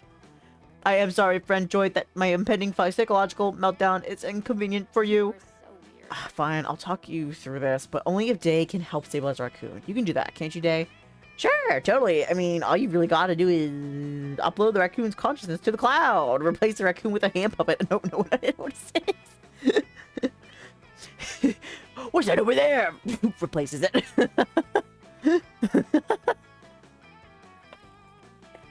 That is the perfect. It's just Kermit the Frog. I mean, what? Kermit's not a puppet. Okay, so we really have a 50-50 chance here, I feel like, because we have 3 stats that are at 14 and 2 that are not. But knowing me, I feel like I would pick the wrong one. I feel like that's how it always goes with me. It's like I have all the advantages are here in my paws, my little greedy bear paws. And as soon as I pick the one, it's like, no, you picked wrong. Okay, but I feel like the hand puppet seems like it'd be more like either bold or fun. Which I have bold, but I don't have fun. And then uploading to the ground seems like smart. I mean, that sounds like the safest one right there. So, maybe the smart. I really so, you know what, I'm just gonna go for it. Yeah! It's like, I gotta really just go with the one that I feel like is like a guarantee that I absolutely know, you know? You plug a USB cable into the base of the dying raccoon skull and connect it to your phone. You managed to download the raccoon's consciousness easily enough because this is a video game and who gives a shit? This is a video game. There's no rules here. We just do what we want. But you don't have enough space available in your Google Drive, so you decide to upload the raccoon to an actual cloud instead. You're not sure whether it worked until you glance into the nearby puddle and find the raccoon's face staring serenely back at you. Why are you staring at that puddle, Dae? Are you having trouble recognizing your own face, as I do almost constantly? No, look! Dae someone managed to turn a routine case of forest medicine into a transformative spiritual experience. The raccoon's face disappears from the puddle and appears in the clouds above you, where it gazes down imperiously. Look inside yourself, Dae, it says in a booming voice. You are more than what you have become. You must take your place in the circle of life. Simba, remember who you are. You are my child. And the one true monarch. Remember who you are. Such a climax. What? Dad had no idea you were a protagonist. This changes everything. Ha, just kidding, says the raccoon in the clouds. I'm a fucking raccoon. We met like 2 minutes ago. This for shooting me into a cloud. I want to go haunt the fuck out of some chickens. Peace. Cloud drifts away on the breeze, cackling all the way. Ah, so it appears that living things really are nothing more than fiendishly complicated machines. I guess I can't refute that, given the fact that Dae accomplished all this with a USB cable on a free transfer account. So then all the animals I saved by gluing metal plates to their bodies are alright after all. You know what, sure. Well, that settles it. Cal's happy, Joy's happy, and every time you commit a minor crime or root around in the garbage, you feel Raccoon God smiling on you. You gain 2 charm and 1 smart. Perfect. So many options. This is already hard. Okay, so what do I need next? I could do the bold or charm. No, not charm. I'm gonna do bold. I'm so bold today. I'm feeling it. That day you explore the Haunted Manor's basement, only to find it has a sub-basement. The sub-basement is full of haunted chairs and a staircase to a sub-sub-basement. The sub-sub-basement is a haunted wine cellar. The sub-sub-sub-sub-basement is a haunted nightclub for ghosts who don't like wine. They serve haunted spirits. Ha! The sub-basement to the 10th power is a subway. You get a foot-long Reuben and continue your travels. I don't think I've ever actually had a Reuben before. What even is in one? It's just like meat and cheese, right? This is like a different, like a classic sandwich, I think. You got meat, you got cheese. That's basically it. You eventually check a walkthrough and find out that the Haunted Manor can spawn an infinite amount of sub-basements. You only make it as far as the 89th level, which is the Dom sub-leather room. You gain 2 bonus from the horrors you witness there. Hey Dae, get your sorry ass in here. We found a room in the manor that isn't haunted somehow. You follow Dahlia into a room only to find that it is fucking crawling with ghosts. Oh, don't worry about them. This is just where the ghosts go when they're on break. No spooky stuff at all. Yeah, and I'm taking advantage of the relaxation by killing them for bonus XP. Yeah, I thought we said we weren't going to find any ghosts in this room. We did say that, but actions speak louder than words. Joy, my therapist taught me that. Guys, there's writing on the window over there. You did tell me there'd be a reading in this room. At least it's written in blood. That's kind of cool. I know what you did last summer. Huh? What's that supposed to mean? It means I know what you did last summer. Oh, phew, it's just the knife guy. Hey, knife guy, do you know what the writing on this window is about? My name is Jerry, not Knife Guy, and you can't just task me to tell you what you did last summer. You did it. You should know. But if you also know, shouldn't you be able to tell us what specific thing you're referring to? You guys just don't get it. You're supposed to frantically ask yourselves that question before dramatically remembering the answer right before I stab you. Come on. Here, maybe it'll help if I stab you a lot. I can't believe you don't remember. It's so rude. You'd hate to be rude and also be stabbed. Luckily, you're pretty sure you know what event from last summer Jerry's referring to. That also means that 2-week period where you all got really into anteater documentaries. His birthday! You forgot Joey's birthday! No! Is that Charm? No, it's fun! Ugh, I wish that was We didn't forget Jerry's birthday. Yeah, where the hell were you? All the hottest mass murderers were there. Oh, I actually hit that. Professor Gun-Eyes teen smoking me, of course. Okay, I read the rest of it on the delay. Me too. A lot of people don't know this about me, but I've just killed a ton of people. Technically, it was just a tragic Pringle-related accident, but hey, it gets me into Jerry's parties. Hang on, I was at the party, but I'm not a mass murderer. How many ghosts have you murdered since entering this room? Roughly all of them? I get it. I was on the guest list, but I did crash the party for a climatic showdown with Professor Gun-Eyes. Heck yeah, you did. A party crasher is the coolest kind of party guest. I don't need your approval, Jerry, but I appreciate it nonetheless. Well, it looks like Dae isn't a cool enough mass murderer to get invited to Jerry's party. Nor are they a good enough person to crash the party in the name of justice and decency. But does that mean Dae sucks? No, I don't suck! I mean, I don't want to say anything, but there is a reason why they weren't invited. Oh. Well, excuse me for respecting his wishes and not going. I mean, this was all an elaborate way of inviting you all to my birthday bash this year. All of you except for Dae, obviously. Fuck you, dude. Obviously. No, you hate being left out. You play with Jerry, and he finally agrees to let you attend as a murder victim. You was too charming and bonus. Fuck. I hate that. You have to invite me to the party too. I hate being left out. Enjoy. Go take your seat next to two of your least bonkers fellow campers, ready for a night of peace and quiet. I'm going to find them engaged in an argument, albeit with less screaming and punching or arson than other campers might have employed. I know you don't mean to, Calculus, but when you're dismissive of my life's pursuits, it hurts my feelings. I am not trying to be dismissive, friend Joy. I am merely stating a fact. All magic is science that is simply not yet understood. What witches call love potions, I understand to simply activate powerful hormones and pheromones within an organic body. In that case, watch me conjure a bat from thin air. Impressive, but clearly the bat could travel at the speed of light, so we did not see its approach until its arrival. Okay, fine. I'm going to take my spellbook and make it disappear. Friend Joy, that was very good, but it was also obvious that a black hole opened up and sucked the book into it. Then where's the black hole now? Obviously, such an event created a singularity in which the black hole was then sucked into itself. What if I bring it back? Boom! Book reconjured. What now? It would appear that, much like our friend the bat, your book can also fly at the speed of light. It's magic, Calculester! It is science, friend Joy. You're clearly not going to reach an agreement on this. Time to pick a side. You know they call people opposing science versus thought? The Inquisition. Do you really want to join the Inquisition, Joy? The magic is a real calculus, and I'm playing how I got your nose! He's so sad. But, my friends, this is impossible, for you see, I have no nose! Exactly, so if you don't have a nose, how could Dae have stolen it? I do not know! I can find no logical explanation that would account for the theft of a body part that does not exist! Exactly, no logical explanation, because Dae didn't steal your nose with science. Oh! Dae stole my non-existent nose with magic. Bingo. Truly, this is beyond all explicable science. Nothing in my datasets have prepared me for such an occurrence. I must go and reconsider my worldviews. Farewell, friends.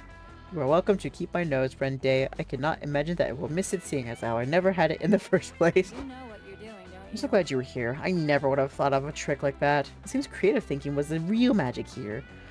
The real magic is the love blooming between us all along. No, Joy, spending time with you is the real magic. Oh, I didn't even read that part yet. Gamble. The weekend you feel like getting drunk. Hola. Oh. I want to try the classical palette. Is it creativity boost? Take a fucking sip, bitch. Chug, chug. Oh, what the fuck? Where'd my game go? I clicked the side and I went away. When I drink the classical palette, I tried to harness the beauty of a potion. It enhances the inner beauty of the world. All locations will become more beautiful. Just bask in it. Let's do this. It's hard to believe you drank that. Good luck, I guess. What does this mean? All the locations become more beautiful? Does it mean we get more points? More points for our encounters, our prompts, maybe? Oh, look at that! That day, a fun and zany scavenger hunt awaits you at the camp dome. Last night, the counselor stole your organs while you were asleep. Just casually, and you have to solve the scavenger hunt clues to get them back. Isn't that fun? No. Too bad. Make the best of the situation by stealing your hotter friend's organs in place of your own. You get 10 evil from Dimitri's liver. You also find a very strange gland. And against common sense, you shove it in your nose. It secretes 2 charm. You're taking a walk, which is your go-to excuse to get some good farts out when you see Joy and Scott. Looks like they're wandering around with cameras and taking pics. Scott, I'm trying to get a good shot of the extremely dead possum over here, but I can't get the focus correct. Any ideas? Coach always says that you gotta stay focused the whole game, even if they think there might be a bone buried under the field. Does that help? You've got a sufficient amount of farts out for the time being, so you wander over and ask what these 2 hotties are up to. Hi. Be careful not to crop dust them. Oh, Scott and I are just taking pictures for our photography class. Photography keeps me slightly distracted from the constant never-ending stress of my world-saving duties. And I love taking pictures. You know that feeling when someone pats your head for being a good boy? If you take a picture, you can remember it forever, instead of just 15 minutes. Ugh. What are you doing here, there? You're not, by any chance, here to follow us around and try to get one of us to sleep with you. Oh. No? I would never. I'm just farting. You start nervously sweating and assure Joy that you're not here to increase your stats until one of them agrees to bone. You're here because because you also love photography. Yeah, let's go with that. Through it, you whip out your phone and show them all the pics you've taken of your semi-new body. Wait, we're doing photography? That's a phone. Phones don't make pictures. Don't worry, it's an easy mistake to make. I get my camera confused with calculus all the time. Just got that your phone can indeed take pictures. You open your camera app, snap a picture of his tail, even though it's wagging a lot, and show it to him. Whoa! A phone can take a picture? And it can also take a call? I didn't know the one thing can do 2 things. I mean, you're doing 2 things. You're talking, and you're breathing, and you're blinking at the same time. Or you can do 3 things at once. And if you're farting, that's 4. Dae, you're obviously kind of photography expert. You gotta check out my technique and give me coach tips to improve my form. Scott shows you enjoy his picture-taking technique, which is mostly just pointing at shiny objects excitedly and throwing his camera at them. Tell Scott that you've got a game-changing tip for him. He just needs to press the big black shiny shutter button on the camera. That'll up his game for sure. Wait a second, Scott, have you not been pressing the shutter button? We've been out here for 3 hours. God, it's no wonder you got it incomplete on our last assignment. Wait, so if you hit the big button, the camera actually takes the picture? Before I was just politely asking the camera to take it. My mind is blown. Well, even I have to admit, that was a pretty helpful piece of advice. I'm almost convinced you're not just here to sleep with one of us. So if you're really such a fan of photography, surely you can give me some like, pointers too, right? I'd love to learn from your expertise. Uh-oh. This is where she gets me. Joy's calling your bluff and she'll be way less easy to impress than Scott. You'll have to convince her you're a real pro or you'll, yet again, be exposed as super horny. Yet again! I'm very subtle. So, Dae, why don't you tell me, what's your biggest photography secret? I cannot disclose photography's biggest secret, Joy. I'd be betraying photography's trust. I can't speak right now. Okay, so you know about the button to take pictures, but what about this other secret button? It takes... It's to take better pictures. I'm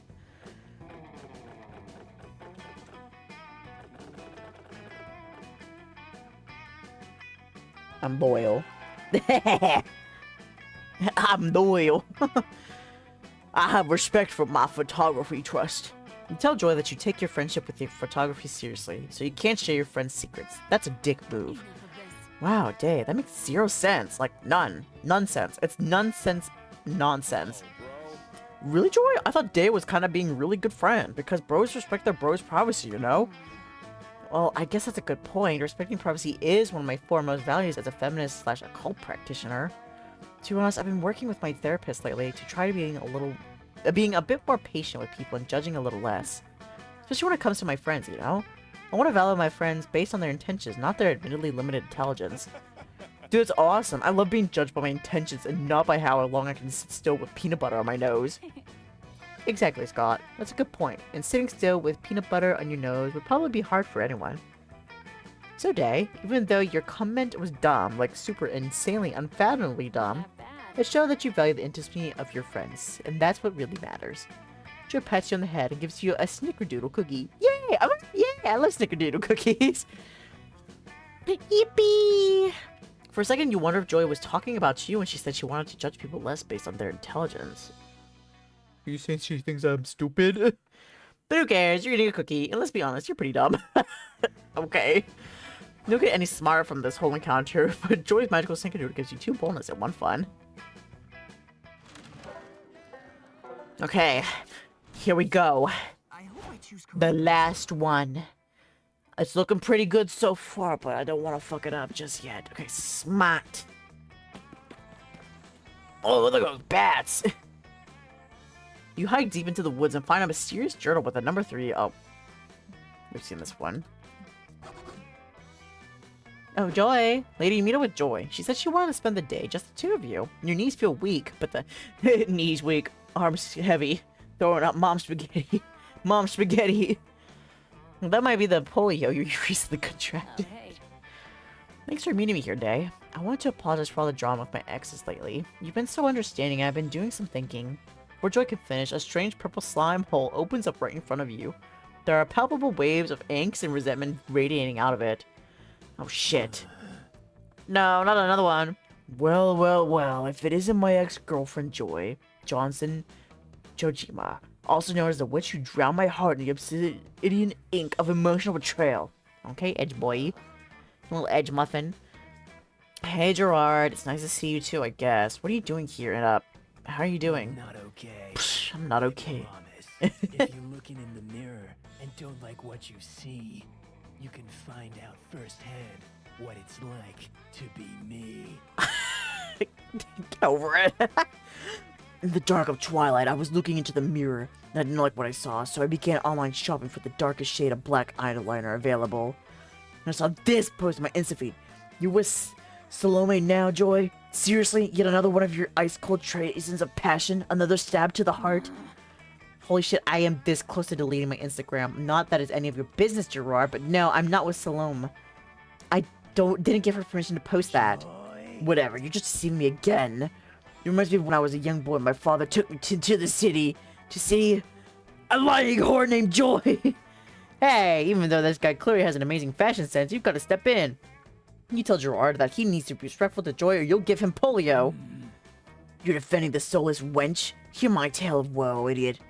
I consumed 1,891 living souls and became the most powerful necromancer in the universe just to impress Joy. Cheater. And she responds by getting all mad at me for killing innocents and then cheating on me with some 2-bit horny warlock this. Joy is a cheater. Gerard, listen to me. I get why you're mad. I've said it before and I'll say it again. I was wrong to cheat on you when we were dating and I'm sorry. Wait, you're actually a cheat. Joy, what the fuck? She don't know about anything about loyalty at all. Maybe she's turned a new leaf. Maybe she's reformed herself. Or damn. But we dated a long time ago. It's been years since we broke up, and the Coven defeated you. I think it's unhealthy that you're so completely fixated on this. Not suited for And also, I would TV. appreciate it if you could stop commenting cheating hoe with a rotting black heart on everything I post. Perhaps you're right. I haven't feasted on an innocent soul in many fortnights. It's not like me. I'm losing interest in my hobbies. You are the architect of my pain. Since you were the grand architect of my pain, I expect you'll have some method to sew my shattered psyche back together. I guess if it's the least I can do. Dae and I will help you move on by any ideas, Dae? Get Gerard a date. Getting laid only heals broken heart completely, but hey, it's a start. It's time to get even. Joy and Gerard should play Monopoly together, and Gerard should be allowed to cheat. Fair is fair. Okay, so maybe this is fun. This is charm, perhaps? I really don't wanna... I really don't wanna... Do you really wanna... I don't wanna mess it up.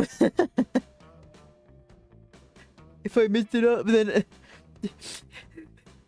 maybe she won't want to be with me anymore. I don't know, I'm just gonna have to pick. I know that's always how it is. I just have to pick. But I also don't want to because I'm scared.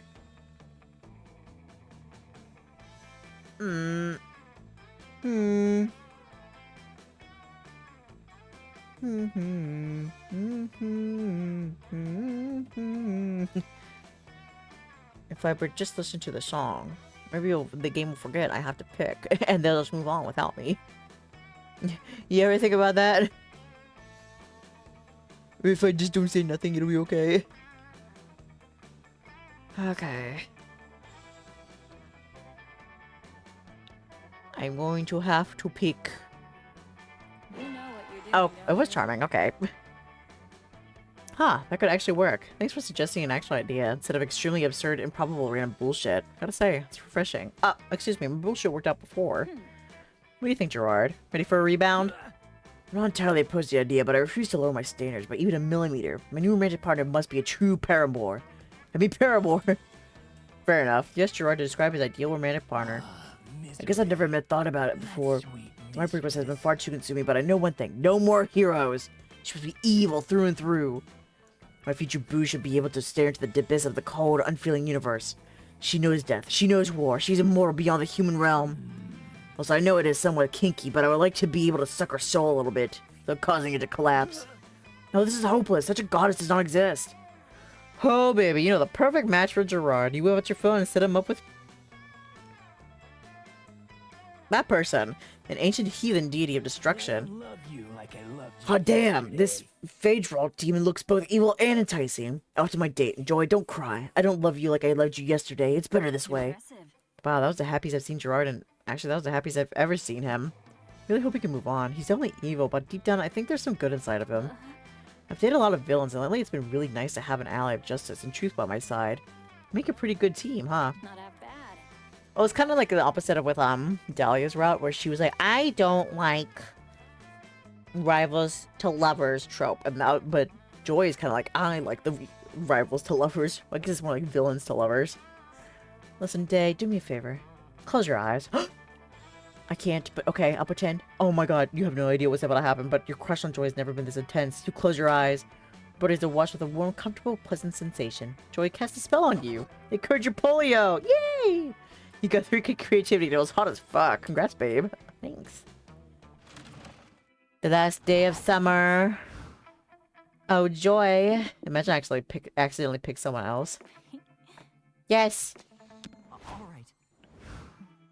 You go to check on your favorite Hey, witch. you. Hey, Dae. What? You want to watch the meteor shower together? I'm grateful for your help these past few days, but I never really imagined us in that way. But now that you bring it up, I've got to admit, I do like you quite a bit. I was about to say, if she rejected me right here, then I would just like immediately alt F4, close the game. Say, God fucking damn it! How much do I have to bend over backwards for these bitches? I guess there wasn't that initial passionate spark, you know? Like a fire that lights you in you, in which you want to destroy someone, but also fuck their brains out. Happened with Axarac, Salome, Gerard, Dimitri, Liam, when he was an Angelus. Ugh. Kind of think about it, I sort of seem to have a pattern. And looking at it now, it doesn't seem super healthy. Do I always look for sexual partners in my enemies? Why? Spicy. Looking at it from a distance, it seems like I sabotage myself, always entangling with evil people who don't exactly rhyme with commitment. Maybe I could break the cycle. Booty calls. Would you want to break that cycle with me? Yeah. Do you even need to answer? The meteor shower arrives and you share it with Joy. You wonder if you may live to become an evil ex. The thought frightens you, but it is there. What can we do besides try our best while we dive into the mortifying ideal of being known? The fear is there, real and blunt, but if we eventually fail, then, in time, we will learn from every error. So tonight, you just hold hands with Joy while gazing at the starry night and wondering about your shared future. It starts slowly, but it speeds up, as she's excited by the prospects of a new, less complicated way of doing things. And you... Let's make this night. Wow! You're deeply under her spell. You see her, you truly see her. As a mesmerizing woman who loves unapologetically, a kind soul who's not afraid to lead with power and compassion, a deeply complex person who carries the weight of the world on her shoulders. Someone that, in the moments when she alleviates herself from all those responsibilities, can also be the true embodiment of joy. That kind of made me worried there. I was like, oh my gosh, is this censored enough for Twitch? I think so, but I was like, put some clothes on, girl! Oh, yippee! I ended with my Riz being a success. Before we knew it, those weeks were gone. Skip. Okay, you know what? Before I said I was gonna do 3. Oh, was that like the stream safe one? Screwdriver. Hexaland. Holy water. Okay, listen, I'm so salty about Dahlia, so I want to do that real quick. I'm gonna do a short game though. And we're just gonna go right through it. No. Everybody gets a chance at love. I'll shock everyone. Okay, so Dahlia. Okay, let me go in here. What do I need for Dahlia? You'll be able to spawn multiple characters, take over the game, unless the stats that this character prefers. Okay, I'm not trying to look at the prompts list. You need to max out on any one singular stat. It doesn't matter which of the 1-5, but you realistically want it to be around level 15 or above. Oh my god. Okay. Alright, so what do I want this time? Ooh, sleeping beauty bag. Sketchbook. Oh, yeah, sketchbook. Oh, tardigrade plushie. Hell yeah. And of course. Oh my gosh, my swole floaties.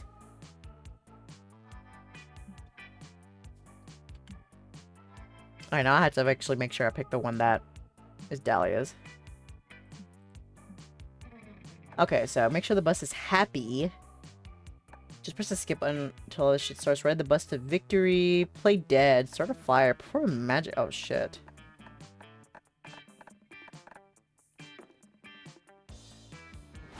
Oh, good. I was like, this one? Yes, I agree, Dae. Our camp is our victory ground, and this sticky, poorly air-conditioned bus is our chariot.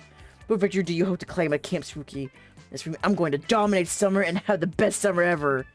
You and I should rendezvous at Camp Day. Perhaps we can align our conquest to achieve total victory. We only had 3 weeks left. Okay, so it's 3 weeks instead of 2. Gotcha. 2, 5. Alright, what do I have the most of? I have the most in fun, so I'll just keep doing fun then, I guess. So it's basically level 15 of any stat. So fun! You in the lake sunbathing. It's kind of relaxing, but hella boring. What's the issue? Have you lost your ability to have some fun unless you're playing video games or partying in the wild raves? Video game. Ah, no. You see the problem now. You didn't put on sunscreen, but Fun Screen, which has a fun protection factor of 50. You wash the Fun Screen away with some water and put on some sunscreen. There you go. You prevent some sunburn. It gets them too fun. I don't think you happen upon Dahlia messing around in front of her tent. It looks like she's surrounding it with bear traps. What? Why? And pictures of herself saying, "Swipers, no swiping." Those are foxes, not bears. Oh, hey, Dae. Ow, damn it. Dahlia stepped in one of the bear traps while walking up to you. She yanks it off of her foot and proceeds to mangle and take revenge on every last one of them.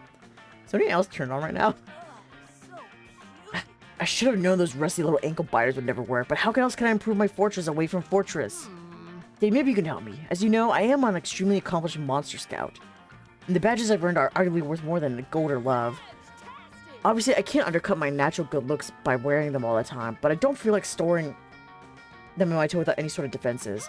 There are Monster Scout badges thieves lurking around every corner, hiding in the shadows, always ready to steal badges. I need to be prepared. You kind of doubt that, but it's cute seeing Dahlia so passionate and worked up about something. In your silence, she goes back to punching the bear traps. Now's a good time to brainstorm. How can you fortify your tent to ward off badge thieves? Make a scarecrow out of the corpse of a previous robber. Scatter a very alluring 1,000-piece puzzle around the tent. Thieves will get so distracted to try and fish that they won't have time to actually steal anything. Okay, now depending on how you feel about puzzles, it could either be fun or smart. It's kind of like, oh my gosh, nerd, you know? But it could also be, you know, fun too, because I like puzzles. But I feel like puzzles is probably like a nerd thing. It's like, nerd. You try to have fun by, like, putting things together. Wow. How dare you.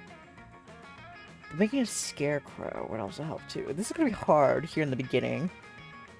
Because before, it was pretty easy because we had such maxed out stats, but this one we only need 1 stat, pretty much. So how the hell are we supposed to do that one?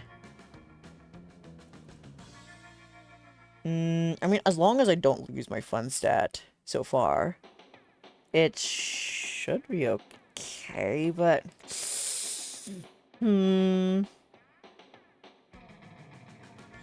Okay, I'm just gonna have to hope that a puzzle is gonna be fun. Oh, it is! Okay. Yippee! Oh, that's a cool idea. I mean, I kind of thought that maybe the scarecrow would be bold, and I don't have that much of that either, so I was like, I don't know. That's a cool idea. I have a puzzle here, actually. I like to work on it between attack waves mid-battle. Almost done with it, too, but I must protect my badges at all costs. The completed image of this kitten in a tree will just have to remain a mystery. You and Dahlia scatter the puzzle pieces around the tent, then go hide in a nearby bush to test your plan. You're barely there 5 minutes before someone walks up to the tent. This person is decked out in a flashy green cape, several necklaces and rings, and a gaudy Harley Quinn mask. Tremble, ye collectors and billionaires, he shouts, for I am unmasked, plunderer of treasures, nightmares of museums, and master of stealth, and also renowned internal monologuer. Is it me or is this monologuing very much external?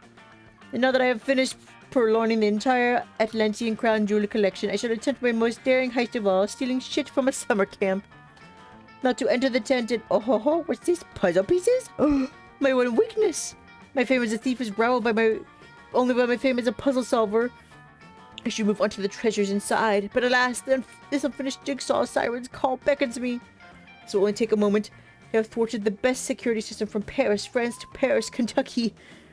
This child's toy is mere child's play. First we must complete the edges of the puzzle. I will begin by searching for any pieces with hard edges. Aha! Here are 2 quarter pieces that fit together. Puzzle prepared to be unmasked. Mask unmasked opens his mouth to do more talking, but suddenly Dahlia jumps out of the bushes and murders him in the mouth. There, God, I couldn't take another second of that guy's voice. But hey, the jigsaw puzzle distraction worked really well. Wait, I think someone else is coming. Back to the hiding spot, quickly. You and Dahlia repeat this jigsaw puzzle trap process on a few other thieves. Apparently a lot of thieves double as master puzzle solvers for some reason. Hey Dae, while we wait for the next inevitable thief puzzle solver to show up, wanna watch a movie on my phone? What kind of movie? Kung Fu Panda? Kung Fu Panda! Oh my god! How did I get that? How did I summon that? Nice, free movie date. You and Dahlia bring the Kung Fu Panda trilogy, taking intermittent breaks to brutally murder jewel thieves. So romantic. You gain 2 bonus and 1 fun.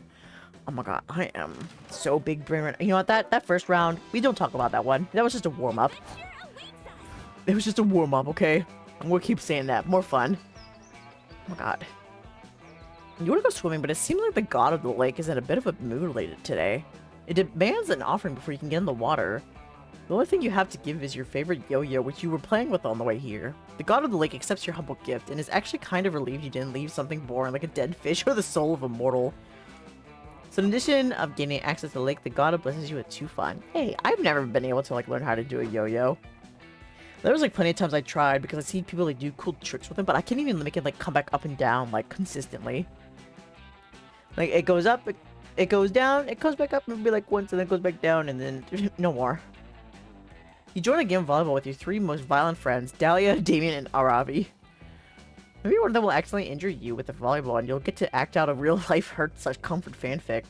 But alas, the game never gets that far. During Dahlia's first serve, she hits the ball with a tad too much ferocity and it goes sailing off into the trees at the lake's edge. Dahlia, what the fuck? I win! The ball has been defeated. Warp? I can't spell? Warp?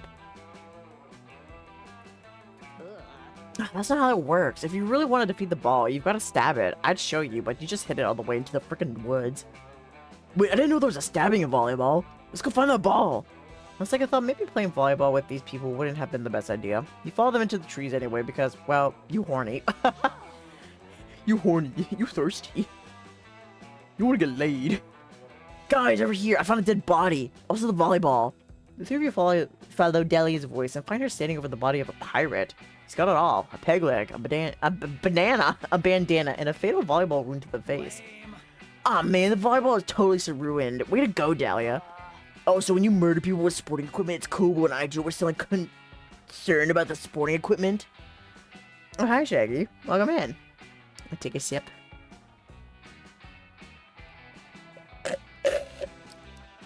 It's a little sip. I really need to get more. I'm gonna, like, chug, like, a whole gallon of tea after this.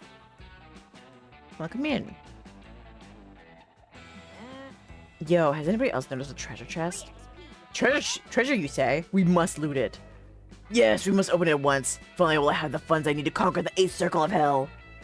Not if I spend it all on tomahawks and fireworks. Hi there, bad boy. I bring you Berber. Berber for me? Thank you, I love Berber. Burger. I take a bite. A Berber. Thank you for the most humble offering. Ahem. Need before greed is the rule, guys, and I need treasure. Oh gods, I need it so bad. Damn, girl, no wonder you ended up with a cursed necklace. All 3 of your friends leap onto the chest at once, biting, scratching, and hacking at it for all they are worth. It's no use. Ah, we'll never get the treasure at this rate. If only one of us were some kind of brilliant tactician adept at thinking of unorthodox solutions. You're probably the closest thing to a tactician in the group. You throw out a suggestion. Give the chest therapy to help it open up to you. You've seen this before. 9 out of 10 pirates set their chest password as their daughter's birthday. That seems very smart. Aha! I was supposed to say, that seems very smart, and I have a 3, so I'm gonna just guess it's not that one. Hold on, are you a licensed therapist?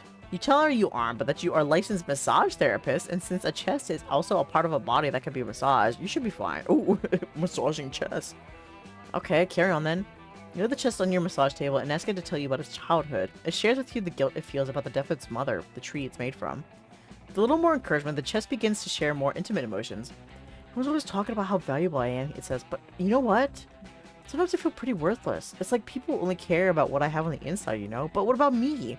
I'm out here on the outside. It feels like people can't even see the real me. They're so consumed with trying to get inside me. God, it feels so good to get this off my chest. After a lot of coaxing encouragement, you finally get the chest to completely open up with you, both emotionally and physically. Sweet! Now that all the emotions bullshit is over, let's see what's inside this bad boy. Oh my god, it's... more volleyballs! Yes! Just what we needed! I see, says the chest. You're just like all the others. Well, I feel like we've done some really important work here today in any case. Now that I'm empty inside, I think I'm going to move to New York City and work in high finance with all the other hollow people. Catch you later. You say goodbye to the chest, you're just glad isn't suing you for malpractice, and head back to the shore to play volleyball with your pals. Looks like everything worked out in the end. You gain 2 fun and 1 creativity. Okay, just need 1 more to get that fun stat. I just have to keep it. Ghost story. Okay, I want to stop using the voice for Dahlia because my throat hurts. Hey Cal, you're like super smart. I need your help. We need to come up with the spookiest, scariest campfire story. What are the plans for today? May I inquire as to the necessity of this objectively unimportant request? Unimportant is super important. Everyone knows that scary stories around the campfires are essential to having the best summer camp experience ever. Is this a nature? Oh, we already did this before.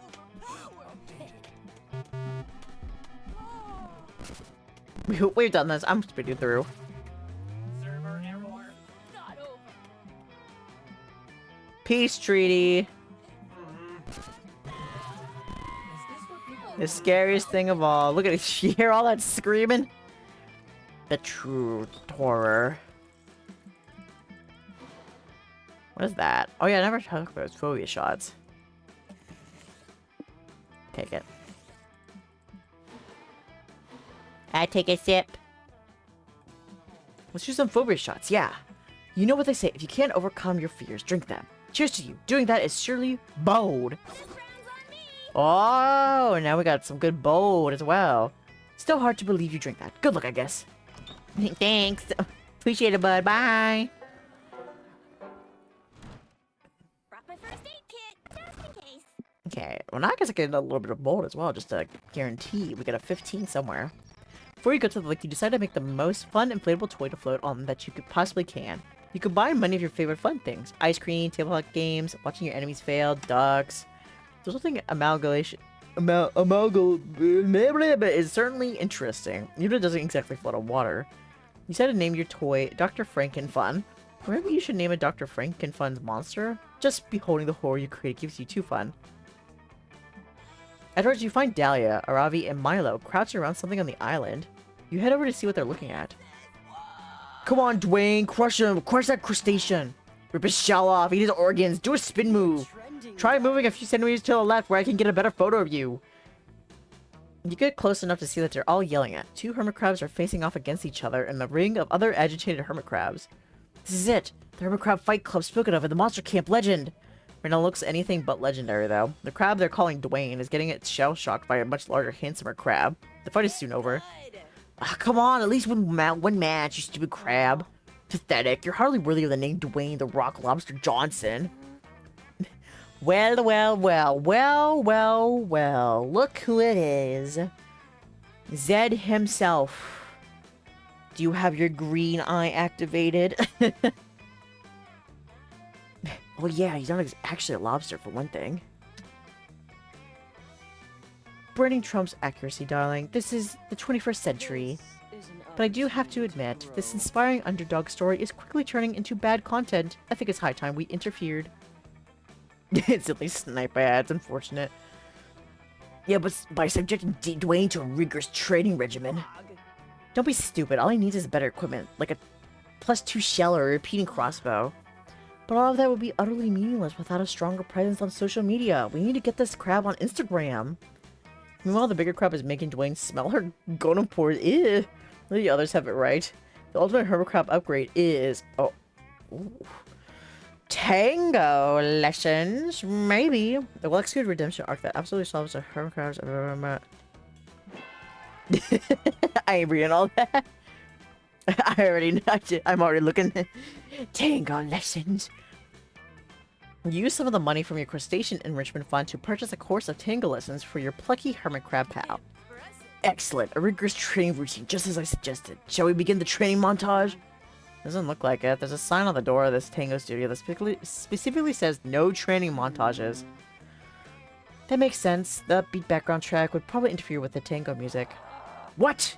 How are we supposed to pass the time while little Dwayne learns the tango then? This is the first day of the rest of your life. We'll just have to wait, Dahlia. After all, patience is the training montage of the soul. Yeah, we gotta be there for Dwayne. We have to have patience for him. Little hermit crab's gonna learn how to tango no matter what. That's it. I'll do my own training montage to teach myself patience. Dahlia proceeds to sit quietly in a corner of the tango studio for several hours with a very intense look on her face. After much grueling practice, Dwayne is finally a tango master. You bring him back to the beach to show off his skills at the fight club. Dwayne scuttles into the ring for his first match and launches into the most graceful tango you've ever seen from a hermit crab. Do you think you should have also taught him some, you know, fighting moves? Darling. But we have, darling. After all, life's greatest struggle is the fight to express yourself. I don't know, I think life's greatest struggle is the fight not to get a claw jammed up your butt. I mean, some people are into that. But Aravi's fears proved unfounded. Dwayne's opponent is mesmerized by his graceful movements. His feral display of masterful tango leaves everyone speechless. Which isn't hard to do because crabs are naturally speechless, but even so, the silence which follows Dwayne's dance is particularly reverent. I've been released. Welcome back. Free from the ad jail. Then one after another, the crabs begin to clap their claws. Soon Dwayne the Rock Lobster Johnson is receiving a crustacean ovation. Life is a gift. You see, these crabs finally understand one of life's most important truths. Love is far more powerful than violence. Indeed, all thought of violence seems to have vanished from the crab's tiny minds, a fact which Dwayne takes advantage of by whipping out a knife and stabbing all of them. Yeah, fuck him up, Dwayne. Yeah, stabbing beats love once again. Life gives you lemons. Or at least collecting all these hermit crab souls promises to be easy money. You know, when life gives you a bunch of dead sea creatures. Milo thankfully trails off without finishing that particular aphorism. That is still embroiled in training montage, only smiles silently at the carnage. You gain 2 charm and 1 bonus. Crustacean ovation! A crustacean ovation for Dwayne the Rock Lobster Johnson. His tango lessons have paid off. Alright, so I pretty much got the guarantee for a good ending. With the with the 16 fun. So I think now I'll just go over to do some boldness. I keep thinking this is bold. Cause it's like a dome. It's like a battle arena. But you know it's not. It's the haunted manor over here. Oh, look, he run from Ghost. It's like a little dollhouse. It's so cute. I'm feeling bold. Oh, that's cute. The day you venture into the haunted manor to prove that you're not a little scaredy cat.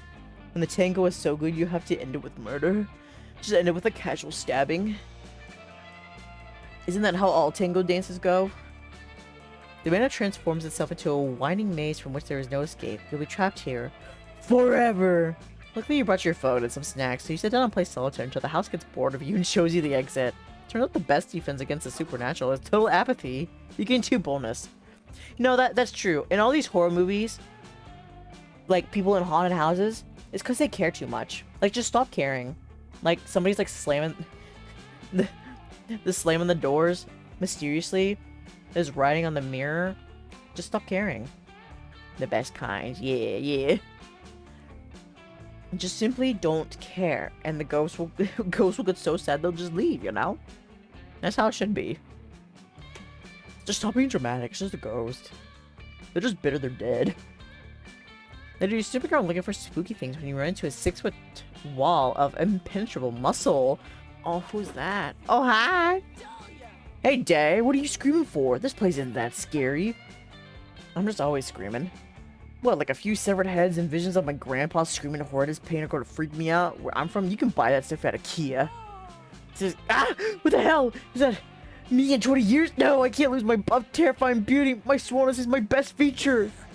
I don't know whether I should be offended or smug that my appearance is your worst fear. Ugh, what are you doing, your daddy's boy? Daddy's boy? Someone shoved the AC in your private condo. Ads keep sniping. Why are you getting more ads? Hello? There shouldn't be another ad. No, I came here for the same reason I go anywhere. I wanted to set shit on fire. But apparently this building is flame retardant. I held a blowtorch next to the wooden staircase and nothing happened. It was the scariest shit I've ever seen. No, you tripping around here without makeup is the scariest shit you've ever seen. Ha! Burn. Don't say burn, that word has no power here. While they argue, you go to find the haunted bathroom to take a spooky piss when you hear the sound of a trap being deployed, along with Damien Dahlia screaming in Fusion. Fusion? How do you spell Fusion? I'm just taking a casual spooky piss. Don't mind me. You turn back and see them trapped in a fishnet that appears to have dropped from the ceiling. Standing underneath it are a group of teenagers at a great dance. It's Scooby-Doo? Great job, everybody, says the blonde leader-looking teen. I knew the clueless crew could catch these crooks no problem. Like, what do you mean no problem? Asked the skinny stoner teen. Scooby-Dooby and I were scared stiff, and like, we're almost out of dog treats. Oh, man. Rad Reed, says the dog. Like the fucking dog talks, and is beckoning for the other teen to pass the blunt. Let us down right now before I stab your eyeballs out and shove them up your asses like anal beads. Jeepies, cries the redhead teen. Mr. and Mrs. Guggenheimer are really mad that we ruined their plot to drive down the price of this property and resell it for cheap. Oh yeah, who is our himbo chasing? Me, the himbo. I'm chasing the bloodthirsty bimbo, which is Dahlia right here. I'm going after this beautiful abd lady. But she's been captured by the Scooby-Doo gang. Wait, you think we're real estate agents? Gross. You think we're married? Ew. Cooties. Look, whoever you think you got, it's not us. We're not real estate agents. We're demons. We're more upfront about the whole eternity of damnable torture than most landlords and don't bother hiding any of the details of the contract. Well, that's not entirely true. My dads do make a lot of their money by selling off land in the 8th circle of hell. What? I can't believe you. Fucking LaVey's always abusing your power and speculating with your crappy land. It's too late, Guggenheimers, says the nerdy team. As soon as I find my glasses, we'll tear those stupid masks off your faces and send you to prison. To jail. I'm a Scott kind of guy, but she can crush my skull too. Unfortunately, you can't romance Scott here. Actually, I don't think so. It's not like an upfront option. Those I would 100%. Trust me, when I played the first Monster Prom, I was all over Scott. 24/7. So I'm just going after these nerds because I haven't played much of Monster Camp. I'm giving some of these others a chance. I already got me my big titty goth GF. Now I just need my GF that can kill me, you know? Okay, but seriously, can somebody help me find them? I can't see shit. See, like these weirdo teens want to rip Damien and Dahlia's faces off, but you like those faces and you want to smooch them. Kitty kitty. You need to save them using clueless crew logic. Scott best boy. He is best boy. I love best boys. Transform your skull into the head of a real estate agent so you can rip off your own face and present yourself as a true villain. Put out that it's problematic that these kids invade people's homes, trap them against their will, and rip their faces without consent. Who's the real criminal? I also can't wait for Road Trip. Oh my gosh, I played Road Trip so much last year. It was a lot of fun. But I thought it was like going to be the same as Camp and Prom, and I thought it was going to have like the same dating mechanics. It does not. It's just about adventure and stuff like that, which was still good. But it wasn't. I was trying to riz, not piss at the gas station on the road trip. But it is what it is. Okay, so what? I was yeah. Transform your skull. Okay, I don't know. They both seem pretty metal. I'm too broke to get it. I'm too broke to get it. You know what? It really do be like that though. One day you shall have it. Okay, so I have fun and I have bold. Do any of these seem fun or bold?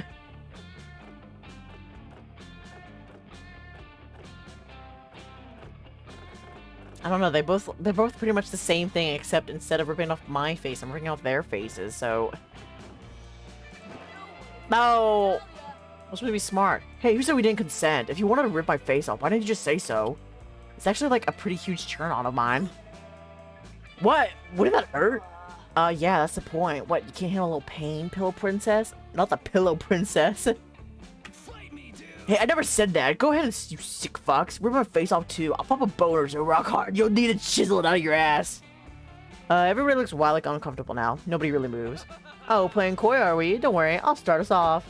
And then Dahlia rips off her own face. It's messy as fuck, but she seems to be drawing a lot of pleasure from it.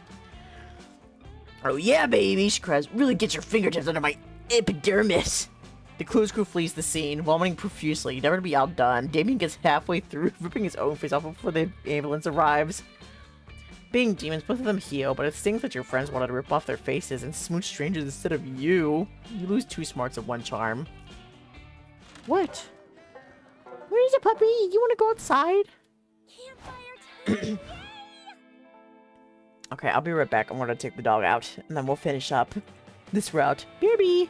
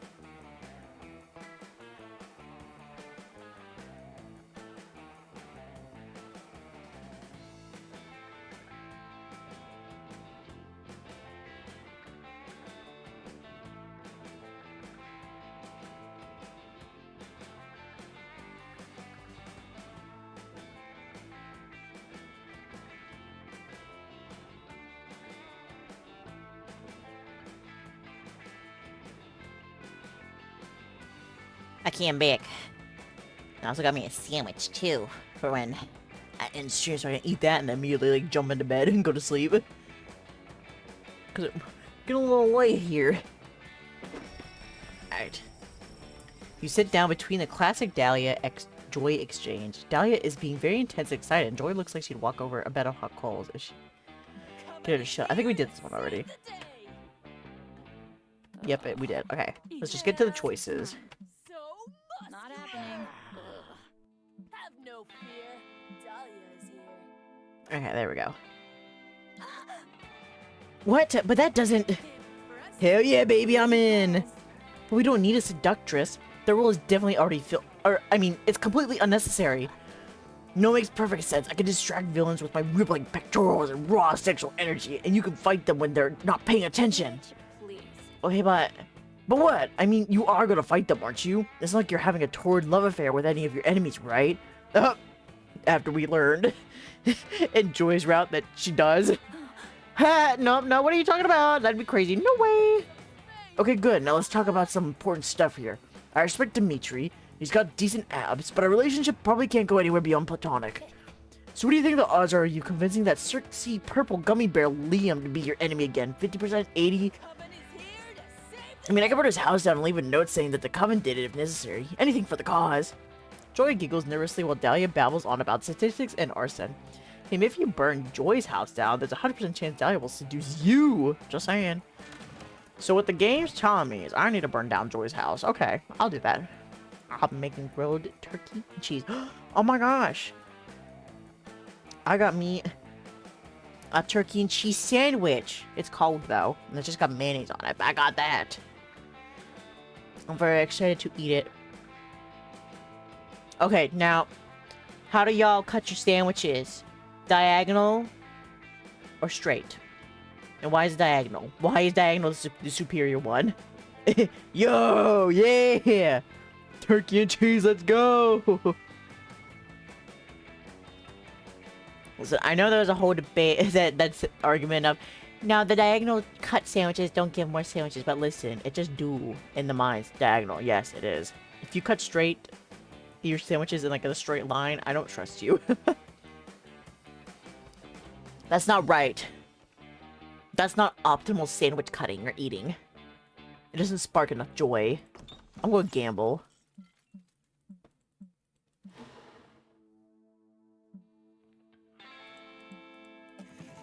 Want the mystery box, so we already did the palette. I said that, I didn't cut my... Uh-oh. Why does it look like that? Your mother always cut diagonal. You will cut diagonal. Exactly. I think I remember when I was in school, my mom cut my sandwich probably like straight across, or straight once. And I think I legit walked up to her and said, "Why did you cut it like this? It's weird. I don't want to eat it like that." Why did you do this? Are you mad at me? Does it mean you hate me? If you want to truly show that you hate somebody, just make them a sandwich but cut it straight. The most disrespected. Okay, I hope this is good. Do it over. Revert the cut. Then just start over. That was this protein shake. A nutritious protein shake. It's just a bunch of magic bugs I was collecting and keeping in that cup. What was it supposed to be for someone to drink them? But here we are. They'll probably swarm inside you and change all of your stats. No! Wait. Okay. Please let one of them be over 15. We'll cry. So that's why it's called a shake, because they shake up your stats, not because it's an actual shake, you genius. That was pretty obvious. Okay, so I still have my fifth over plus 15. Okay, there we go. This is the part where I believe before you puke all over me. Ciao. Cut it straight, then do a diagonal to cut the straight pieces. I mean, you know what? That also works. Then you get 4 sandwiches. And that's a lot of fun. You spend the day at the day playing in the lake. Everything is fun until you're mesmerized by a strange song. It's the sirens. They try to lure you with their beautiful chants, but you know better and challenge them to a riff off. Oh, I remember seeing like a post where they say, you know, sirens don't always like sing about, you know, fucking a hot lady or something like that. They could literally sing about anything to like try to like get the sailors like just crash into the ships. And it's like, oh my gosh, they're gonna be singing to me, chicken tenders, with mac and cheese. I'm hurling my ship straight there. Big brain working, yeah. They kick your ass, but you all definitely have a lot of fun. More specifically, too fun. You're chilling out on the beach, just relaxing, hanging out, being cool. You don't give a fuck. Neither does anybody else, though, because they're all watching Aravi and Dahlia come charging out of the lake carrying some kind of ancient golden idol. Lifeguards! Lifeguards! We need lifeguards! What? We thought we would be chill at the lake, but everybody keeps yelling lifeguards, and it's really harshing the vibe. I hope they don't want us to rescue anyone from the lake. I'm halfway through a bag of Cheetos. I don't want to lose this precious finger dust. Yes! Rescue us! Protect us from the lake! But you're not in the lake. Unless lake means something different to them than it means to us. Well, you're right. I mean, honestly, why doesn't it occur to us to call some things lake and other things not lake? Stop doing philosophy. You're lifeguards. Hurry up and guard our lives, or I'll murder yours. Oh, Ravi, you're not killing anybody until I get a lick of that Cheeto dust. Oh my god, you want to suck on his fingers? I mean, Cheeto dust is Cheeto dust, but that's so bold. The lifeguards are my spirit, almost. Honestly, same. Relax, dudes. What are we even supposed to guard your lives from? The sun is shining, the water is calm, an angry mob of lake people are charging onto the shore. Angry mob of lake people charging from the shore? The last thing, that's the thing we need guarding from. No way, those guys are totally chill. They only ever go after people who steal their sacred golden idol. Hey, shouts one of the lake people. Those are the monsters who stole our sacred golden idol. Get them! Oh, huh. I mean, I think this might be an emergency. Yeah, I started rewatching a training video about this. Yeah, I totally remember not paying attention during a video about this exact situation. I bet this VHS is still in the lifeguard tower. I do indeed collect my Cheeto dust. Yeah. Get it all caked down there too. Get a little thick layer so you can just right off. You, Ravi, and Dahlia follow the lifeguards back to the tower. It's not like you've got another option, but the place is full of old tapes. Which one is the right one? As Ravi and Dahlia frantically barricade the tower against the mob, you spot the perfect training video for the situation. How to sell anything to the angry mob. Your mob and you. Tips and tricks for doing it the right way. Okay, so...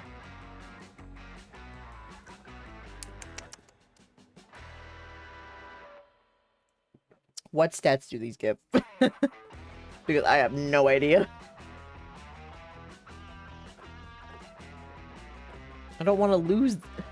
I don't want to lose it!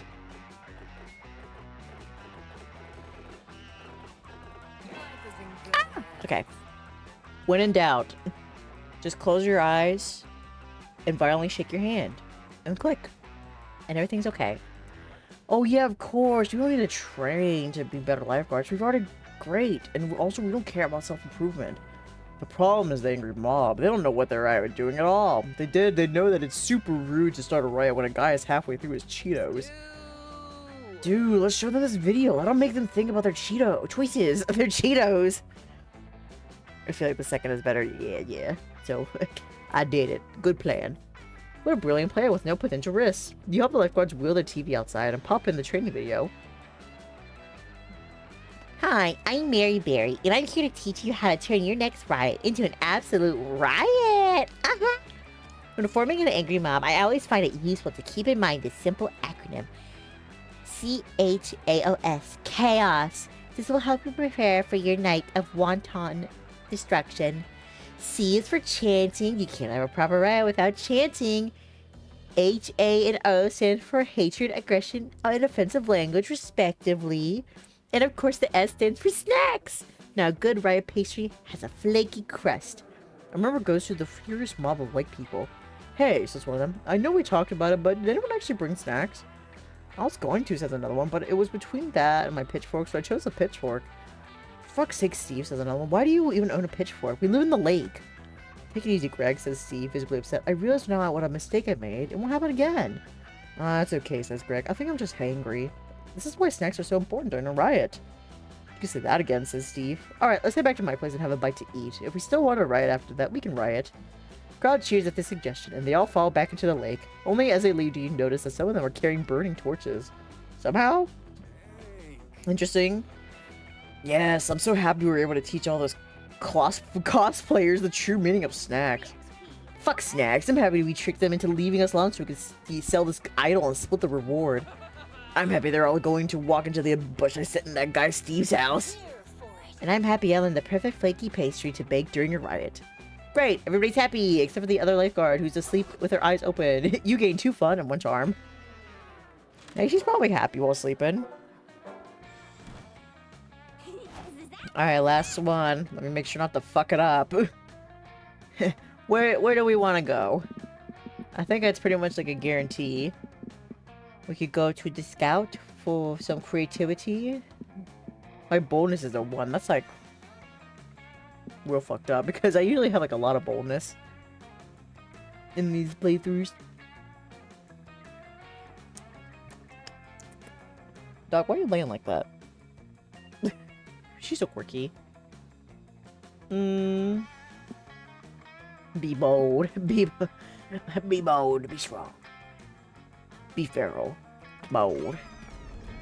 In a haunted manor, a voice whispers from the walls in a frightening voice.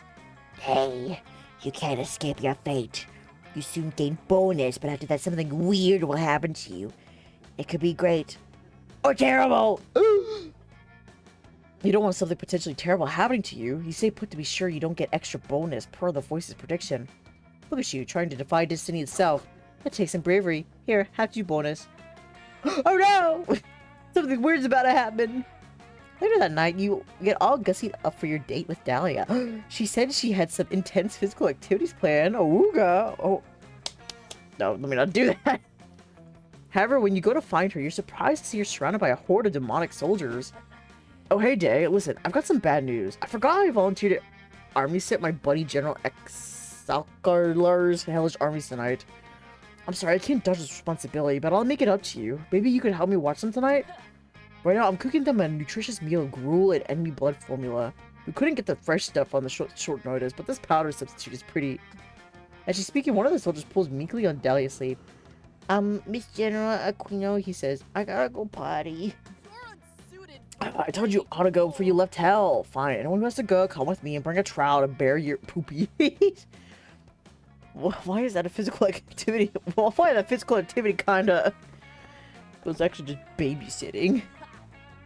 Dae, maybe you could figure out a way to entertain the little war machines while I'm gone. Then we might be able to spend some alone time together. The physical activity is. Every day this universe tests your patience. Well, whatever. If it means alone time with Dahlia, you can find a way to distract the giant evil darlings for an hour. What sort of activity should you give the demonic soldiers to do so you and Dahlia can make love, not war? Put some soothing war propaganda on the TV to entertain and distract them. Keep them busy by giving them an assignment, a personal essay about their experiences with city pillaging. Oh, okay.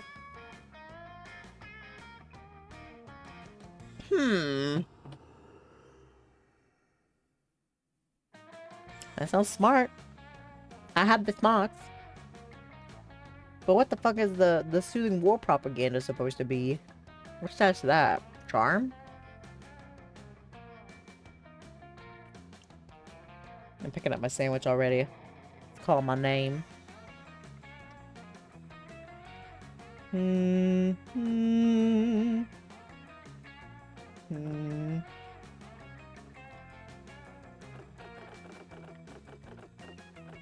just want to be a good babysitter, you know? What if she don't like me after? What if I tell them to do the assignment? They're like, no, we're not in school right now.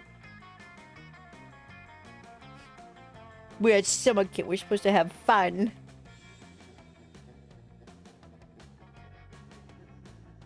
With the documentary.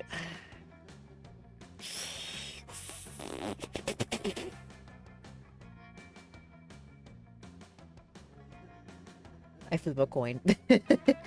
When in doubt, I flip a coin. And I don't get to choose for myself. We love to see it. Okay, so coin, flip. Oh wait, I didn't pick. We'll say the first one's heads, the second one's tails. Okay, so I flip. I'm not looking. I close my eyes.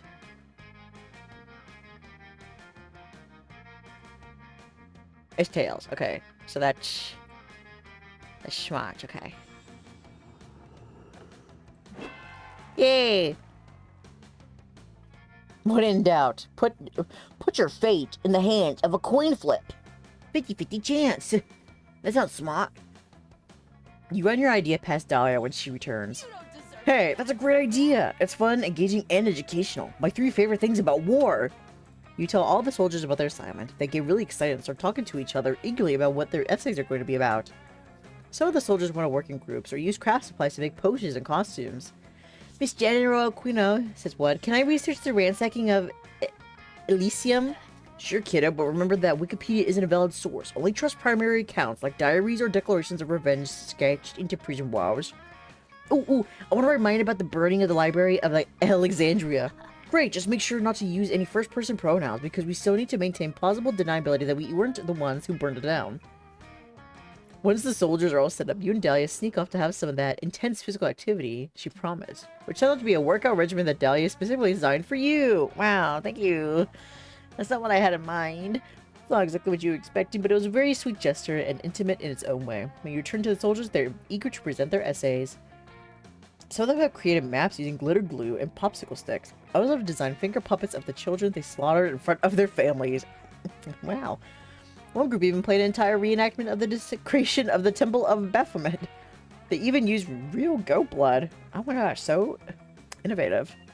Really going all out.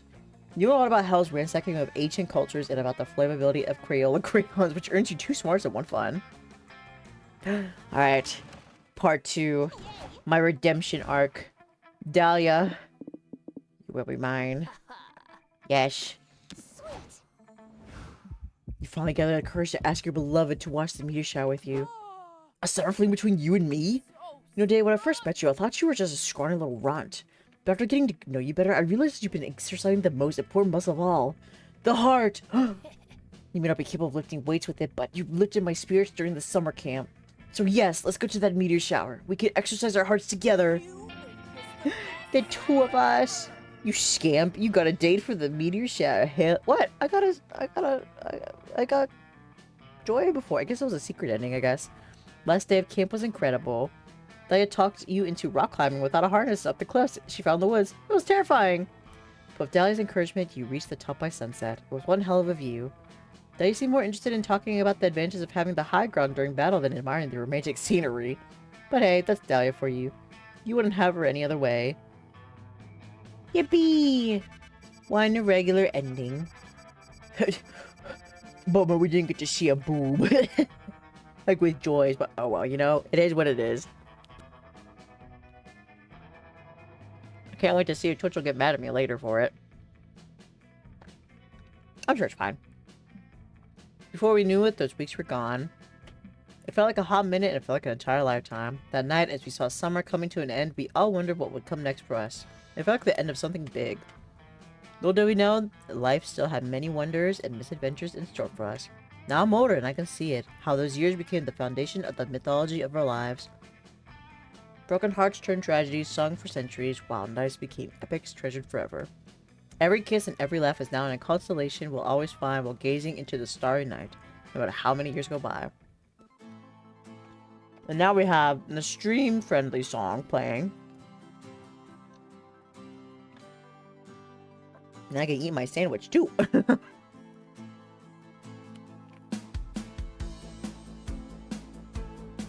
Oh, animation with all my friends around the campfire.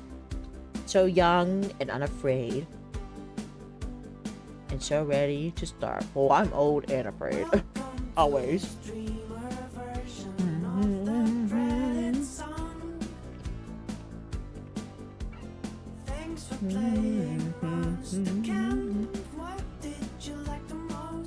I like everything, of course.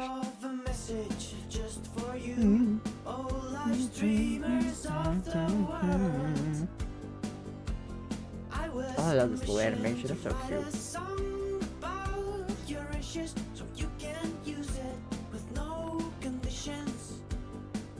It's a pinky promise. It won't strike me down. Oh, her badges. She wants to collect them all like Pokemon cards. And one chip. Honestly, me.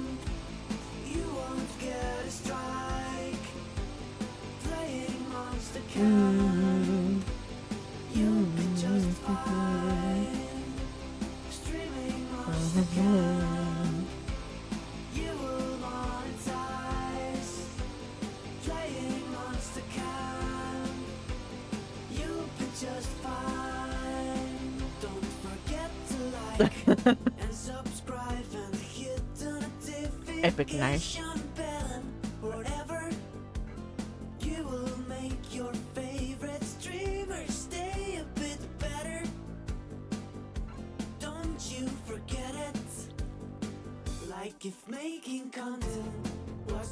Oh, he's shaking his ass. I just noticed that.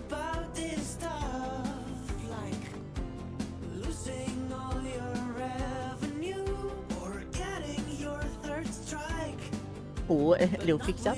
Best Phantom ever.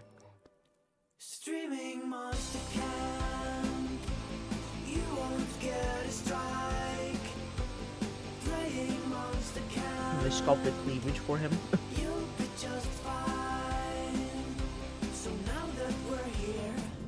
Bees! Not the bees!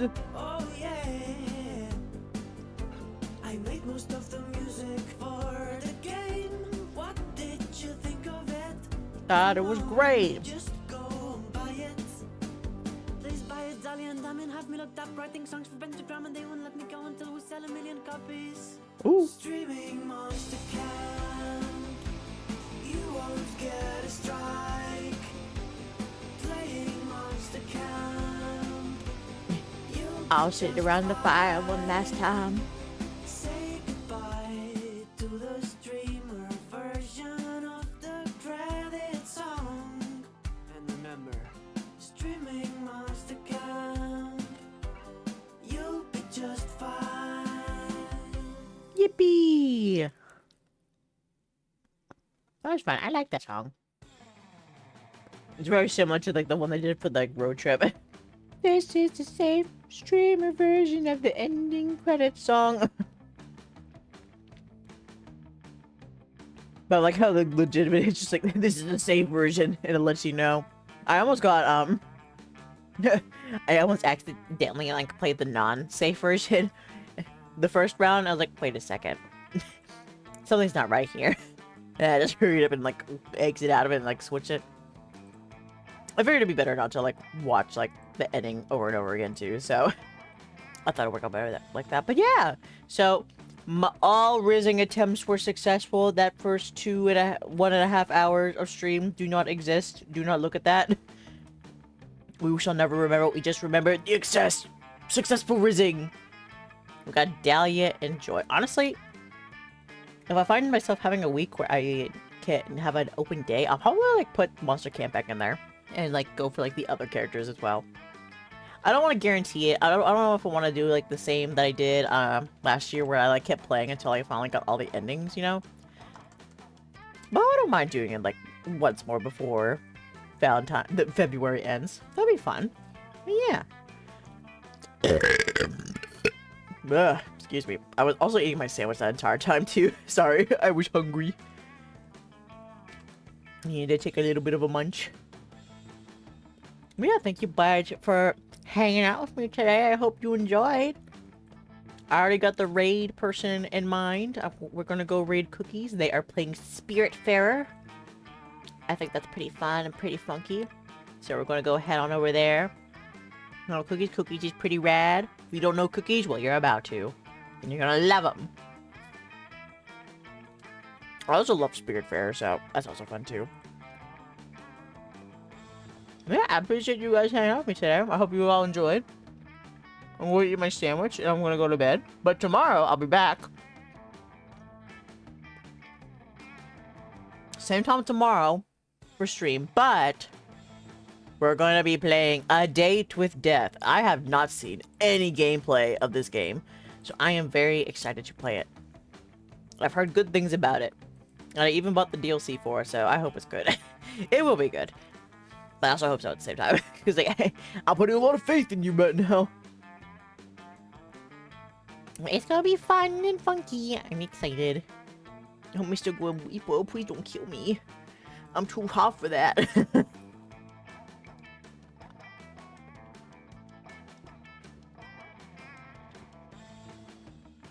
Sorry, I'm still. Whenever I pause, it's just me eating. Okay, I'm such a fat ass. I can't just wait till like the stream to end. I have like 10 seconds left, and I'm like still like I need to eat.